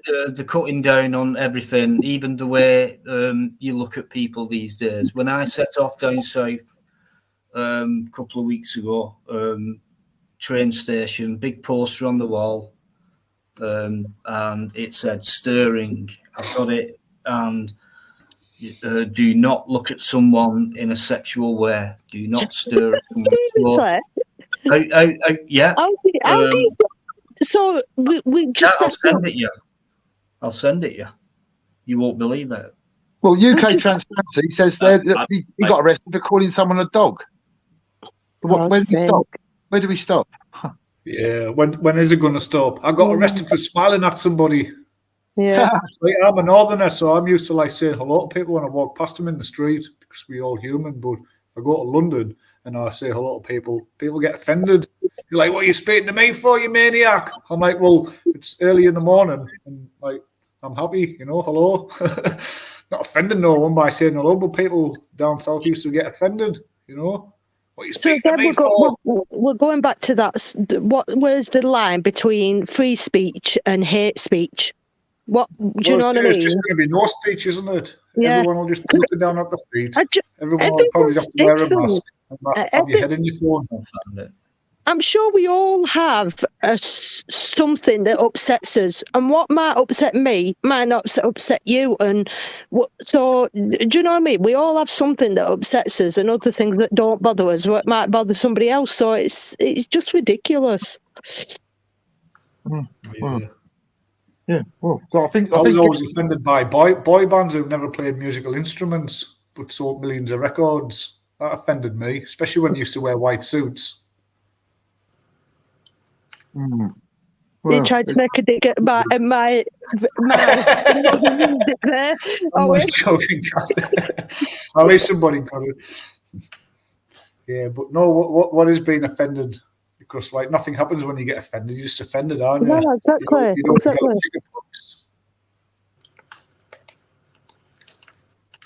Oh, look at that guy there. Hey, have you got mums? No, yesterday I was offended. All right. UK honestly. Yeah. Maybe with these jobs, maybe we could start using that as a new excuse now. No, I was offended by what you said to me yesterday, so I'm just not coming in. If they can, if they can say that, put us on the pedestal of, do you know what I mean, like arresting us and stuff, then we'll fire it back at them and say, well, I was offended by what, so I'm just not choosing not to come in because of some. It's just, where does it stop? Where does it stop? I'm offended by fake charities like asking me for 25p at the end of my shopping trip. Yeah, I find that offensive. Money. I find that offensive. Yeah, I'm offended by that. By having to pay things when I've got a strawman, which tells me, or it's supposed to give you everything for free, including your gas, electric, your water. But we'll all still pay. Yeah, well, what's that? Like Nomad says, like, I think the most racist organisation is the BBC. What, you mean against us? Uh-huh. Against the indigenous people, yeah? I mean, it's just ridiculous, isn't it? That arrest for racially aggravated public disorder or something it was, like he said, right, is actually could impel somebody to become racialist because... Do you see what I mean? Like, because that happened. I mean, he pushed me. This guy pushed me, by the way. Like, this is a security guard. He pushed me in the chest. I said, I'm going to report you when they get here. So he said, he's been calling me a monkey. And the policeman didn't even question the security guard. He just came and questioned me. There's no law against you calling him a monkey, but there's a law against him pushing you, which is exactly. That's the crime, isn't it? That's an actual, Yeah, I mean, it depends how you said it and things like that, whether it was provocative or not. But it's like if you were just coming in with, "Hey, you fucking monkey," or what, just stuff like that. And, if I'd said it like that, then that would be different. But like, I wasn't sure whether I'd said it on my phone, right? So I did have to sit there and wait for this copper to watch like the recording. And then he saw I didn't see it, and then I was de-arrested. I haven't been dragged through the courts and that. But it's just really weird, isn't it? How that the policy, these hand wringers or whatever they want to call them, do-gooders, whatever. What do you want to call them? They're making it worse. Yeah. There's worse people in the world than do-gooders, but make sure you're doing something. Make sure if you're going to sort of implement these laws, don't do it like that because that's going to promote division and racism, isn't it? Well, even more so, yeah. Than what it already is. Yeah, it's bad enough as it is, Well, I've had to fight that I've had to fight that urge to sort of like take it, to sort of like say, all people from, Mediterranean or whatever, like that. This bloke, he was sort of like really big, and sort of, I don't know how to describe it, but like, sort of very Greek sort of thing. That's what I'd say, like, quite, masculine. You know what I'm saying? Do you know what like that sort of, right? Big macho guy. Yeah. But I was just surprised at the fact that like, I could call my son like a monkey, and the fact that like I showed him this other video. I said like, look, the only reason I was unsure whether I'd said the word monkey was because I say it all the time. I provide the stage by holding this phone. Like, it's up to you. If you want to act like a monkey, that's what I say. Well, that's what I used to say. I'm not going to say it no more because, like, you have to try and. It's like trying to hold back water, isn't it? But you have to try and block every little thing that they can get you on. Like that's why I don't swear. I never swear on the audits. Yeah, but I mean that word, it's for all that to happen, it's just ridiculous. Well, right, I'm going to say the word monkey. Yeah, right. I'll say it diplomatically. The word monkey has been taken by certain types of genre of people. Yeah, you know what I'm saying? That are offended by the N word, right? Yeah. Well, Not usually, but like that has been a problem for that genre of person, right? I don't want to say too much unless it's too controversial or nothing, but I'm surprised though that a guy from Greece, that Mediterranean type appearance, right, would have been able to make a complaint about that word being used against him. I've never seen a white person be offended by the word. Could that be done? Could that be done? Could a white person say, that man just called me a monkey and I'm offended? I've never heard of that word being offensive to anyone before in the past. I have. Says, what can we say anymore? It's ridiculous. Well, that's it. I mean, some women get offended by a man calling her love. Do you know what I mean? Like, when men go, hi, love, and they don't call me love. Oh, what's wrong with being called love? Why is that? Why do they get so upset about that? Actually, sometimes I don't like being called sir. Like you get that sort of patriotic, like patronising. Yeah. Are they assuming your gender? Is that what they're doing? It's just you just roll your eyes up, don't you? You just go, oh God, and then carry on. It's just like no big deal, really, at the end of the day. Yeah, like when you go in a restaurant and they say hello, sir, like that, then it's nice. But then when you go to like Southend flipping front desks at police station front desk, and they call you sir, it's almost like an offensive. Patronising, more patronising. Yeah. I can make a new one up. It's just when people call me brother, I don't like it. You're not my brother, so don't call me that. I think that's that's being biologicalist. Really, that's interesting. That's interesting, isn't it? That's what I mean. I just don't understand how people can get upset by words. I mean, we all have our down days. I'm sensitive than anybody. Do you know what I mean? So I can get easily upset by things, but I just don't. Where we've come to today, where certain people are getting so like turning into complete. Like, I mean, even that word Karen now, calling somebody a Karen. Do you know what I mean? I feel sorry for actually anybody who's named Karen. Do you know what I mean? Because they're the ones who are probably laughing at it, though. Yeah. No, some people have a sense of humour with it as well. So what do you do with that? Do you get rid of that sense of humour? Because if someone takes the piss out of me, I don't really mind, because it depends on the intent. Yeah, that's it. Exactly. Just like a crime. So on the intent of it. So it's like, listen, you fucking nigger. No, that is bad intent. That you could say, well, that is being racist. You know what I mean? But some people might. It's like me with Nigel. We had this chat before, didn't we? With David Nigel about Rampkinson, as an example, Kat. Sorry, it's just when he comes in, I always go, Nigel man from Trinidad and Tobago. When David comes in and he says he doesn't mind being called a puff. Whereas other guys get upset by that. Do you know what I mean? Yeah, and I do that for a reason, to try and relax that situation. Yeah. And they get it.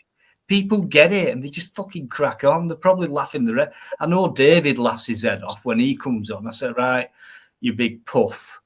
You know, what you up to? I had this chat with him though about banter. This is where banter gets, again, it's that, what's the word, does that fine line between banter and banter going too far? You know what I mean? Because as much as banter is okay, like you said, that's David doesn't mind you calling him a puff, and I said this to him the other day, when two mates are having banter with each other, and it's like your best mates, and you can call each other names every day. You've had the same banter for years, yeah. Imagine because obviously suicide's quite rife now, right? I know this is a bit morbid to talk about, but imagine your mate is going through a rough time, right? And he's not talking to you about it. But all of a sudden, over weeks, things are building up and things are getting worse and worse and worse. And all of a sudden, you go and see your mate, you call him a name that you've been calling for years, and then that night he goes and kills himself. And that was the last thing you ever said to him. You know what I mean? So, Yeah, do you know what I'm saying? Whereas yeah, I know what you're saying, Kat. banter was okay. Total extreme that, because I think as a mate, if it was me on that side, I'd just stick with it. I'd just stick with, well, he's probably just trying to cheer me up. I'm on my last legs. He won't change. You know what I mean? He's my mate. I know he doesn't mean it. So I think when it comes to a real mate, that wouldn't happen. If it came to someone else, it probably would. Could possibly happen. Yeah. That's what I mean. But I'm just saying that. Imagine that was the last thing you said to your mate. It would have to be someone who you thought was a real mate. Yeah, but it wouldn't really matter what you said, because I've been in that situation actually, like where I was sort of see this bloke and he was sort of like looking really bad, looking really rough and that, like having a rough time. And I was sort of like speaking to him and I was saying like, look, well, maybe, you should like just try and get through today, right? And then sort of like try and, I'm sure things are going to get better and everything else. And he did seem to perk up. Next day he killed himself. So even though I was trying to be nice to him, that was as bad as if I'd been nasty to him. And do you see what I mean? That's what I'm saying. And imagine like the last thing you said to your mate was something horrible. Imagine it was something nice though. It's still bad. Yeah. It's because it's the a people tough left one, behind. People that kill themselves. Everyone's got a right to do that, I think. But it's not when you're leaving damage behind. Do you know what I mean? And you do hear that where people go off, they walk off and into the hills or whatever and never get seen again. Do you know, like, that's probably what happens, isn't it? There's a woods in Japan that is famous for people killing themselves. Yeah, I've heard that. Yeah, and they have to have like signs on the trees and that saying don't do it and all that. I don't. Yeah, it's the individual. It's a weird thing, isn't it, suicide? Because while it's a sort of cowardly way out, and some people say it's also a brave thing to do. I've changed my mind. At one point, I thought it was very selfish, and at one point, I thought, how can someone do that? Leave the loved ones behind. Do you know what I mean? Do that to the people. Do that to the closest relatives. But then I'm kind of thinking, do you know what? We don't know what's going through their heads, and like you say, it's very, very. They must know. So I kind of think about all the people that have, like, for example, Chester Benefit. You know what I mean? Robin Williams. All the people that have taken their life. They must. Robin Williams took his something life to make that decision, and I mean, look how bad look how crappy some of us are feeling today. Look how bad the world's getting now. So they've sort of.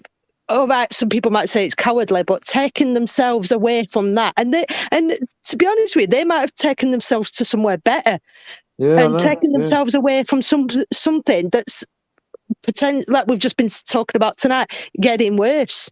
Do you know what I mean? Yeah, maybe they don't want to waste any more time. Yeah. I've got some proof for that, actually, right, about that, what you're saying, because like obviously I don't know, but.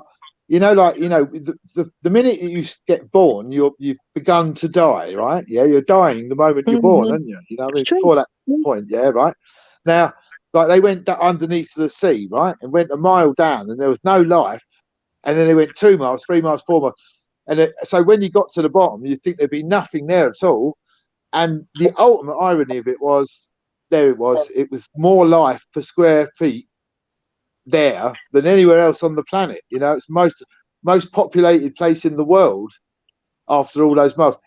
I think there's something symbolic in that, like, because it is a thing to fear, isn't it? We all fear death. I don't. And yet it could, as you say, it could turn out to be the other way around. That's what I mean. I like that saying goes that to die would be a awfully great adventure. I kind of believe that, if I'm honest. Yeah. I'm not saying, oh yeah, tomorrow I'd go and bloody kill myself off, but I don't. Is excited the right word? But kind of curious to know what's going to happen next. This is what I was asking before. Do you know what I'm saying? I'm curious to know what's going to happen next. Yes, and yes, I think know you what you mean. find out once you do die. I think you do find out whether you sort of come back and then forget everything. I don't know, but I kind of think you do find out once you die. You find out all answers. You find out the meaning of life. Believe there's something after death. It's not just like you die. I definitely think there's something more. Yeah, a lot of people wouldn't understand that. They'd say, "Oh, that's morbid. That's a morbid thing to say," but it's not. I understand what you mean. Yeah. Yeah, that's this is what I mean. It's hard to talk about sometimes again because I don't want to upset anyone because this is what I mean. A subject like this can be very upsetting and distressing for some people, and I'm not meaning it to. This is just what how I feel. All right on here. Don't be daft. You're all right on here.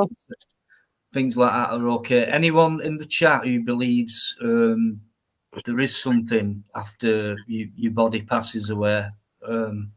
We don't know the answer, so it's not fair for anyone to say no, there isn't, or yes, there is. We don't know the answers, but like you get a lot of proof in nature. Not proof, but you get a lot of evidence in nature. Like for example, a seed has to die for a tree to grow. Do you know what I mean? There's another good example. Yeah, I agree. And when a tree dies, you get fungi growing out of it, new life and things like that. And then you get the insects on that, and then you get another good one. Here's another in harmony. Right, there's only so much energy in the universe, right? And it never changes. It never goes up or down. It just stays. It just moves around. The energy. Something good and something good always has to come out of something bad, as well. Something good. Yeah. Do you know what I mean? So, like, you think about anything bad that's happened in the world. Good has always come from it, if you like. They call that karma. The whole world is governed by that. So that's karma. Like, so when bad stuff, or if bad stuff is happening to you, you should celebrate the fact that it's just karma taking you back to a place you want to be. Do you know what I mean? Which we don't know what's good or bad.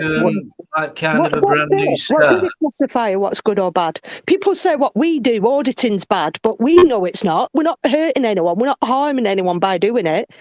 Do you know what I mean? Well, I mean, if they change the law, I don't. Go on. Sorry. Go on. If they change it, if they not harming anyone, it went over me as that. I'm not listening. I'm not listening anymore. You're offending me. You're offending me. I'm not. I won't do that. So you do believe, Ryan? No worries. You know. Do you think it's just like kind of a brand new start, or maybe if there is kind of something after, is it something that will be joined with this life, i.e. a lot of people think, well, it's a test, you'll get judged after, and then things like that. Or is it a brand new start into something new? You just test there. What about, like when we were saying before, there's that time, that film Timeline. There's another one that's like level. What if our life is like levels? So like we're being told it's like years. So we've existed for so many years. What if it isn't years? What if it's levels? So like we're on level 20 right now, and the next part is we're going to advance to level. Do you know what I see what you mean. You know what I mean? What if there is no time and there's only such thing as one time? Well, that's what you've just said there is Hinduism, isn't it? That's what they think. Like, that if you don't perform well enough, you will come back, reincarnate, and start again. But like, if you become enlightened, then look at what we're performing in. Look at what we're performing in. So there's no way we're going to get judged on a material life. Surely, we're natural beings. Yeah, but my presumption has always been that we get individually sort of judged. What you said there seems to say that like you think we're going to get judged as a sort of a world, as one. Because we don't know, do we? No, It's mind-boggling, isn't it? It's absolutely the mind-boggling. permutation. Yeah, there's so many possibilities, isn't there? Exactly. But I love it's that amazing one out. with the two. I mean, the two people. does anyone remember what it was like before you was born? But that's it, exactly. There was people who said that they can describe the life they was in before. So what's that telling you? People can actually physically talk about the life they was in before. They've been to a place before. They've been, Yeah, like Dino, listen to this, right? 10,000, and I think it was 264. I don't know. I can't remember, right? But you should be able to like sort of search this up somehow, because I had this number, but I can't think of it. I think it was 10,264, right? And I had this thing about like being a airline pilot, not airline pilot, aeroplane pilot, right? In combat. In combat, or like in a sort of like like a line of planes. What do they call that? A formation, right? Flying military planes, right? I had this thing and this number 10264 in the edge, right? So I googled it, had a look, and there was a pilot. There were pilots in the 1942 in Midway in America versus Japan, yeah. And there were coloured, like black pilots, but the black pilots weren't allowed to take part in combat, but they did used to fly the planes from one spot to the other. They weren't allowed into combat, but they were allowed to fly the planes. Do you see what I'm saying? Mm-hmm. And the number 10264 corresponded to one of the pilots. Wasn't that amazing? That was amazing, I thought.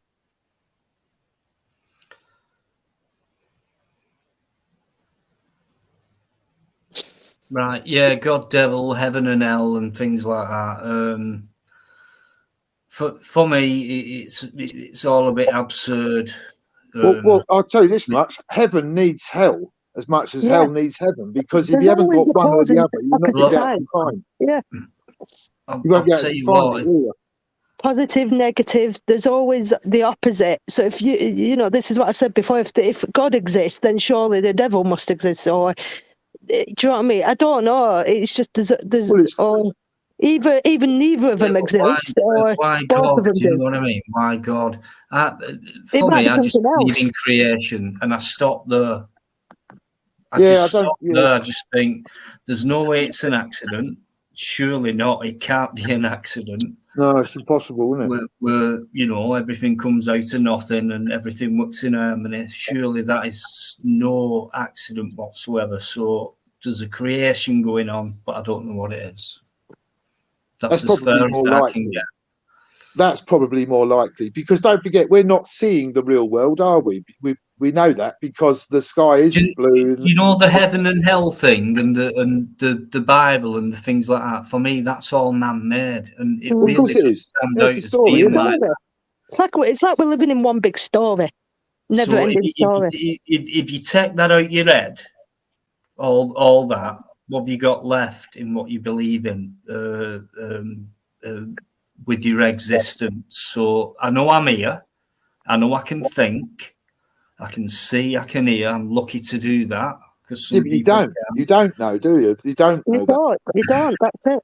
The only thing you know, Dino, is you don't know. That's the only thing you know. It's the only thing anyone has ever known is they don't know. Yeah. I know I'm here.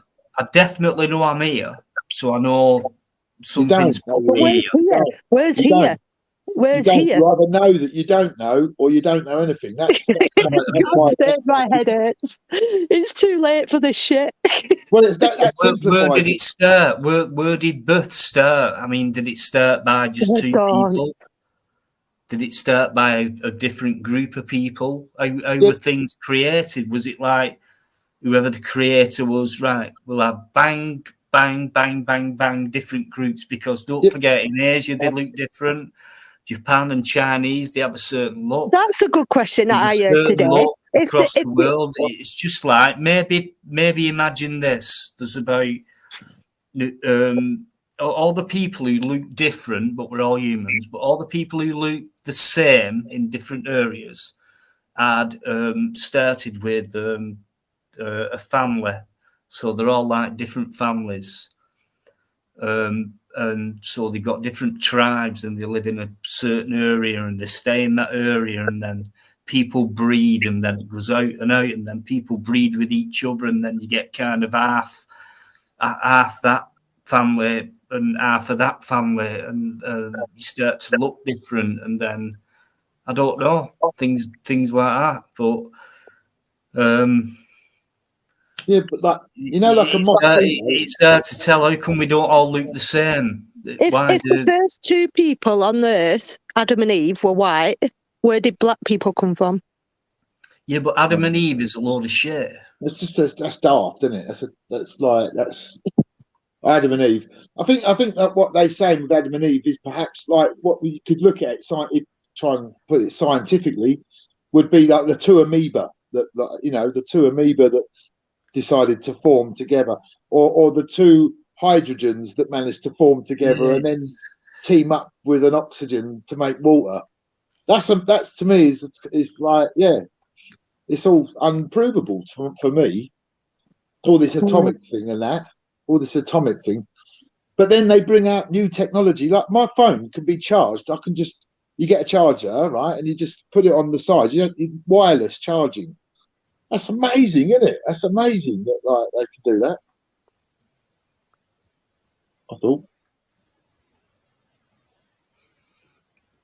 Okay, a few people putting up. I'm going to check that this live, next live. I need something new, and I hope it's interesting. I need something new to watch. Right, well, I'd like to talk about oil for a second. I'm afraid. Like, would that be all right? Of course. What do you make of the protesters? I don't think they are protesters. I think they're plants like made to compromise the protest, because it's such an unpopular action to sort of block the roads like that I'm beginning to suspect whether or not they may even be protesters, or whether they're being sort of infiltrated by people trying to make them look bad. Because I've got a protest. Oil is expensive and it's dirty and it's dangerous and it's hard to get out the ground, and it's bad for the environment, and it's bad for me and you and all of our children, right? It's bad for the environment, whether it be local or sort of like international, right? And it's like it's flammable, it's poisonous, it's got a poisonous like byproduct. It's like hard to get from the place that they dug it out the ground to your house. There's nothing good in it, and yet they've just announced these massive profits while our bills are going up. Is that not a good opportunity for us to like sort of say, look, this is the point of this is the straw that breaks the camel's back.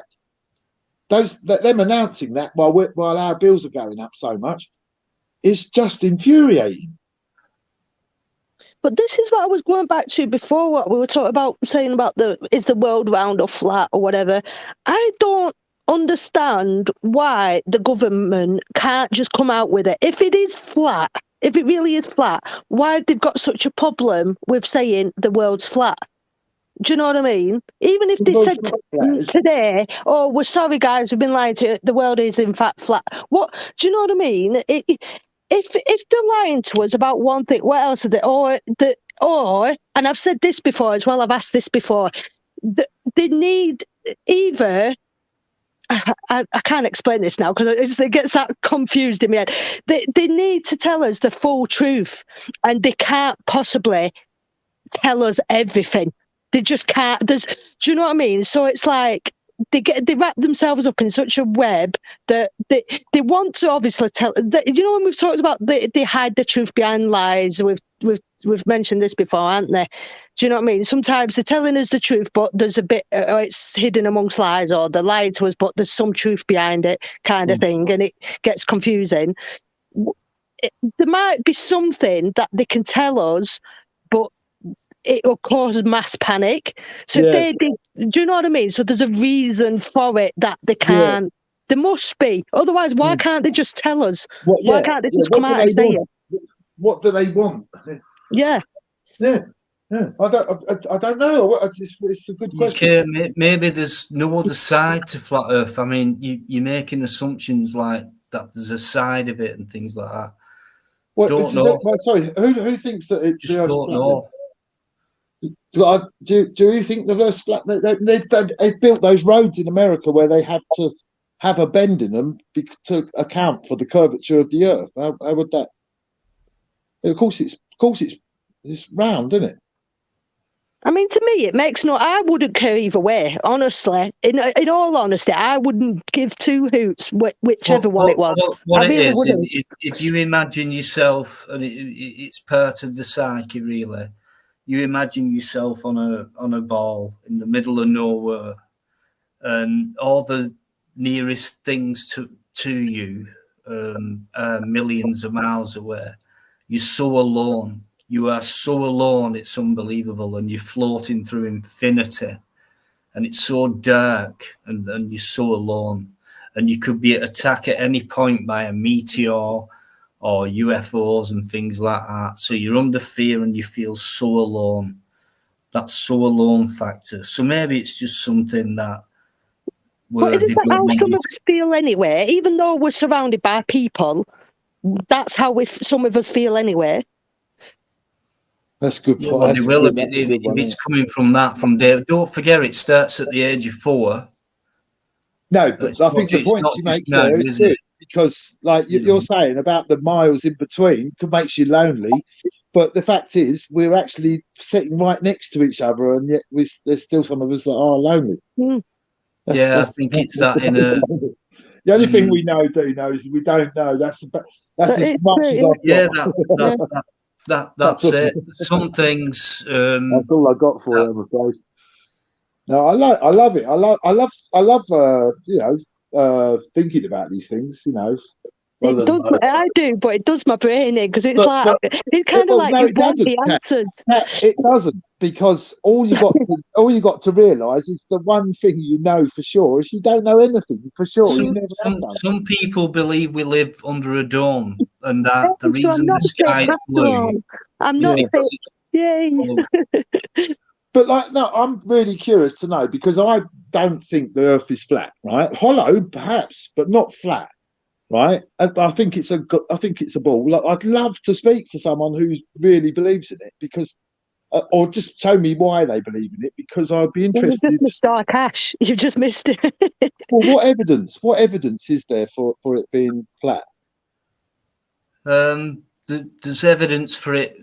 I mean, what same amount of evidence as there is for it being round. It's whatever you choose it to be. I think it's better the way the flat Earth people started doing things was questioning what science has been teaching us to be true. So it's like when they go through the angles of the Earth, the motions, the speeds, and all that, kind of some of that doesn't add up. So why are they wrong, but yet still persist in that as being true? Well, so that's one area. There's no evidence, is there? The biggest one for me is it there's a big ball spinning around at do you know the actual speed it spins? It's really fast, isn't it? Going back over so it's like, so if I can just say, it's just like, because I know how fast it spins and some people don't, and the ones who don't are actually saying, no, it's not flat. They really need to look into how do you know how fast it spins? How fast it spins first. So true. How do you know? It's spinning at 66 because I've had it. So if you take off from Heathrow and you go into New York, New York's coming towards you at a massive speed. So why would it take the same amount of time to get there as it is to get back when you're fighting against the speed of the Earth? So that does not add up at all to me. What do you mean fighting against? Why is the time difference? If the Earth was stationary. You're right. I understand now. If it was stationary, it would take, just like it is from this town to that town. That's a good 8 point. miles away. It takes You'd the same be able to amount of jump up time in to the get air. there to come back, but that Yeah. town's not spinning around. That's true. The Earth is. So That's when a you're good high point. up doing 500 miles an hour, That's a good point, isn't it? That's a really good point. Because you'd be able to jump up in the air, the Earth would turn round, and then you'd be up land, and you'd be just have to traveling. hover and then Yeah. hover down. And That's a really good point. That's a really good point. Is it not then because the items on the surface, because we are parasites, really? I mean, it could well turn out to be that the Earth is alive and we're just the parasites on the side. But could it not be that the I hate to use this word because I don't even believe in this, but the gravity is keeping the items on the surface stuck to it. Gravity is just a word. I mean, it's invisible. Don't forget. So it's a theory as well. It's not. And it's a theory. Now, you know, it's all about density and buoyancy, really. There's been quite a lot of evidence. What about Oumuamua? Do you know what Oumuamua is?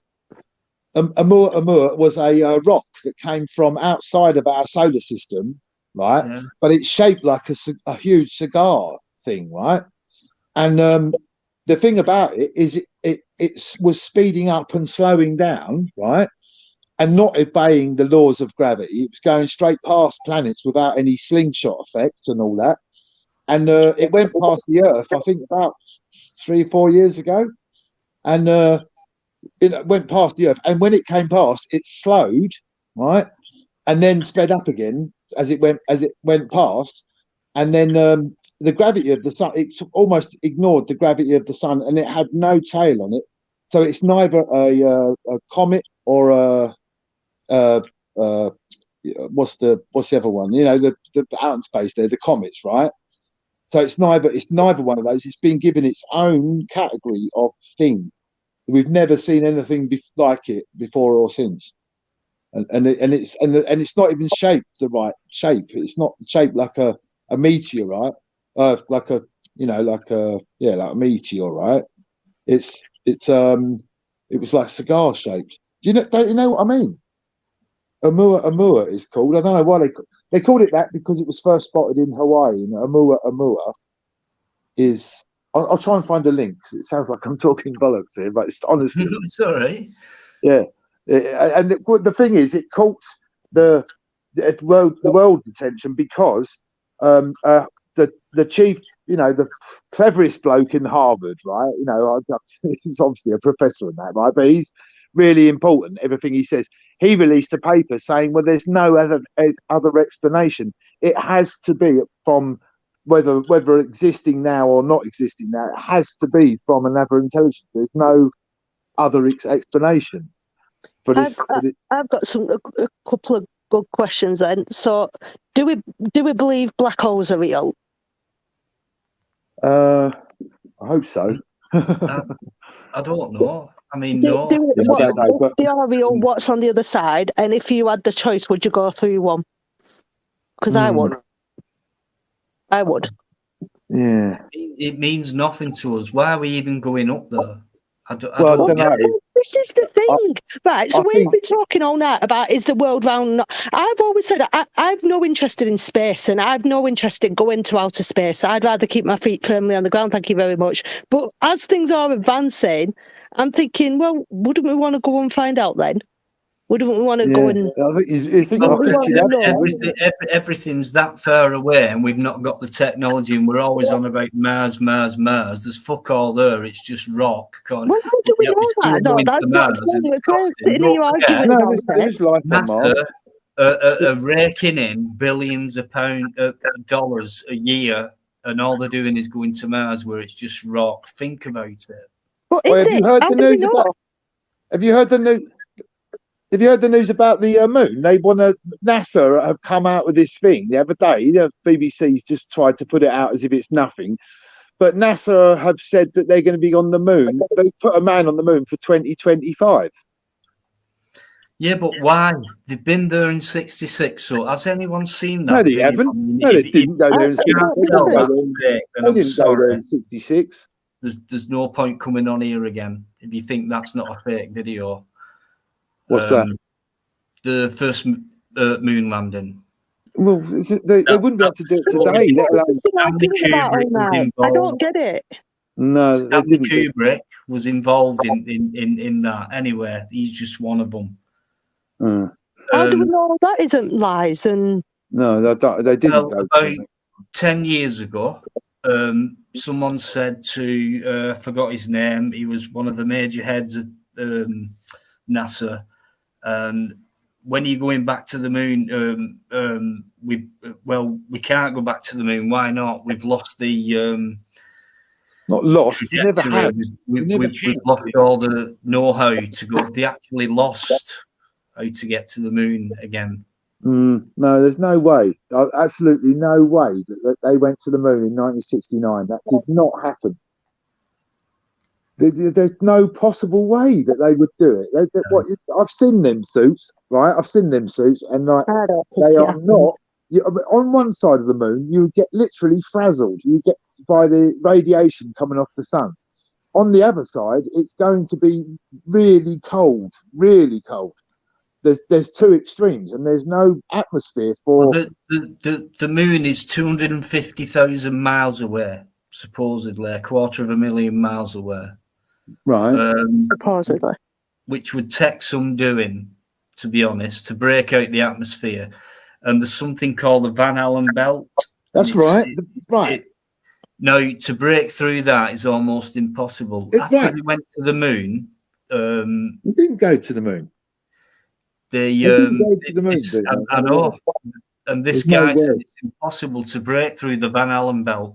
Yeah, once you're outside the Van Allen belt, right? Yeah, they did it because before the Russians did go outside the Van Allen belt for a short period of time when they were trying to go to Venus. They tried to send a manned mission to Venus, but the Van Allen belt was they couldn't. Yeah, you're right. If you go through that, and the moon is like outside of the Van Allen belt, so how could they think we're so stupid that like we would believe that they put a man on the moon? But so what's to say moving forward? This is what I'm saying. We're talking about the past now. Moving forward in say the next 10 years, it could be possible that it could happen.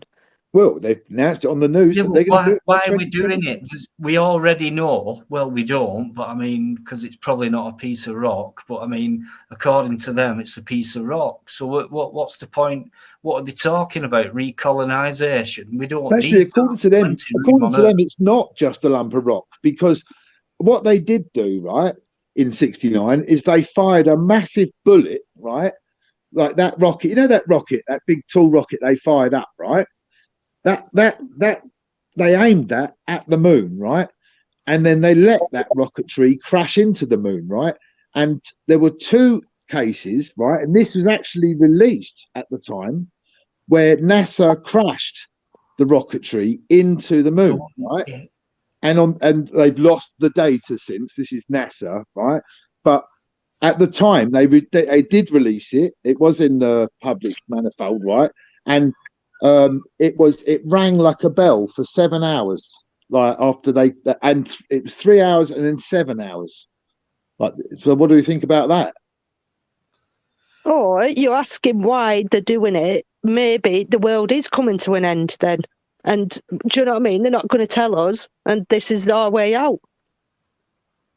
Maybe. Yes. Yeah. Or, like we've said before, the world is running out of space. We are slowly running out of space. But we're not.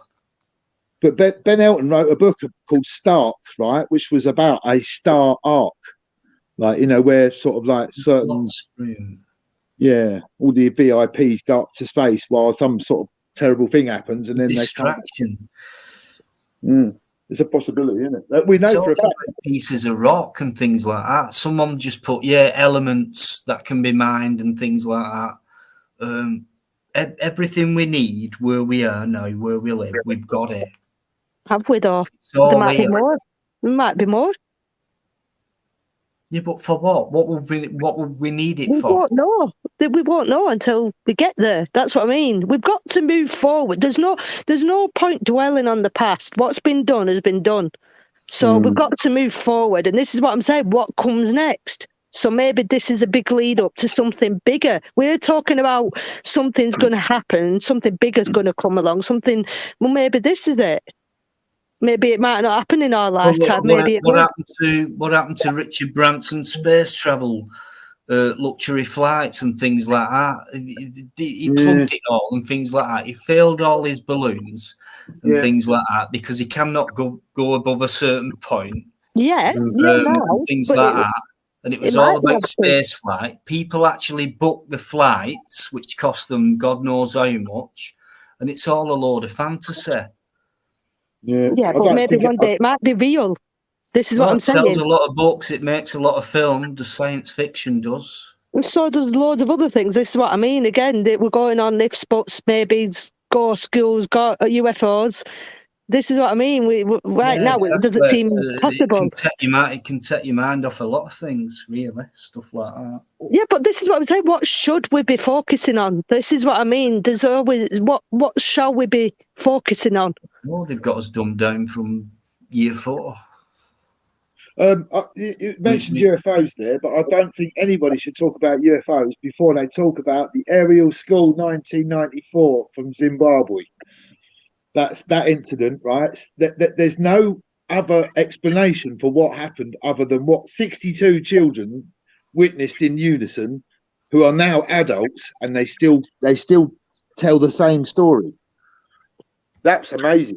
That's amazing, because what they reported seeing was incredible, but it's what they saw.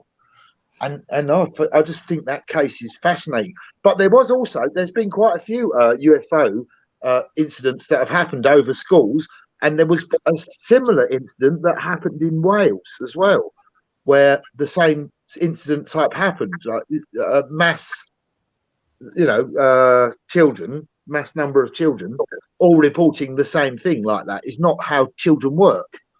It's not how they do things, is it? I've seen a UFO, and it was a black triangle.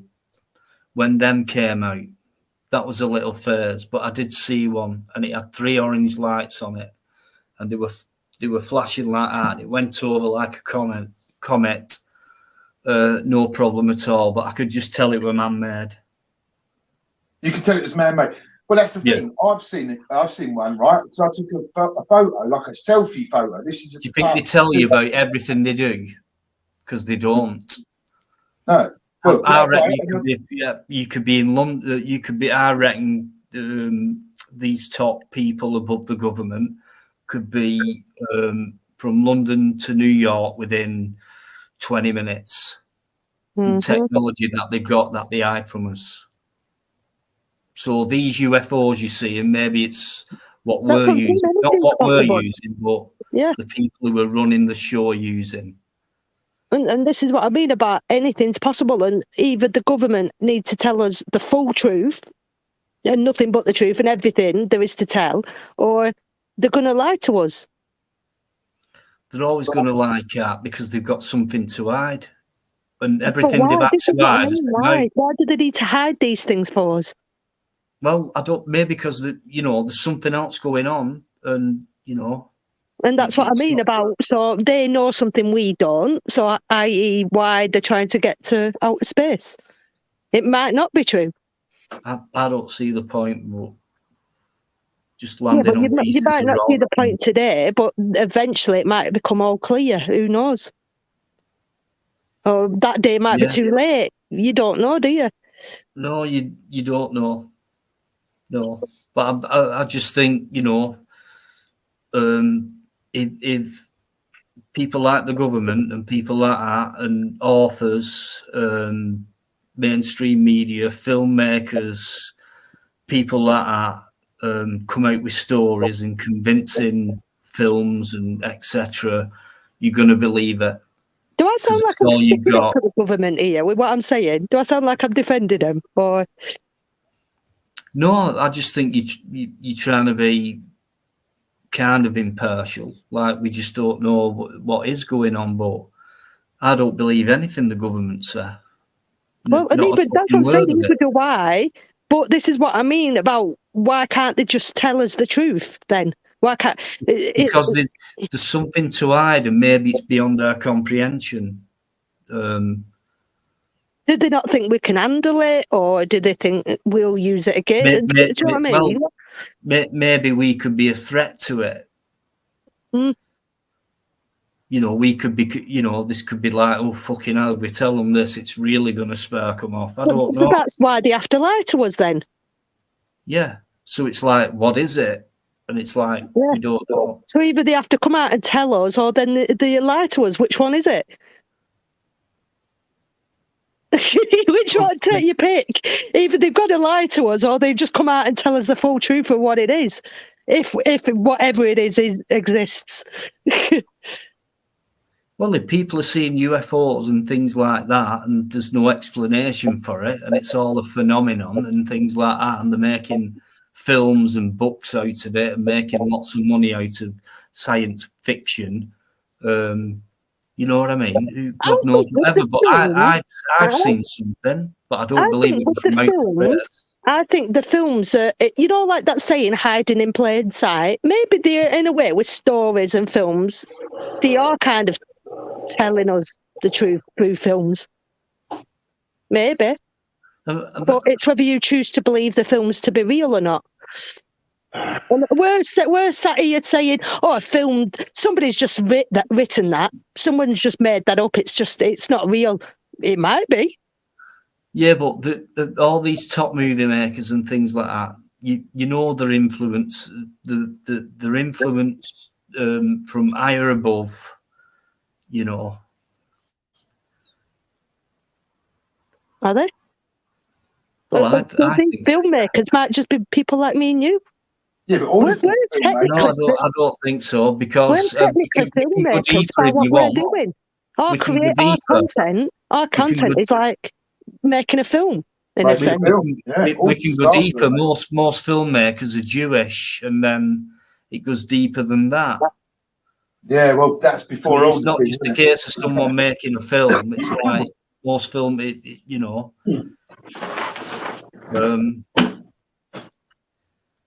ET phone, yeah, okay, all right, Alex. Okay. You never know. No, well, films are a major influence on people's lives. They really are. You know, major films. You know, B movies and all that. Yeah. You know, soap operas type of thing. But major films, yeah. They get in people's minds. They make them believe that film's, you know, part of it's true. Like we said before, like the Truman Show. I do feel like that we are living in a Truman Show. I have felt. I do feel like that sometimes. Possibly. Stroke Matrix. You know, that's been mentioned. So who knows? I've always felt like that. The world feels like a Truman Show. Yeah, the problem is the Matrix is I always think, like, who takes the bins out? Sorry. Someone has to collect the bins, don't they? They always think, who's at the back? You know, you've got all those sort of like machinery that comes through the Matrix and everything. Someone's still got to collect the bins, though, haven't they? It sort of brings it down to earth for me. But it does. I wonder what's going on. The truth, it always comes out, right? The truth will come out eventually, right? Yeah, exactly. I wonder what it is. It's going to be. That's going to be. Will it be in our lifetime, or will it be after when we're gone, for the next generation? It'll always be an ongoing saga. I think. Give me 2 minutes, guys. Yeah, I think the Queen died before they announced it. You know, like that was. Yeah, I definitely think that. I think she died probably months before they announced it, but at least a few days anyway. And why do you think they would need to do that? Yeah, I thought it was because then she died just as that Prime Minister was coming in to the you know, it was a good sort of used for a timing thing or whatever. What is that the reason? Because she didn't appear in public. Why would people queue up 8 hours to see a box? Is that all they saw? I don't know. I've never understood the monarchy, especially given the fact that they're called the Saxe-Coburg-Gothers, and they know for a fact that they're not the rightful heirs to the throne. So, I mean, what can I call them other than criminals? That's a criminal act, isn't it? Like defrauding. So that they're criminals, and so are all their government. And it's shown. You'd know. You can you know it by their fruit, by what they produce. You know, like that Queen and everything else. People say don't talk down about her and that, but at the end of the day, what happened with Diana, right, was cruel. You know, like it was cruel because when even after she died and people were laying flowers and everything like outside the front, and it was obviously the nation were shocked by it, right? And she wouldn't even bring the flag down to half mast at that time. That always sticks with me. And then the Windsor fire, right?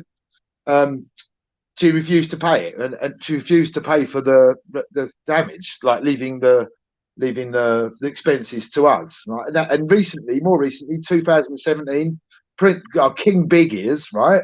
He's refused to pay inheritance tax, just like the rest of us have.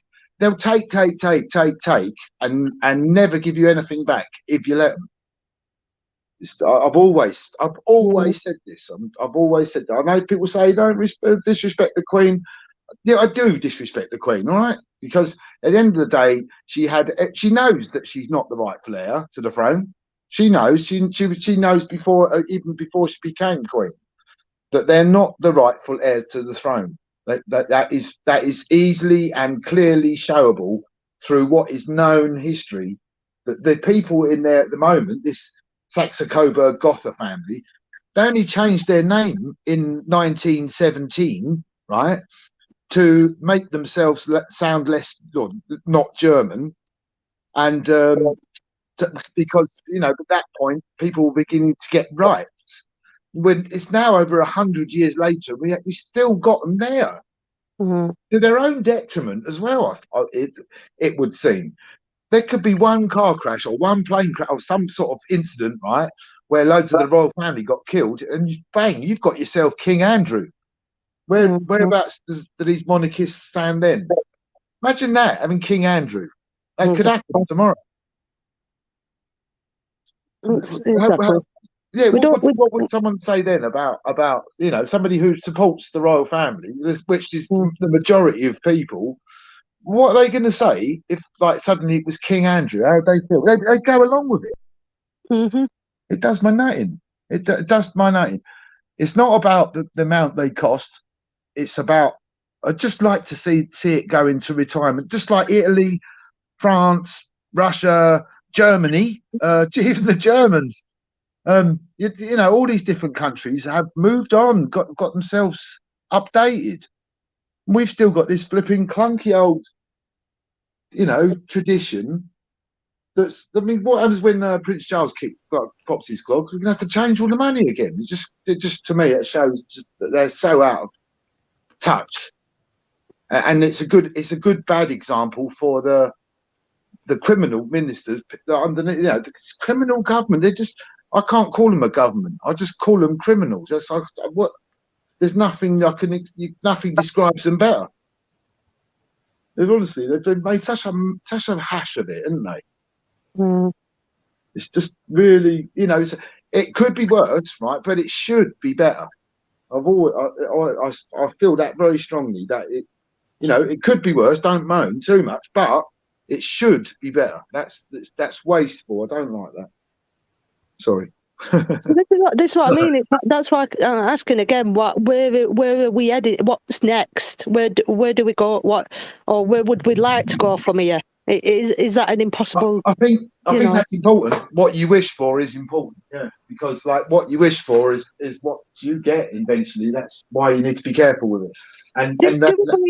Do we believe in manifesting then? Do we believe in manifestation and all that? Well, I mean, someone pretty wise used to say it's because you said so. Do you know what I mean? And that's something which I'm increasingly seeing is a good answer for most of the questions that I don't think there is an answer to. Personally, I don't think there's. If you can look at the sun and it not hurt your eyes, then fair enough. Start talking about God and stuff further than that. Other than that, you've got your God right there. It's a big ball of fire in the sky. Do you know what I mean? It's amazing, isn't it? That's as good a God as you're ever going to need, isn't it? Yeah, it's right there. Yeah. We don't need to prove it. If you want to prove it, just take a look at it on a sunny day and then you'll know that it's more powerful than you. Don't mess about with it, even from this far away. But the thing about the moon, right, is do you know, right, Dino, this is scientifically proven, the moon is older than the Earth. It's a lot older than the Earth. Yeah, What do you think about that? how do you know that? God. That's what the DNA. That's what we've got. The science world acknowledges that the moon is older than the Earth. I was quite shocked when I heard that. Well, I've only heard that. Right? Yeah. Right. Well, here's another one for you. The mathematical probability that the moon would be perfectly the size and the distance away to be able to create a perfect eclipse of the sun, right? Like, because none of the other planets in the solar system do that, and some of them have got 300 moons, right? Now we've only got 3. Well, we've only got 1, right? And it blocks out the sun so perfectly that you can see the corona. Yeah, the mathematical probability that could happen through chance is 0. It astounds me out of. So once upon a time there was nothing at all. Yeah, agreed. Nothing. I don't know. Well, that's what they're saying to us. So I'm just going off what they say. So, and then all of a sudden there was a big explosion, and it was called a Big Bang. No, I don't believe that theory. No. Nothing came everything, and everything seems to work in harmony on this planet, but no others. But there's sort of like the information that they had to hand at that time when they made that. Yeah, it was a step forward. The theory was a good step forward in concept and thinking. But how's it going to like make any difference to us here now? You know. Well, that's what I mean. That's why just going back to whether the Earth's flat or I genuinely really don't care. It doesn't bother me whether somebody just clicked their fingers and I magically appeared here. I'm here. We're walking this planet, whether it's square, round, flat. Do you know what I mean? I know that sounds like a really like crappy way you're putting it, but does it really make a difference? Does it really matter? We're here. I do think that reality comes from the inner out. I don't think you're looking at reality. I don't think reality is outside of you coming in. I believe that the reality is being created inside here, and that's making the reality. Do you know what I mean? That would explain a lot, wouldn't it? Like, the actual reality, whatever you make it out to be. That's what I believe. And the thing is, that's why it's important about what you believe, because like what they call in the Bible the valley of darkness, right? Where is somewhere where you're, sort of like you're so lonely that you haven't even got yourself, your body. All you have is your inner bit, right? Yeah. And that's what love's for, isn't it? Is because then you look for the things that you love. That's why we only remember the good bits. We do, don't we? You go look back on your life, you remember good parts. You don't automatically think of the bad stuff. Not always. Not some people are more drawn, like we said, we're more drawn to negativity. So a lot of people. That's probably true, isn't it? All right, personally, I just like to remember the good times. Yeah. That's good if you could do that. But a lot of people are dwell on bad stuff, don't they? Well, you can't do one without the other, to be honest. So if you're thinking of good times, you're going to start thinking of bad times at some point. Well, that's what I like about Buddhism. Everything works in polarity, really. So, which means that it doesn't impose on you to talk about the afterlife. It just gives you advice as you're going along. Where we got that information from? Because if I weren't told anything about an afterlife, I wouldn't even. I don't think I'd even think about it. Yeah, well, I'd just think about being here now. I think that's all I'd think about, and I'm trying to still think about that. But it's hard when you've got all these distractions going on. Yeah. So you've got to be involved in the whole picture, really, and you're a small part in it, But most of it. Sorry. No, I'm just saying. Most of your time is taken up by living in a material world, Do you know what I'm saying? We're being distracted. There's distractions here, the distractions there. This has just come to me now, so maybe I don't know. I'm just thinking, isn't the distractions good? Because imagine just constantly, day in, day out, thinking about one thing. That's all you can think about. So where does the word distraction come? Does it, again, like we said, we're being distracted. Well, maybe that is a good thing that we're being distracted. Otherwise, we'd be focused solely on one subject. It depends you know what I you're mean? being distracted on, doesn't it? Yeah, I mean, well, maybe I you're guess. feeling down, and then you could come across some distraction where maybe someone comes along, and even without saying anything, without any words spoken, this distraction comes along and it puts a smile on your face. Nothing spoken, and then the rest of the night, maybe through having a chat and being merry. That's what I mean. So what's a good distraction and a bad distraction? Like we're saying, oh, the government are distracting us, they're diverting us. Well, again, like I said, this is going to sound like I'm defending them, but maybe, again, if they didn't distract us, we'd be focusing on one topic. So, and like we say, if everything were the same, if we all thought the same, if everything were the same, it'd be boring. Well, isn't that distractions? I guess so. If that makes sense. Because we'd be then focusing purely on one thing. Pick one topic. Like we can come on here and talk about anything we want, any topic, anything. But then that isn't that distraction. Like imagine just talking about one topic and nothing else. It can distract you from what you might be thinking at that point in time. Can I tell you this brain teaser thing? It's like I won't wind you up with it. I'll tell you the answer if you want. But like, I was quite. I thought it was really good. Right, I heard it on the radio, and it's simply this. Right, what's together when apart, and apart when together. Oh my God, my brain is so hurting me. Yeah, right. It's what is right. I'll tell you what. We'll make it easy, right? It's somewhere on your face, right? What's together when apart, and apart when together. Something on your face. I can't think anymore. What? All right. No, I'll put it different. When is together apart, and apart together? I'm gonna cry. But do you know what the answer is? Your lips. So that's the brain teaser, right? That's the brain teaser. Why is it your lips? What is together when apart, and apart when together? Right. When you say the word apart, your lips have to go together, don't they? Apart to say the P bit, and together they stay apart.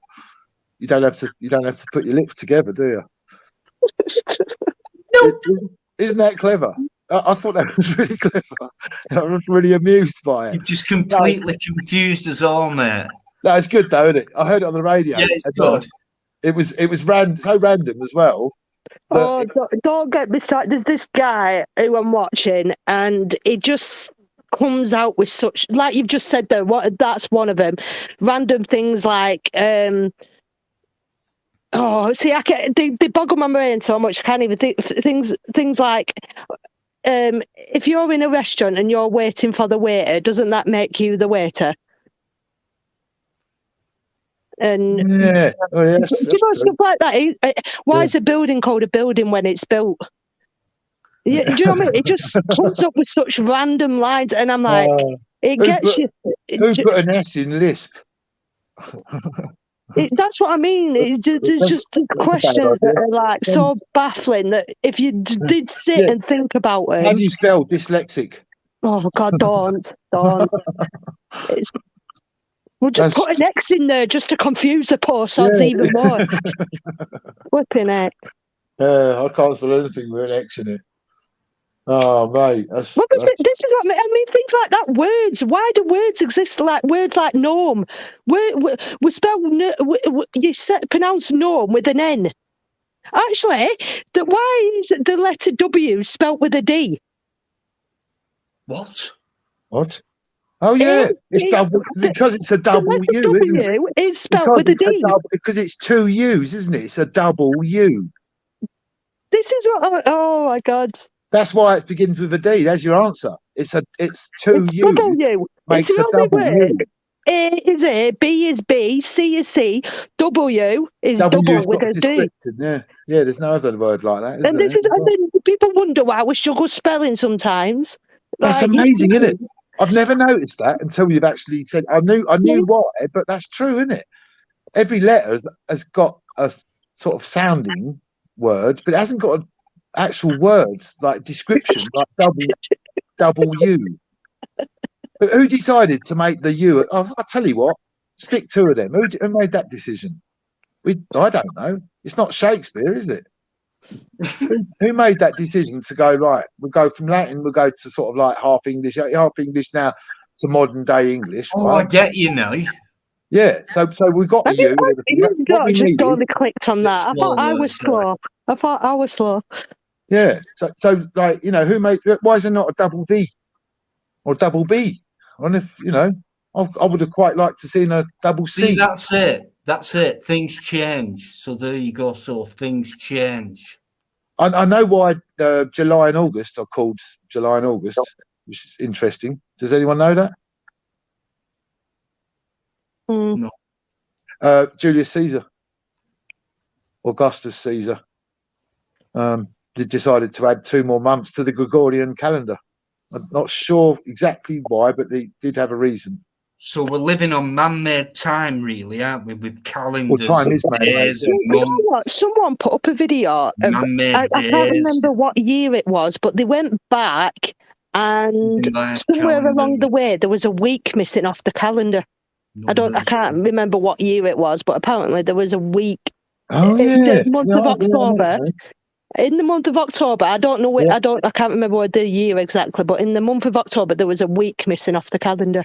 I've heard that, yeah. I've heard that. That's weird. But what about that Mayan calendar thing? That's really weird, isn't it? Because like it seemed to specify a date back in 2021, was it? And it was running for 5,000 years, but it stopped at a certain date in 2021, but nothing happened. Which is the same as year 2000. It was meant to be a big thing happening then, didn't it? Well, it's like these people who believe that the world's going to end, and I always think about these, with like for example, a lot of people who think, the world's flat, we call them crazy. But these people who think, they're adamant the world is going to end on such a day, they're adamant. Why? But it's a lose-lose, isn't it? The thing is, it's a lose-lose situation because the thing, if it did happen. If it did happen, they can't exactly sell it as come back and say, I told you so, because the world would be ended.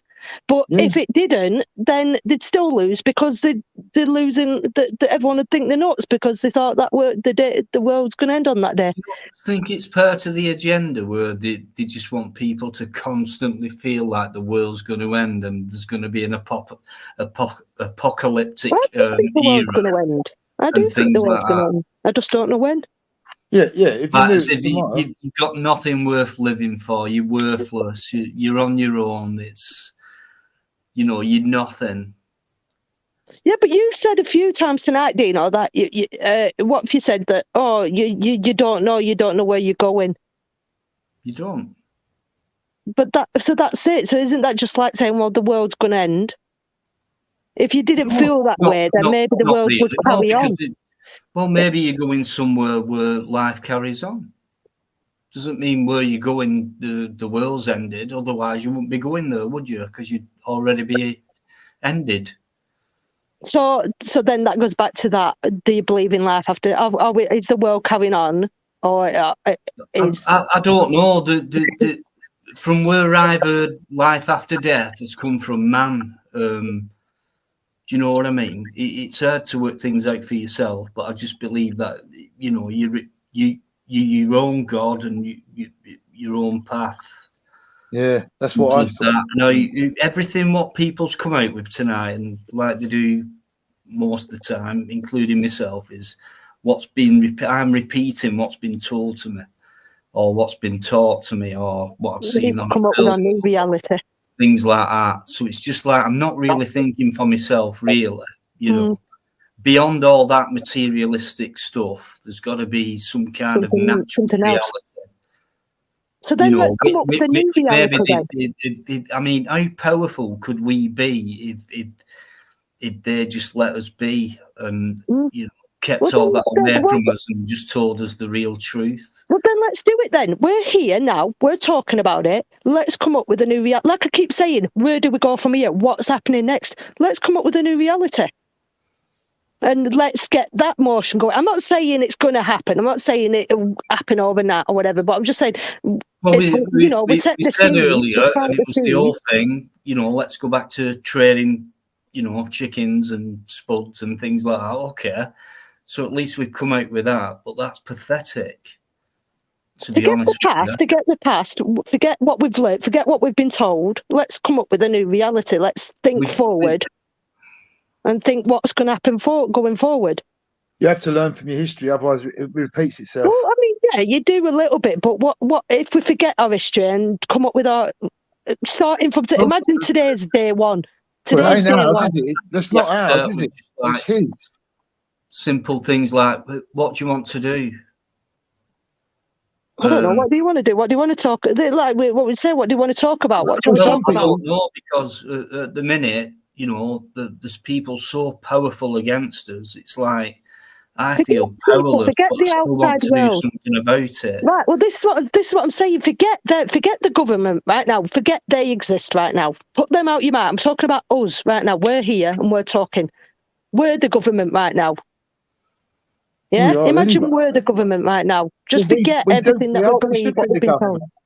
We're supposed to be the government. We pay their wages. You're thinking about a small group of us. So just imagine billions of people now in the same, like in this kind of state. So we're in this kind of state. It's like, right,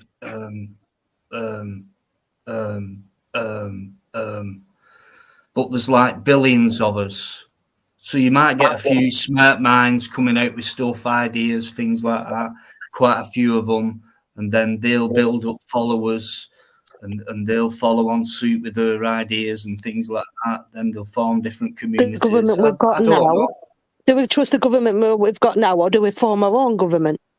I think with human beings, like any other animal, it's all about survival. So you'll do what you need to do to survive. And that, you know, the worst case scenario is killing someone. Getting on with people is hard, and things like that. It's so complex. So it's easy for someone to say, you know, we can start again. We can build a commune. We can, you know, do it that way and grow our own food and breed our own, you know, and live off the land and do it that way. But then, okay, that's fine. And that would be brilliant, actually. But then, would that be the only type of existence we'd require? Well, maybe. Would there be a purpose beyond that type of living, i.e. you do that now, if you compared it, so you do that now, but yet you go out and do a job and then you earn money, and then you earn other people money, and the way it is now. So what would you do from that point? Or are you just happy living that way where, you know, you go through your day, you cook, you clean, you eat, you sleep, you talk, you read stories to each other? Is that happy enough? I mean, maybe it is, you know what I mean? Well, that's a mystery, isn't it? Sleep. Why would evolution put up with sleep, right? And it's against sort of common belief. So people say that when you sleep, your brain is sort of recharging, resting. But it's the opposite. We're more alive when we're Your asleep. brain is more Well, active. it's the polarity thing. If you're going to be aware, you've got to sleep. Yeah, no, but why? Why would evolution put up with a creature putting itself into a helpless, unconscious state where it's unable to even cope with its own bodily functions, right? For such a large portion of its existence, right? Evolution wouldn't stand for that because it's a battle of the fittest, isn't it? So evolution would side with, you'd think, a creature that is more like, that needs less sleep. Like birds don't need as much sleep as a human being. Yeah, I think that's really interesting. Different species.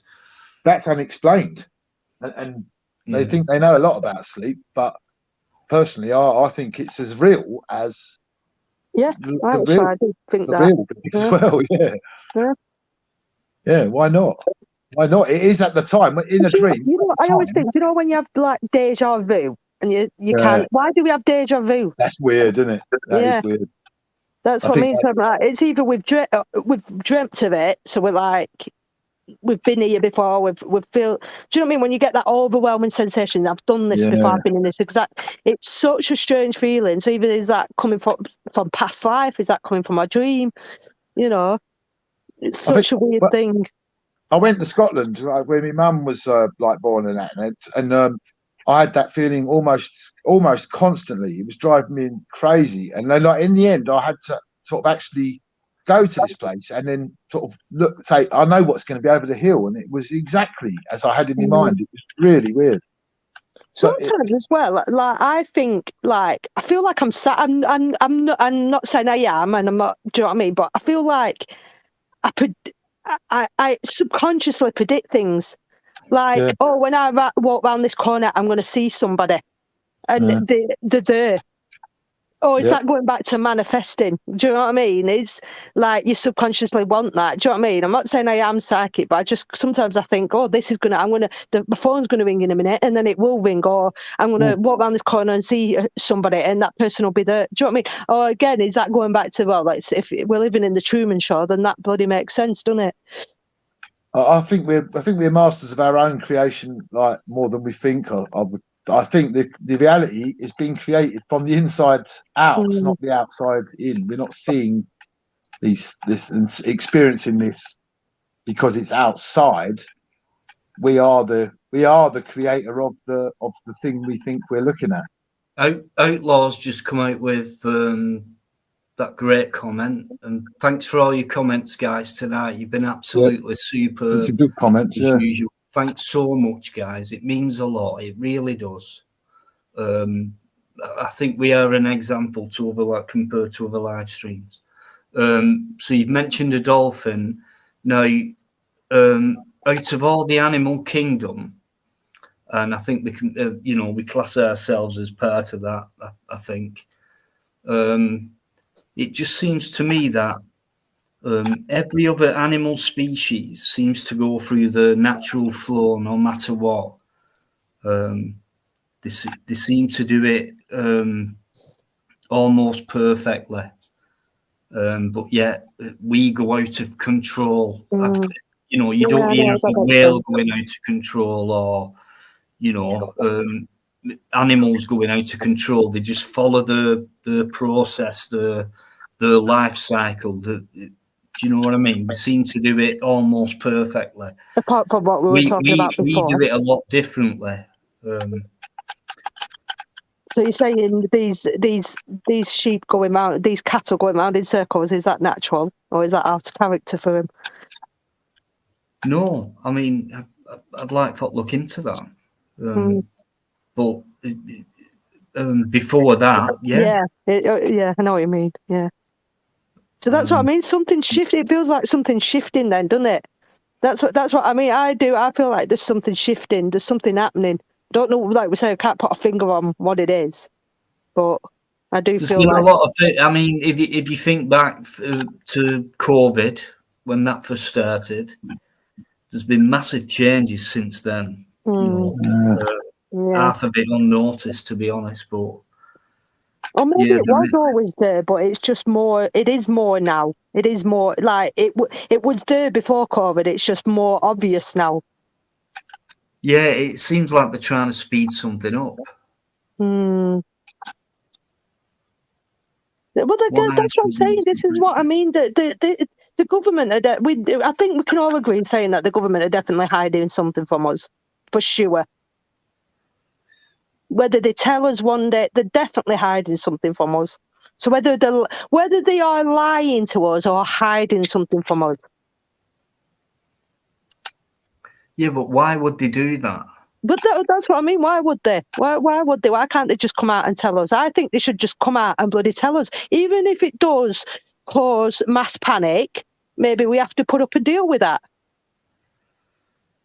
This is what I'm saying. This is what I'm trying. I don't want to sound like I'm defending them, but this is what I mean. Either they're lying to us or hiding something from us, or I just don't understand why they can't just come out with it. I just think they've got a job to do with the population. Yeah, I know. I wouldn't like to work for the government or be the government. I wouldn't like to have.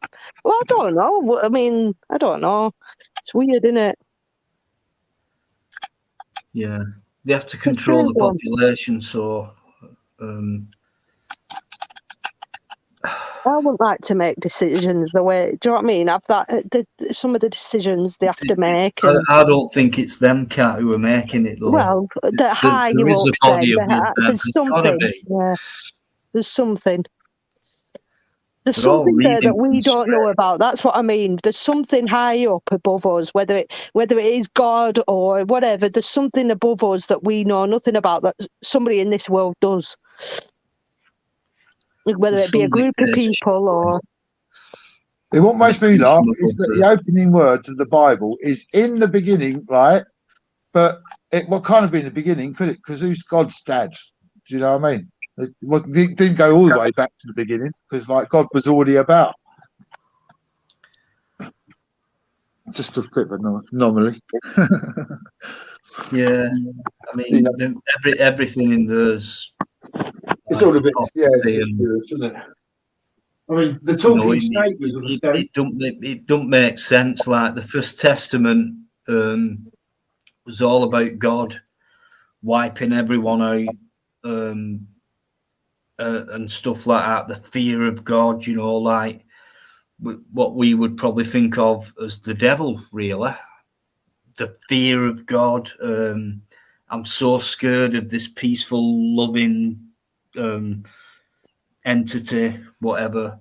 And then the Second Testament was more loving and more righteous and more commanding, more regimented. Like, if you do this, you'll get that. If you do all that, completely different. So was the two gods? Is that the same God? Can a God change?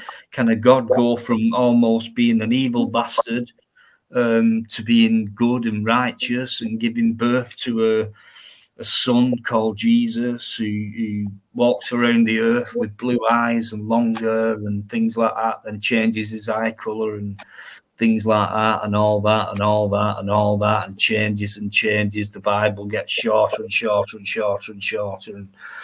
And why would it do that? You know, it's just a command sheet for me. A rule book. I've got a question for you. If someone came forward from the government, or what we believe to be the government, and said, I work for the government, or higher up than the government, I work for them, I'm going to tell you what we know. I'm going to tell you the full truth, but you must not tell anybody. You must not go online, or you must not. I'm going to tell you the full. If you really must know, this is the full truth. This is what. Would you want? Would you want to know? Would you want to know? And would you keep it a secret? Or would the first thing you do is come online and tell everybody? And then it's a matter of whether people believe you or not. But hypothetically speaking, if someone came forward and says, I work for the government, or someone higher up above the government, this is what this is what we've been lying to you about. This is what we've been, but this is what we're hiding from you. If you must know, this is what it is. would you believe him, and would you keep it to yourself? I wouldn't believe. I wouldn't do anything straight away. I'd take in what they've said first. Who are you? Where have you come from? Why have you said it to me? All that first. Do you mind if I film? Yeah. I just wouldn't, you know what? I just wouldn't be 4-year-old again. I just wouldn't believe the first thing I'm told, and then.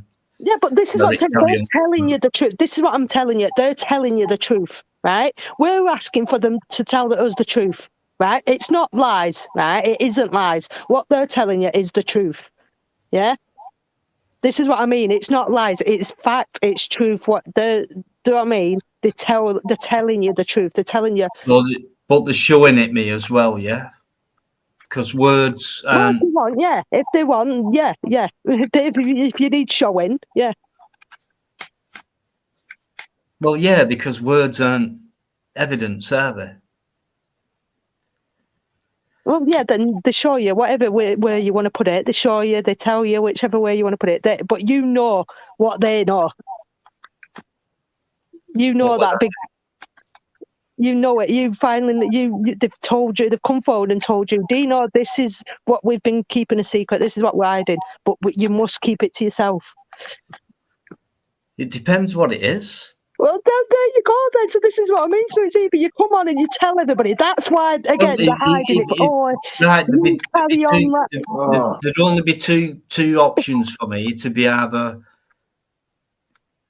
I'd tell everyone because I think it would benefit, or I'd keep my mouth shut because I reckon it could really not benefit people at all. And maybe that's the way it is. So then maybe that's what I'm saying. Why the government are the way they are then? Possibly. Maybe stalemate. Maybe some of them want to. In fact, them who wanted to come out with truths, what they've heard, what may have seeped through. I mean, this is why there is these conspiracy theories, isn't there, about certain people going missing, that they were killed off because they knew something that they didn't want, really. So they've miraculously gone missing. And do you know what I mean?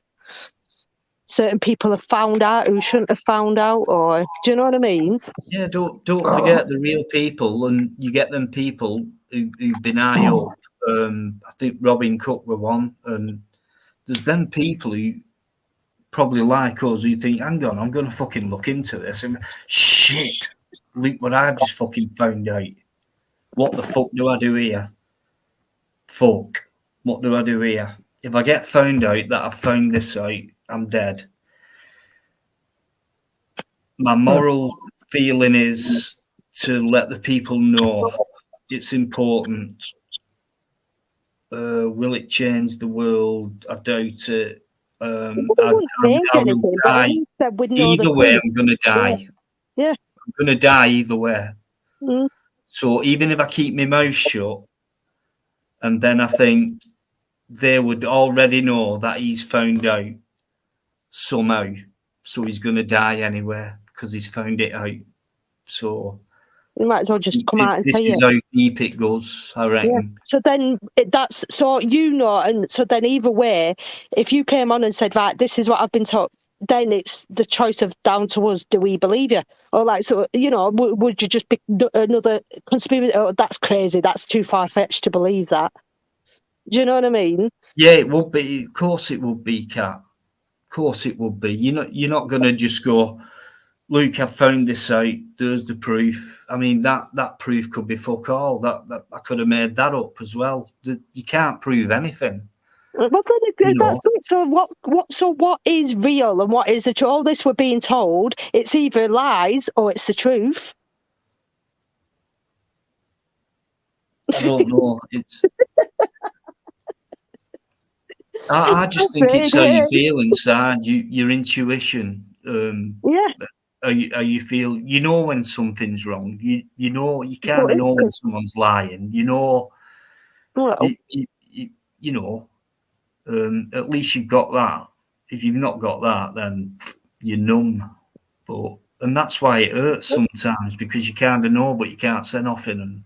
Or if you do, you're a fucking weirdo, or you're a conspiracy theorist, or you're this and that. So you can't win.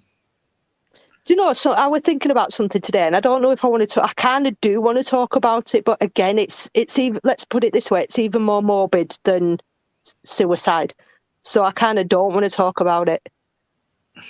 And it's something that might offend a lot of people. And it just, so I'm like, I kind of want to talk about it, but I just know it'd piss off a lot of people. If you want to, go for it in here, Kat. So, why? So, see, I kind of do. I want to, because it's bugging me. It's bugging. So, do you know we've just said there? So, in the way I've been feeling recently is life throws things that, like red flags. Yeah, life has red flags, don't it? So, like kind of gut instincts, and sometimes we choose to ignore them red flags and we just go for it anyway. Why do we have? And again, I'm so sorry if anyone's gone through this, because personally I've gone through it, but it has come, and I don't want to upset anyone, but why do we have miscarriages?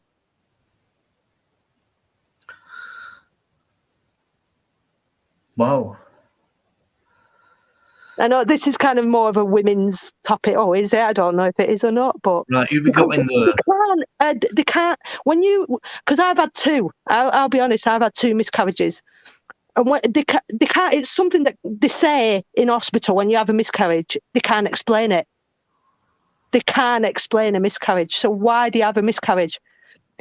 Is that not a life's bitch way of saying maybe you shouldn't have kids?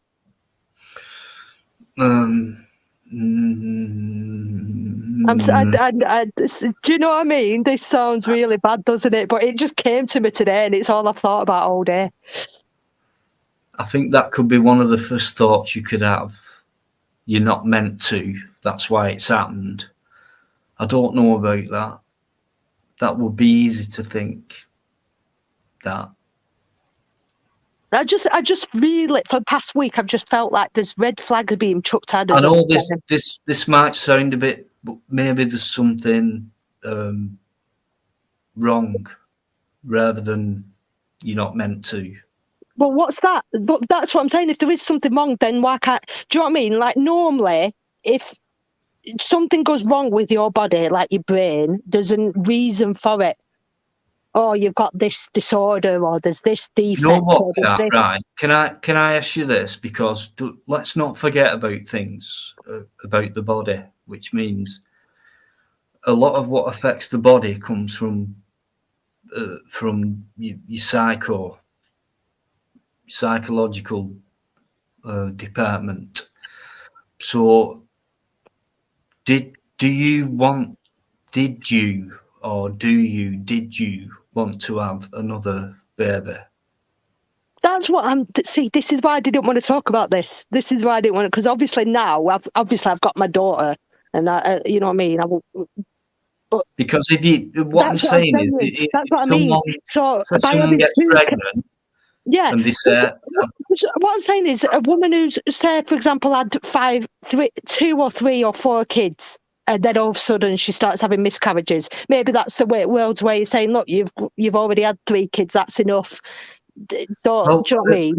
Maybe that, yeah. I reckon that would be what I'm saying. Maybe that's a way of saying, look, you've had too many kids now, it's time to stop. And some people, what if that person deep down said to themselves, but didn't want to say to anyone else, and thought, I'll go through the motions. Sounds a bit harsh, but I don't really want another kid. Maybe that thought, maybe it comes from her sometimes, where, you know, maybe if you don't want one, but you get pregnant and it becomes a miscarriage, it's because you thought you didn't want one. But that's what I mean. That's what. So again, we're going back to that, creating our own. You know what I mean? So why keep forcing it? Why keep? Sometimes why? Do you know what I mean? Why, we need to. I don't see. This is what I mean. It's just something I've thought about all day today, and I'm like, yeah, it's confused me. Don't let it Don't let it. But wow. Say, is that a deep question? Is that a deep? I know. I hope I haven't. Like I say, I do worry about upsetting people, but I try, and I don't mean not to. On here, Kat. Not on here. You don't. No, not on here. This is where you can come and say what you want.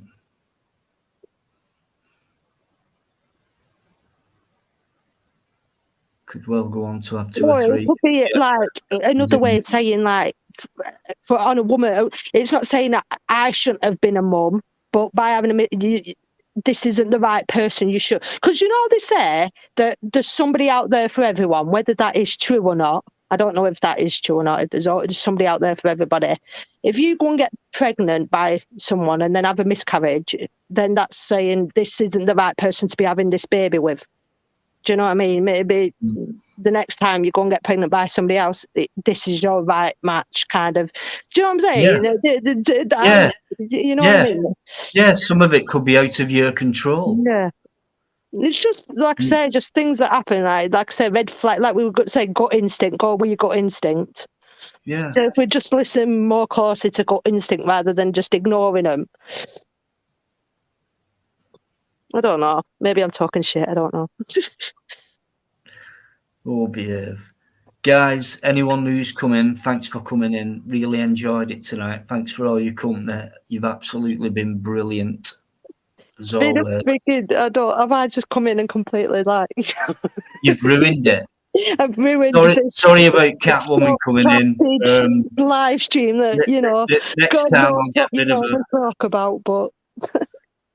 So apologies for Cat coming in. No, I'm going to come back again. No, I've surprised me tonight. I can't believe it. Oh, I tell you, you know, random. Got instinct told me to come into that. I don't know. No, it's been a good one tonight. It really has. Some of these guys have been here from minute one. Can't believe it. Superb. Enlightened as well. I never expected to come in. Mm-hmm. Have I spoke to you before, Enlightened? I don't think I have I? He's gone quiet. I think he's nipped off. He's making a brew. No, I'm here. Are you there? There he is. Channels now. Are you new on Enlightened Audits, or have you been around a while? I've been around since August 23rd last year. Oh, see, this is what I mean. It's like I feel like there's that many channels now. I can't keep up. I can't keep up now. They might have new names, new channels. Oh, bloody hell. I started off a new guy. Keeps closing down my page. I started off a new guy, helped new guy get going. His name, he's got no channel, no subscribers, nothing, right? But he says he's going to do an audit. He says he's done his first audit, right? But I haven't seen the upload yet. His name's Ryan Hessian. Okay. Good luck to him. Yeah. But Dino, I was want to ask you about something, right? And like, if you don't want to talk about it, then just say don't want to talk about it, right? Because I'm only here as a peacemaker, right? I'm nothing. I don't know any of the characters involved, right? Yeah. Has he gone off? Has he gone off? I think he might have gone off a minute. All right. I'm going to ask him about Joe Public. Because oh God, that's touching dead. Don't bring that up. I know. Don't bring the job he's gone off. Yeah, that's sort of not like. Want to talk about it, do you think? Because like the thing is, right? This is what the conversation I was having is that I had a bit of an argument with Joe Public myself, but patched it up now really, because the way I've always said it, if he calls you see you next Tuesday, it probably means he likes you, because he's got his own issues or whatever that makes him go up and down like whatever. See, this is the thing about this social. This is, again, going back to, I said before about how this social media is just 50-50. Again, there's so many different people on here. We like who we like and we dislike who we dislike. It's like people who like you might not like me. People who support me might not support you. Do you know what I mean? And it's like, should I not speak to you because you support somebody that I might not support? Or do you know what I mean? This is why I am going to raise it. So Dino, it's not a popular subject at all. It's not going to be a popular subject at all. But Joe Public, yeah.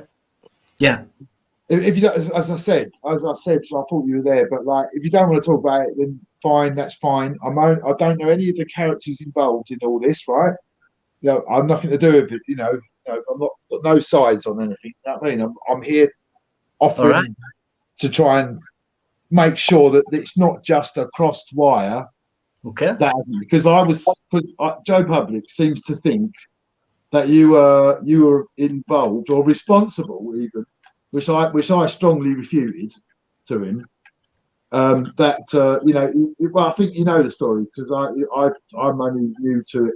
You know, I've had an argument with Joe Public recently myself, right? And but we've sort of made it up now. We're sort of talking again now. But he was calling me a scumbag and everything. You know, like if it had been anyone else, I reckon it would still be standing. Do you know what I mean? But you know, I sort of like just weathered it, because the way I look at it, that's the way he is. He's like that.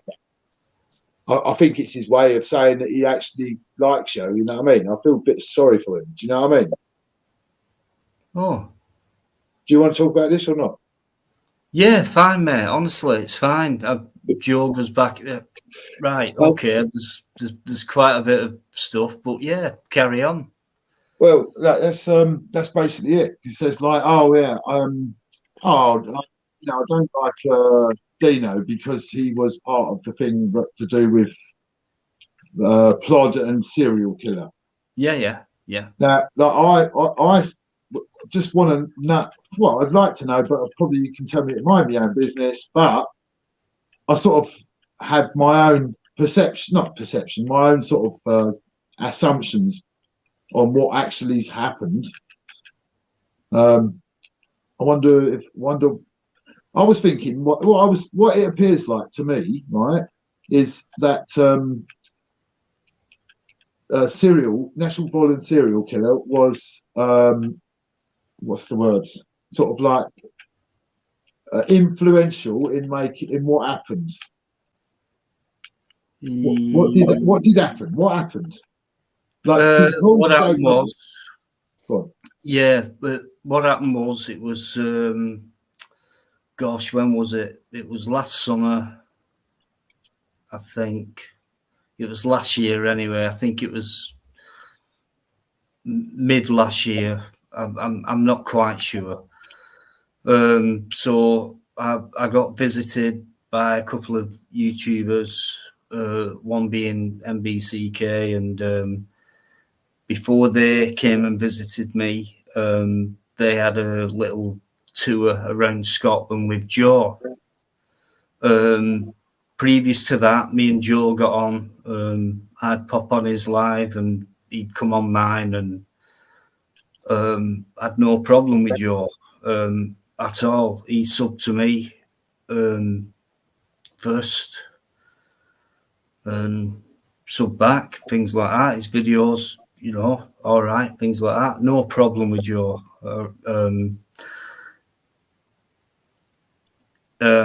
So anyway, apparently stuff had gone on this little tour. There was a fallout between those three. I think there might have been someone else on that trip as well, but I'm not sure. No, yeah, there was a couple of people mid tour, and so the next thing I'm hearing, he's done this, he said that, and all this and all that, and it was Steve-O, it was MBCK, really angry fella. So MBCK hasn't been mentioned. He's not. Joe Public hasn't mentioned MBCK. Oh, so as far as Joe Public seems to be aware, MBCK has nothing to do with it. The only ones he mentioned was Plod and Serial Killer and yourself. And like, I don't know Plod or you just said Serial Killer. MBCK is yeah. natural born serial killer. Sorry. Yeah. So they had all his stuff, his clothes, and But you said them three. Like, what? Who's the three then? Who's the?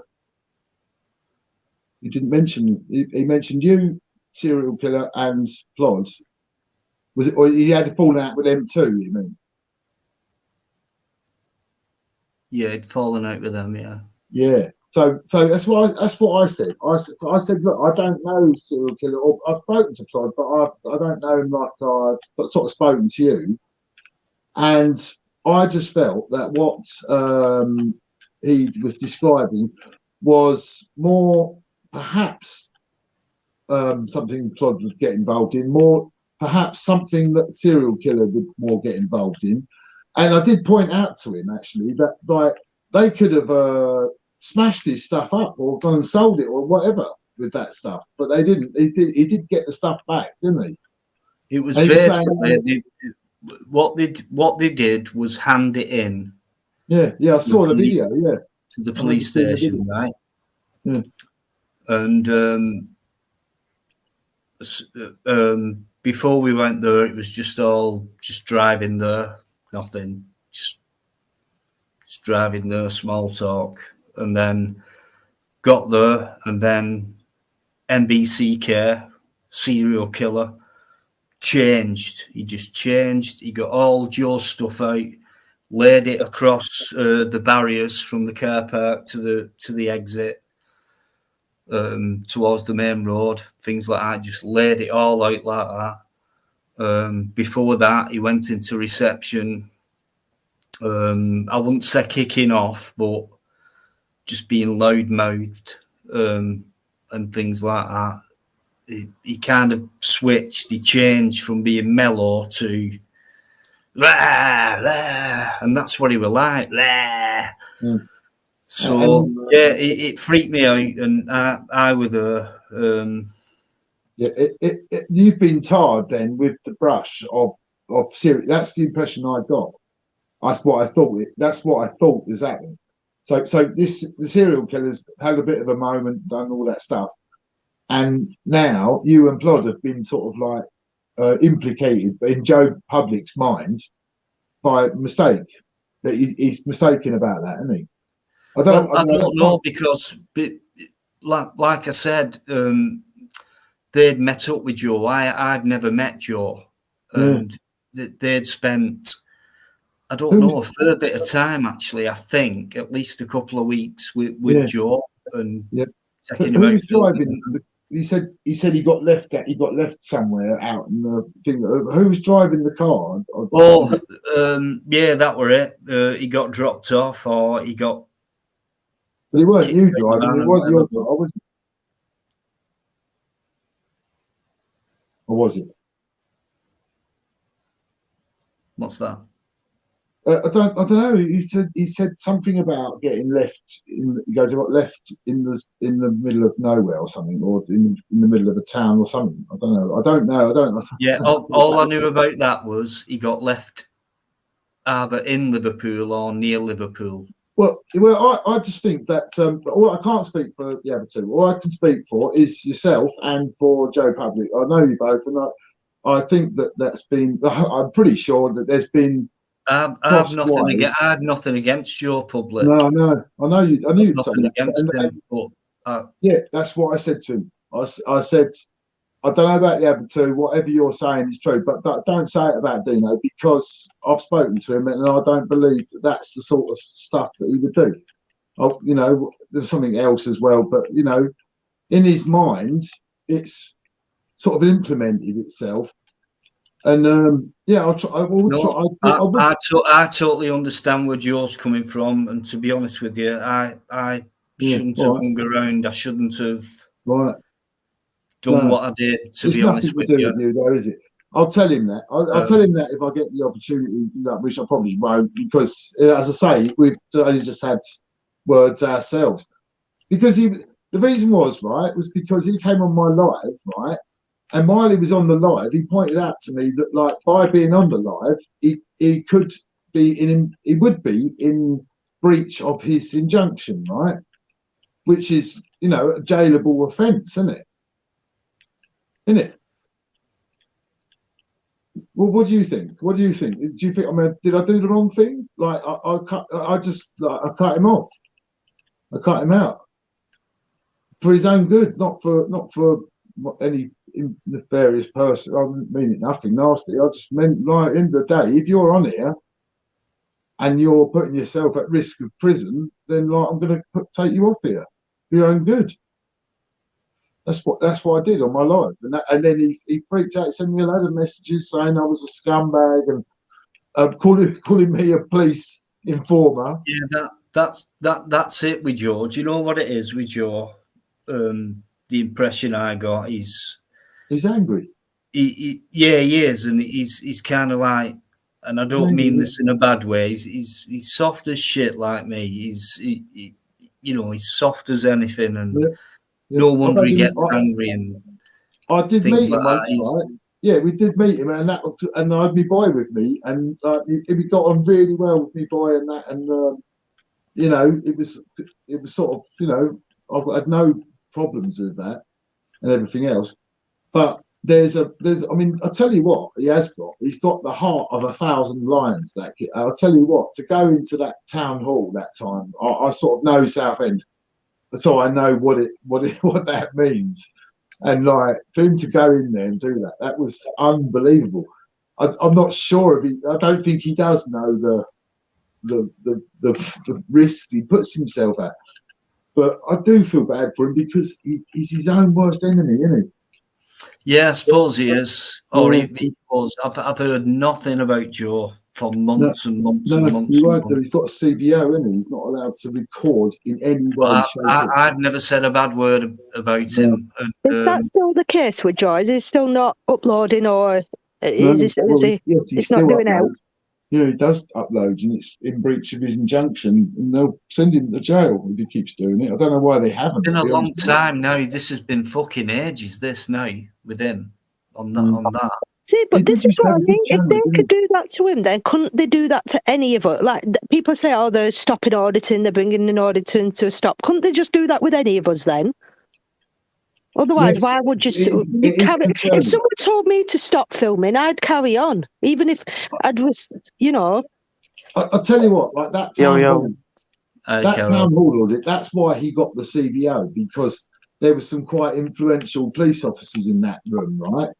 And he just walked in the middle of it. There's about 70 people, maybe more, all sitting round in a circle with all these police inspectors and chief inspectors and everything else. And then you got Joe Bub walking.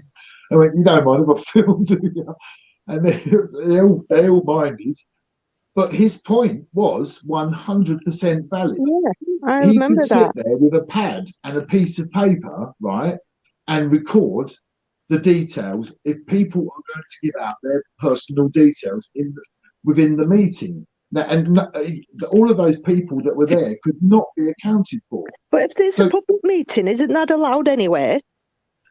Yes, it's a public. Well, it should be allowed. Yes. So that's what I mean. It should be allowed. But I would say I wouldn't do that. I wouldn't do that. That's not healthy auditing. Reggie Photo's just done that, and he's just gone. Look, all the effort they've gone through to set the meeting up, and the intent behind the meeting was good, even if it wasn't going to be successful and was just police sort of PR or whatever. I don't know. I don't know much about the meeting. All I know is that I wouldn't do it myself. However, I have to admit that he was 100% right. And it was only when the police officer the police inspector had lost the argument did he therefore decide to call the meeting off. And then someone said to Joe Public, you turn up here again with a camera and I'll stuff it down your effing throat, right? And that's not allowed, is it? That's a crime. And it's almost as if I picked up the baton of Joe Public in some ways, because I'm getting such weird audits at the moment. I'm not going out looking. I tell you what, I know it seems like it. It might seem like it, but I don't go out and antagonise anyone. Yeah, that's subjective to people's opinions, though, isn't it? A lot of people say, "Oh, you're going out looking for trouble. You're going out." We're going out filming, which is what we're allowed to do. Right, Now, and I tell you what, you know what I mean? That's subjective to people's opinions, that going out antagonising people. You know, you could tell people, "Oh, I'm not going causing trouble," when really you are, but you might not be. You might just be going out doing a harmless hobby, which we are doing.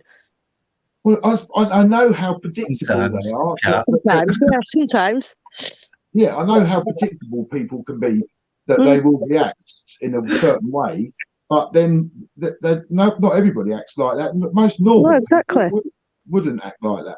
Yeah, and it's just people that have either lost touch or become egotistic about themselves that seem to rise to it.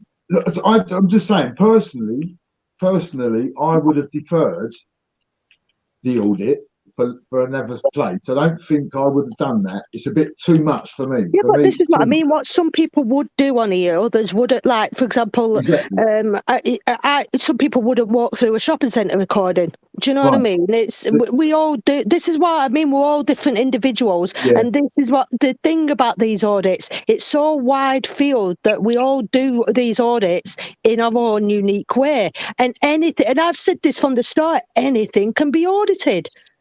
Anything can be filmed. Anything that's out in public can be filmed. Whether you like it or not, it can be filmed. That's why cameras exist. That's why it's not a crime. That's why it isn't against the law, because it is allowed. If they wanted it to be against the law, they would stop it, but they don't, because it's allowed. Or am I wrong? No, you're right. Absolutely. I agree with every word of that. You're not wrong, so stop moaning about I'm not just saying, all these people that think, "Oh no, it's private property, you shouldn't do it." No, it's if we're allowed to be there, if it's open to the public, then and there's no law against it, we're not hurting anybody. Where's the harm in it? I'll tell you what, Kat. Well, and this sounds like really the sort of obvious question it impels is, how come you're not doing more audits yourself? Because I've seen, I popped by your channel to see that, and I've not seen any recent stuff. I either want to be really truthful or just want to be really sarcastic, but I don't know. I can't. I haven't really got it. It's this mainly this tabby. I've said my channel's random, and I've said from the beginning it's a bit random. It's a bit sporadic. It's as and when kind of thing. I'll be back out. You know, my channel's not going anywhere. I go out. I am still. People say, "Oh, when you're doing another audit," I always audit. It's just I don't call it audit. I call it vlogging. So I was only out today vlogging. Do you know what I mean? It's just I don't always film. I don't always put it on. It just doesn't always come across as an audit. It just, again, that's what I'm saying. It's your own perspective. What you see as a audit to me might be a vlog. Do you know what I mean? You know that one in London, you got stopped on what was the section again? Like you got stopped on a terrorism, and it was sections 34. They used 34 and 37.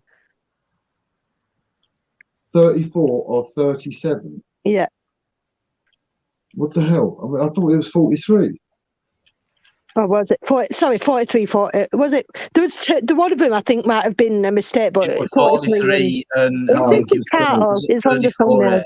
Yeah. So when you said it, I thought, right, that's not the right. It's on the thumbnail. I've put it on the thumbnail. Yeah, and I thought, well, hang on, that's not what I said. But then a few months later, after I saw that, I got stopped and searched under section 1. Because they'll find anything. That's the thing. It's not. It doesn't matter. They'll find something. The Met Police are the worst by the looks of it. And I mean, look what's happened to AB yet again recently. You know what I mean? It just feels like they'll stop you under anything, and it doesn't even need to be the bloody terrorism act. They'll find any excuse to stop you. You talk about Kentish Town for AB. Sorry, say that again. Were you talking about the Kentish Town incident with AB?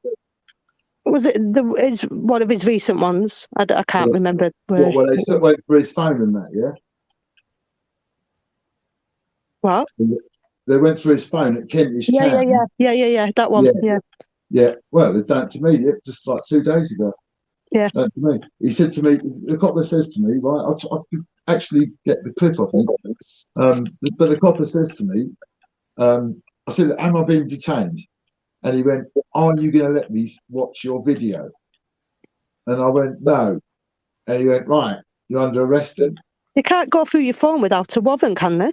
That's what happened. Honestly, just 2 days ago. Honestly, But this is what I mean. They make it up weird. as they go. That's the way I feel about it. They make it up as they go along, don't they? And they come up with something on the spot.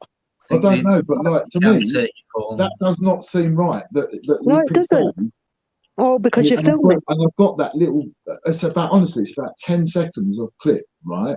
Because then he says, "Can you turn your phone off? I'm arresting you in that case because you won't let me go through your phone. I'm arresting you." That's what he said. And I'd done nothing wrong, and I'd been technically assaulted, because the guy had laid his hands on me. This is for the monkey thing. And it's a serious offence, isn't it? Like, and it's still over filming, isn't it? It's still purely over filming. They don't want you filming outside of a police station. It's stupid. Go on. Let me just read this out to you. Right, it's the latest thing that there is. Right, so it's about photography advice, and this is to the police. This is what they have to read. They have to. It says, we encourage officers and the public to be vigilant against terrorism, but recognise the importance not only of protecting the public from terrorism. That's the memo, isn't it? But also promoting the freedom of the public and the media to take and publish photographs. Guidance around the issue has been made clear to officers and PCSOs through briefings and internal communications. The following advice is available to all officers, blah, blah, blah. Members of the public and the media do not need a permit to film or photograph in public places, and police have no power to stop them filming or photographing incidents or police personnel. And yet they choose to ignore that and carry on detaining people and arresting people. And that's why I shared AB's thing to my I said, do they actually enjoy being sued? Do they enjoy being sued? They must do. I think they don't mind, because it's an endless pot of money, don't forget. Yeah, exactly. Because I've said this before, they've said it themselves. When you say, I will sue you, I will take this further, I don't care. They've said it themselves, so they don't. It's obvious, otherwise they'd stop doing it. Officers have the power to stop and search a person who they reasonably suspect to be a terrorist. The purpose of the stop and search is to discover whether that person has in their possession anything which may constitute evidence that they are a terrorist. Officers have the power to view digital images contained in mobile telephones or cameras carried by a person searched under Section 43. To discover whether the images constitute evidence that the person is involved in terrorism. They also have the power to seize and retain any article found during the search which the officer reasonably suspects that may constitute evidence that the person is a terrorist. This includes any mobile telephone or camera containing such evidence. They do not have the power to delete or destroy film at any point during a search. So they do have the power to go through your phone. They do anyway. Yes, they do. Yeah. Yeah, but he didn't arrest me under terrorism charges. He arrested me under. They're not allowed to delete it. Yeah, but they delete it anyway. That's what I mean. What Carol, stops them? are you doing? Carol's here, guys. Hello, by the way. Yeah, like you say, if they can go through our phone, then what's stopping them from deleting it? They'll provide some excuse over that. I think it's something they won't be able to get out of, Cat, to be honest with you. Oh, of course they would. Of course they would. To delete something, you'd have to manually do it. So whoever took over that responsibility of that phone would be to blame, and you can only do it manually. When they stopped us in London, they took the phone off me that I was filming with, but they was unhappy that I had a second phone on me, because they asked me, why have you got a second phone on you? Can you unlock? Do you know what I mean? They didn't like that I had a second phone on me. Of course they'll not like it. So do you know what I mean? But yeah, I don't think you should be able to go through your phone. That's your private property. They shouldn't be able to go through your phone. 58A, Cat. That could have been the one at Charing Cross. What they got you under 58A? No, it was 43 and 47. I'm sure it was 43 and 46. One of them, whether it were a mistake, she said it. Definitely 43 and then 47 or something. Yeah, 47 or something, she said. And I thought, that's not right. Exactly. 47, I've never heard of that. Or I didn't know whether or not that act covered certain parts of London. But when she said it, she said, I'm you know, going to search under 47. Yeah. Whatever she said didn't. The male said 43 to me and Dino, the male, and the female said 47 to me. That's right. She said 47. It was just a mistake. Yeah. They do it all the time. Do you know what, Dino? And all the police officers that I've ever spoken to, I have never heard one even acknowledge that thing you were just reading. They have never, not one has ever said, yes, I have read that memo. I don't think they really. It's one of them things I don't think they really do. They're on the spot. They just see someone filming. They don't like it. They want to put a stop to it. Yeah. Do you know what, mate? What I would do, and I've come up with this idea earlier. It might sound daft, but I get loads of it printed out. I know, it's just what I'm carry it with you. I'm doing that. Fucking hand it straight to them. I don't think they'd give a shit. If they're gonna, the thing is, if they're gonna do what they're gonna do in that moment in time. It doesn't matter what training they've had. They could have just come out of a meeting talking about it. If they don't like you, they're filming. They'll stop you. At the end of the day, Kat, is that not what we want? Is that not what we want to see? People to do that, so it's like exposing them for what they're doing. Is that not what? It's not like, oh God, we want them to.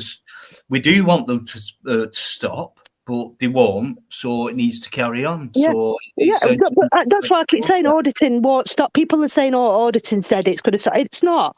It's not. As long as it's done correctly and we do it correctly, us a group of, whether you want to call us a community or whatever you want to label us, as long as we do it professionally and what we don't break the law with what we're doing, which we don't. We don't go out filming ourselves breaking the law. As long as we're doing it properly, then it doesn't matter.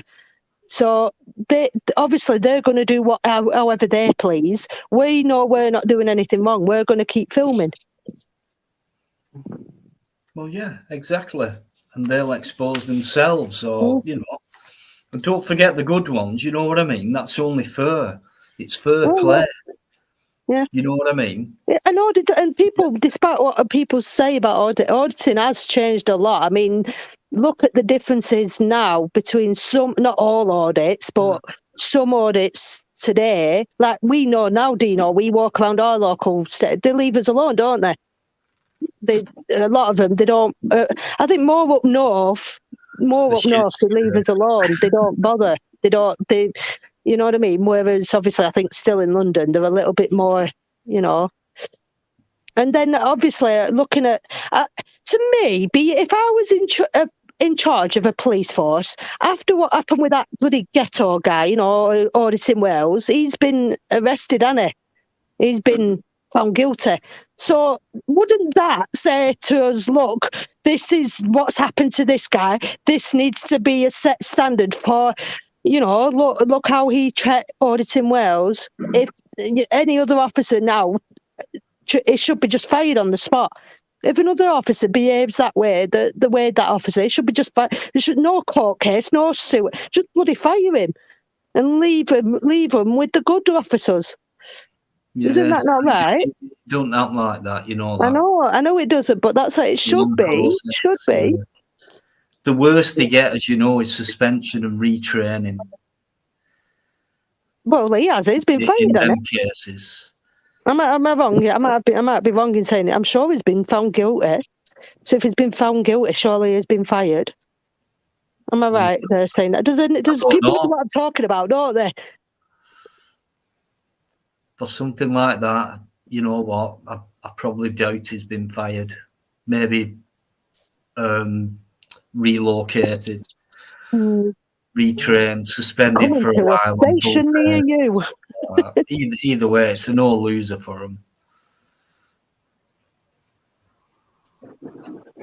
I just still can't get to the bottom of why they think somebody stood outside of a building, whatever public building, filming is such a crime. I still can't wrap my head around it. Same here, Kat. Same here. You know, it's just one of them things. I just think half of them want to be on YouTube, to be honest with you. Anyone who's coming. Cheers, guys. Honestly, magnificent, superb. Alex is still the alligator. How the fuck do you do it, mate? You must be an insomniac. UK transparency as well. Outlaw King, thanks for your input tonight as well. Brilliant comments. Thank you. Joseph Benoit. The officers aren't sued themselves. The police department is. The wrongdoer should be sued personally. Yeah, of course. They should pay for it as well. It should come out of their pocket. You know, when they get sued, if they get found, you know, it should, and then it might hit them more rather than that's what Joseph just meant, I think. Yeah. Then, like you said, that's why they don't care, because it's an endless part. So they're going to keep doing it. If they were made to pay for it personally, then, you know, it might hit them a bit harder. They do, Alex, all the time, and it's getting worse.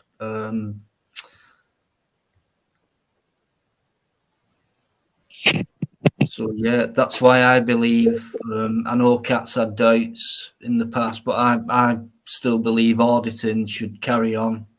Yeah, I've never said it shouldn't. I never said it shouldn't. It will on my watch, mate. I'll tell you what, I can't believe how like, you know, since August last year, right? And you think, like, maybe the sort of, like, the idea would sort of wear a bit thin. But it's done anything but. It just gets more and more interesting, fascinating. But I just can't work out why. I'm trying to work out why this copper did what he did. It's just so bizarre, isn't it? It's like asking why are the government lying to us again? It's going all over that. You could be here to end the time. No, it won't be, because it's not me that'll be making the decisions on it. It'll be the solicitors and the police. I'm just a subject, aren't I? I just can't work out why he did it, because, like, I don't believe there is reasonable grounds to arrest someone who's been alleged for calling him a monkey or whatever, and then to say on the camera, I mean, like he says, only if you show me your phone, otherwise I'm going to arrest you. And then I'll say, no, I'm not going to show you my phone. So he says, right, in that case, you're under arrest. And then when we got, he went, right, put me in the car. And when we got in the car, I went, all right, there you go, there it is. And showed him it, right? And, like, you know, that thereby giving my consent. But it was only under the threat of being arrested. Like, and I don't think you can do that, can you? You can't do that. Like, you can't do it like that. What actually did he arrest you on? Racially aggravated comments or something. You know, like quite a serious offence. Like, it was, you know, racial inciting racial hatred or something like that. Something. It's a serious offence. Do you know? Like, it's not a pushover. Because you said monkey. Did you see? Sorry to change the subject a little bit, but did you see Reggie Photo's video with that? Do you remember when we went to bloody Blackpool, Dino, with that female officer? And I always say it's the females ones that are the worst. Did you see Reggie's photo video with that female? If you call me a he again, I will arrest you. Literally, she got so offended. If you call me a he again, I will arrest you. I mean, that's officers are like that, to me, unhinged. Whether, you know what I mean? Whether they should, is it fair to say they should be sacked? I don't know. Do you know what I mean? But it just seems like officers like that are so unhinged. You know what I mean? Well, it's just bizarre, because you know, he's sort of left. He had his body cam running, yeah. so that there'll be sort of footage of it, right? By his own sort of like camera, then by that thing, because I didn't get it. He said, right, turn your camera off. You're under arrest, right, for racial aggravation. It makes no sense. Yeah, it was you know, whatever he said, right? And then after he said to me, if you don't show me your camera, which ultimately cleared me, because like, but he only did that when I was in the car on a sort of like a pally sort of, you know, like, oh, go on, let me see it then, and then I'll let you off, right? And then he sort of done it in the car, and then done a sort of statement, right, that was sort of like, you know, just a little sort of comment. Did you call it? Did you say these words? No. And I sort of signed it a couple of times, but it was under the duress of, if you don't do it, then you're going to get arrested for it. And there was no section 43 or nothing like that to go through the phone, even though I gave my consent, but only under the duress of arrest. And I'm pretty certain you're not allowed to do that. Well, this is the thing, isn't it? Maybe you shouldn't have give your consent and admit. This is where people forget is, do we really want to be arrested? So do we take it the whole way? Because if you had been arrested, then it would have been it would have been an unlawful arrest, and then clearly it would have been in trouble even more. But it's going through that lens of, do you want to be arrested? Right. This is my question. Why would the officer do that? He presumably he's been an officer for quite a few years, right? So he must know that he knew that I was recording, because I've only got the 10 seconds of me saying to him, am I detained? And he said, well, at this moment, I suppose yes. And no, and I said, he said, will you let me see your camera? And I said, no, I won't. And he went, right, then this moment, yes, in fact, you're under arrest. Until we got in the car, and then my phone was turned off, but his cam was running. Why would he do that? Why would he do that, do you think? I mean, I think that the options are, you're asking the wrong people. He wanted to get my details because it's a sensitive area. It's like Tilbury Docks, you know, like everything comes through there. Do you know what I mean? And also there has been protesters there with the oil trying to block the pool and that, right? So there is heightened security. Has he been given special orders, right, to act that way, right? And it's also the biggest Amazon in the country, right? So you imagine the security around that. And I was flying a drone over it, like doing it that way, right? I just can't understand why the officer acted that way. It's really weird. They had a mobile camera thing there as well, like a van with a bloke sitting inside it, and this really creepy camera on top. And the camera did not leave me the whole time. It was just on me the whole time. See, I've always said that from day one with the police. There is no consistency with the police.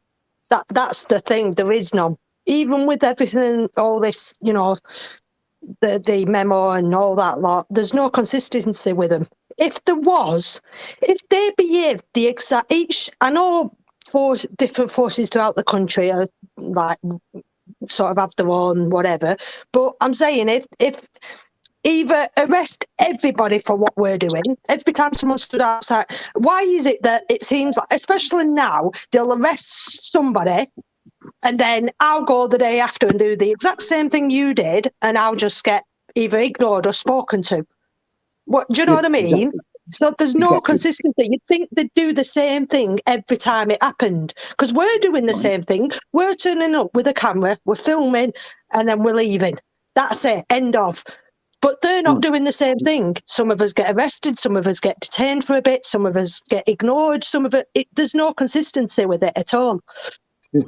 But I showed him like one of the other audits where I'd used the expression, because what his argument was when I said to you about monkey, like that I sort of like didn't instantly say no, right? Because like I'd said it before in other audits, right? And I wasn't sure whether I'd said it. It didn't make a difference because it didn't trump the fact the geezer had pushed me in the chest. But you know, say like if he'd pushed me in the chest, right, which is the technical assault, and then I'd called him a monkey to his face in a spiteful, hateful way, right? Then the outcome of that, in consistent terms, would be to arrest him for ABH and arrest me for racial hatred, right? But neither, well, you know, neither did he get pursued for laying hands on me, right? But I got things that, yeah, they're not consistent. So, well, they are consistent in being just being against me for the big business. You know, they turn up in 10 minutes, like 3 of them. Shouldn't we then, as auditors, right? Because this is, I think this is something we've spoke about briefly before, but I've not actually seen anybody do. Shouldn't we, if we believe that they're breaking the law, which in some cases they are, like legally detaining us, shouldn't we be able to detain them or arrest them?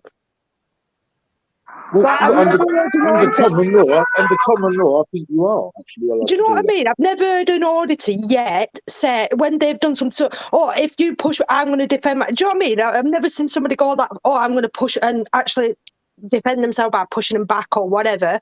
Do you know what I mean? Probably make a citizen's arrest. That's what I mean. We need to start stepping it up. It's like we need to start stepping it up a little bit. It's a good point because I said it by mistake, right? Well, not mistake, but like I got attacked by a security guard, and I said to him afterwards, I went, right, you're nicked for that. And I said it by mistake. I went, you're under arrest for that. They'd just laugh at you, wouldn't they? They'd literally just laugh at you, wouldn't they? Well, that's it. But realistically, so basically, they're saying the whole concept of citizens' arrest, it's bollocks then. Do you know what I mean? Who was that came on? That was Carol. Oh, God. Where's she gone?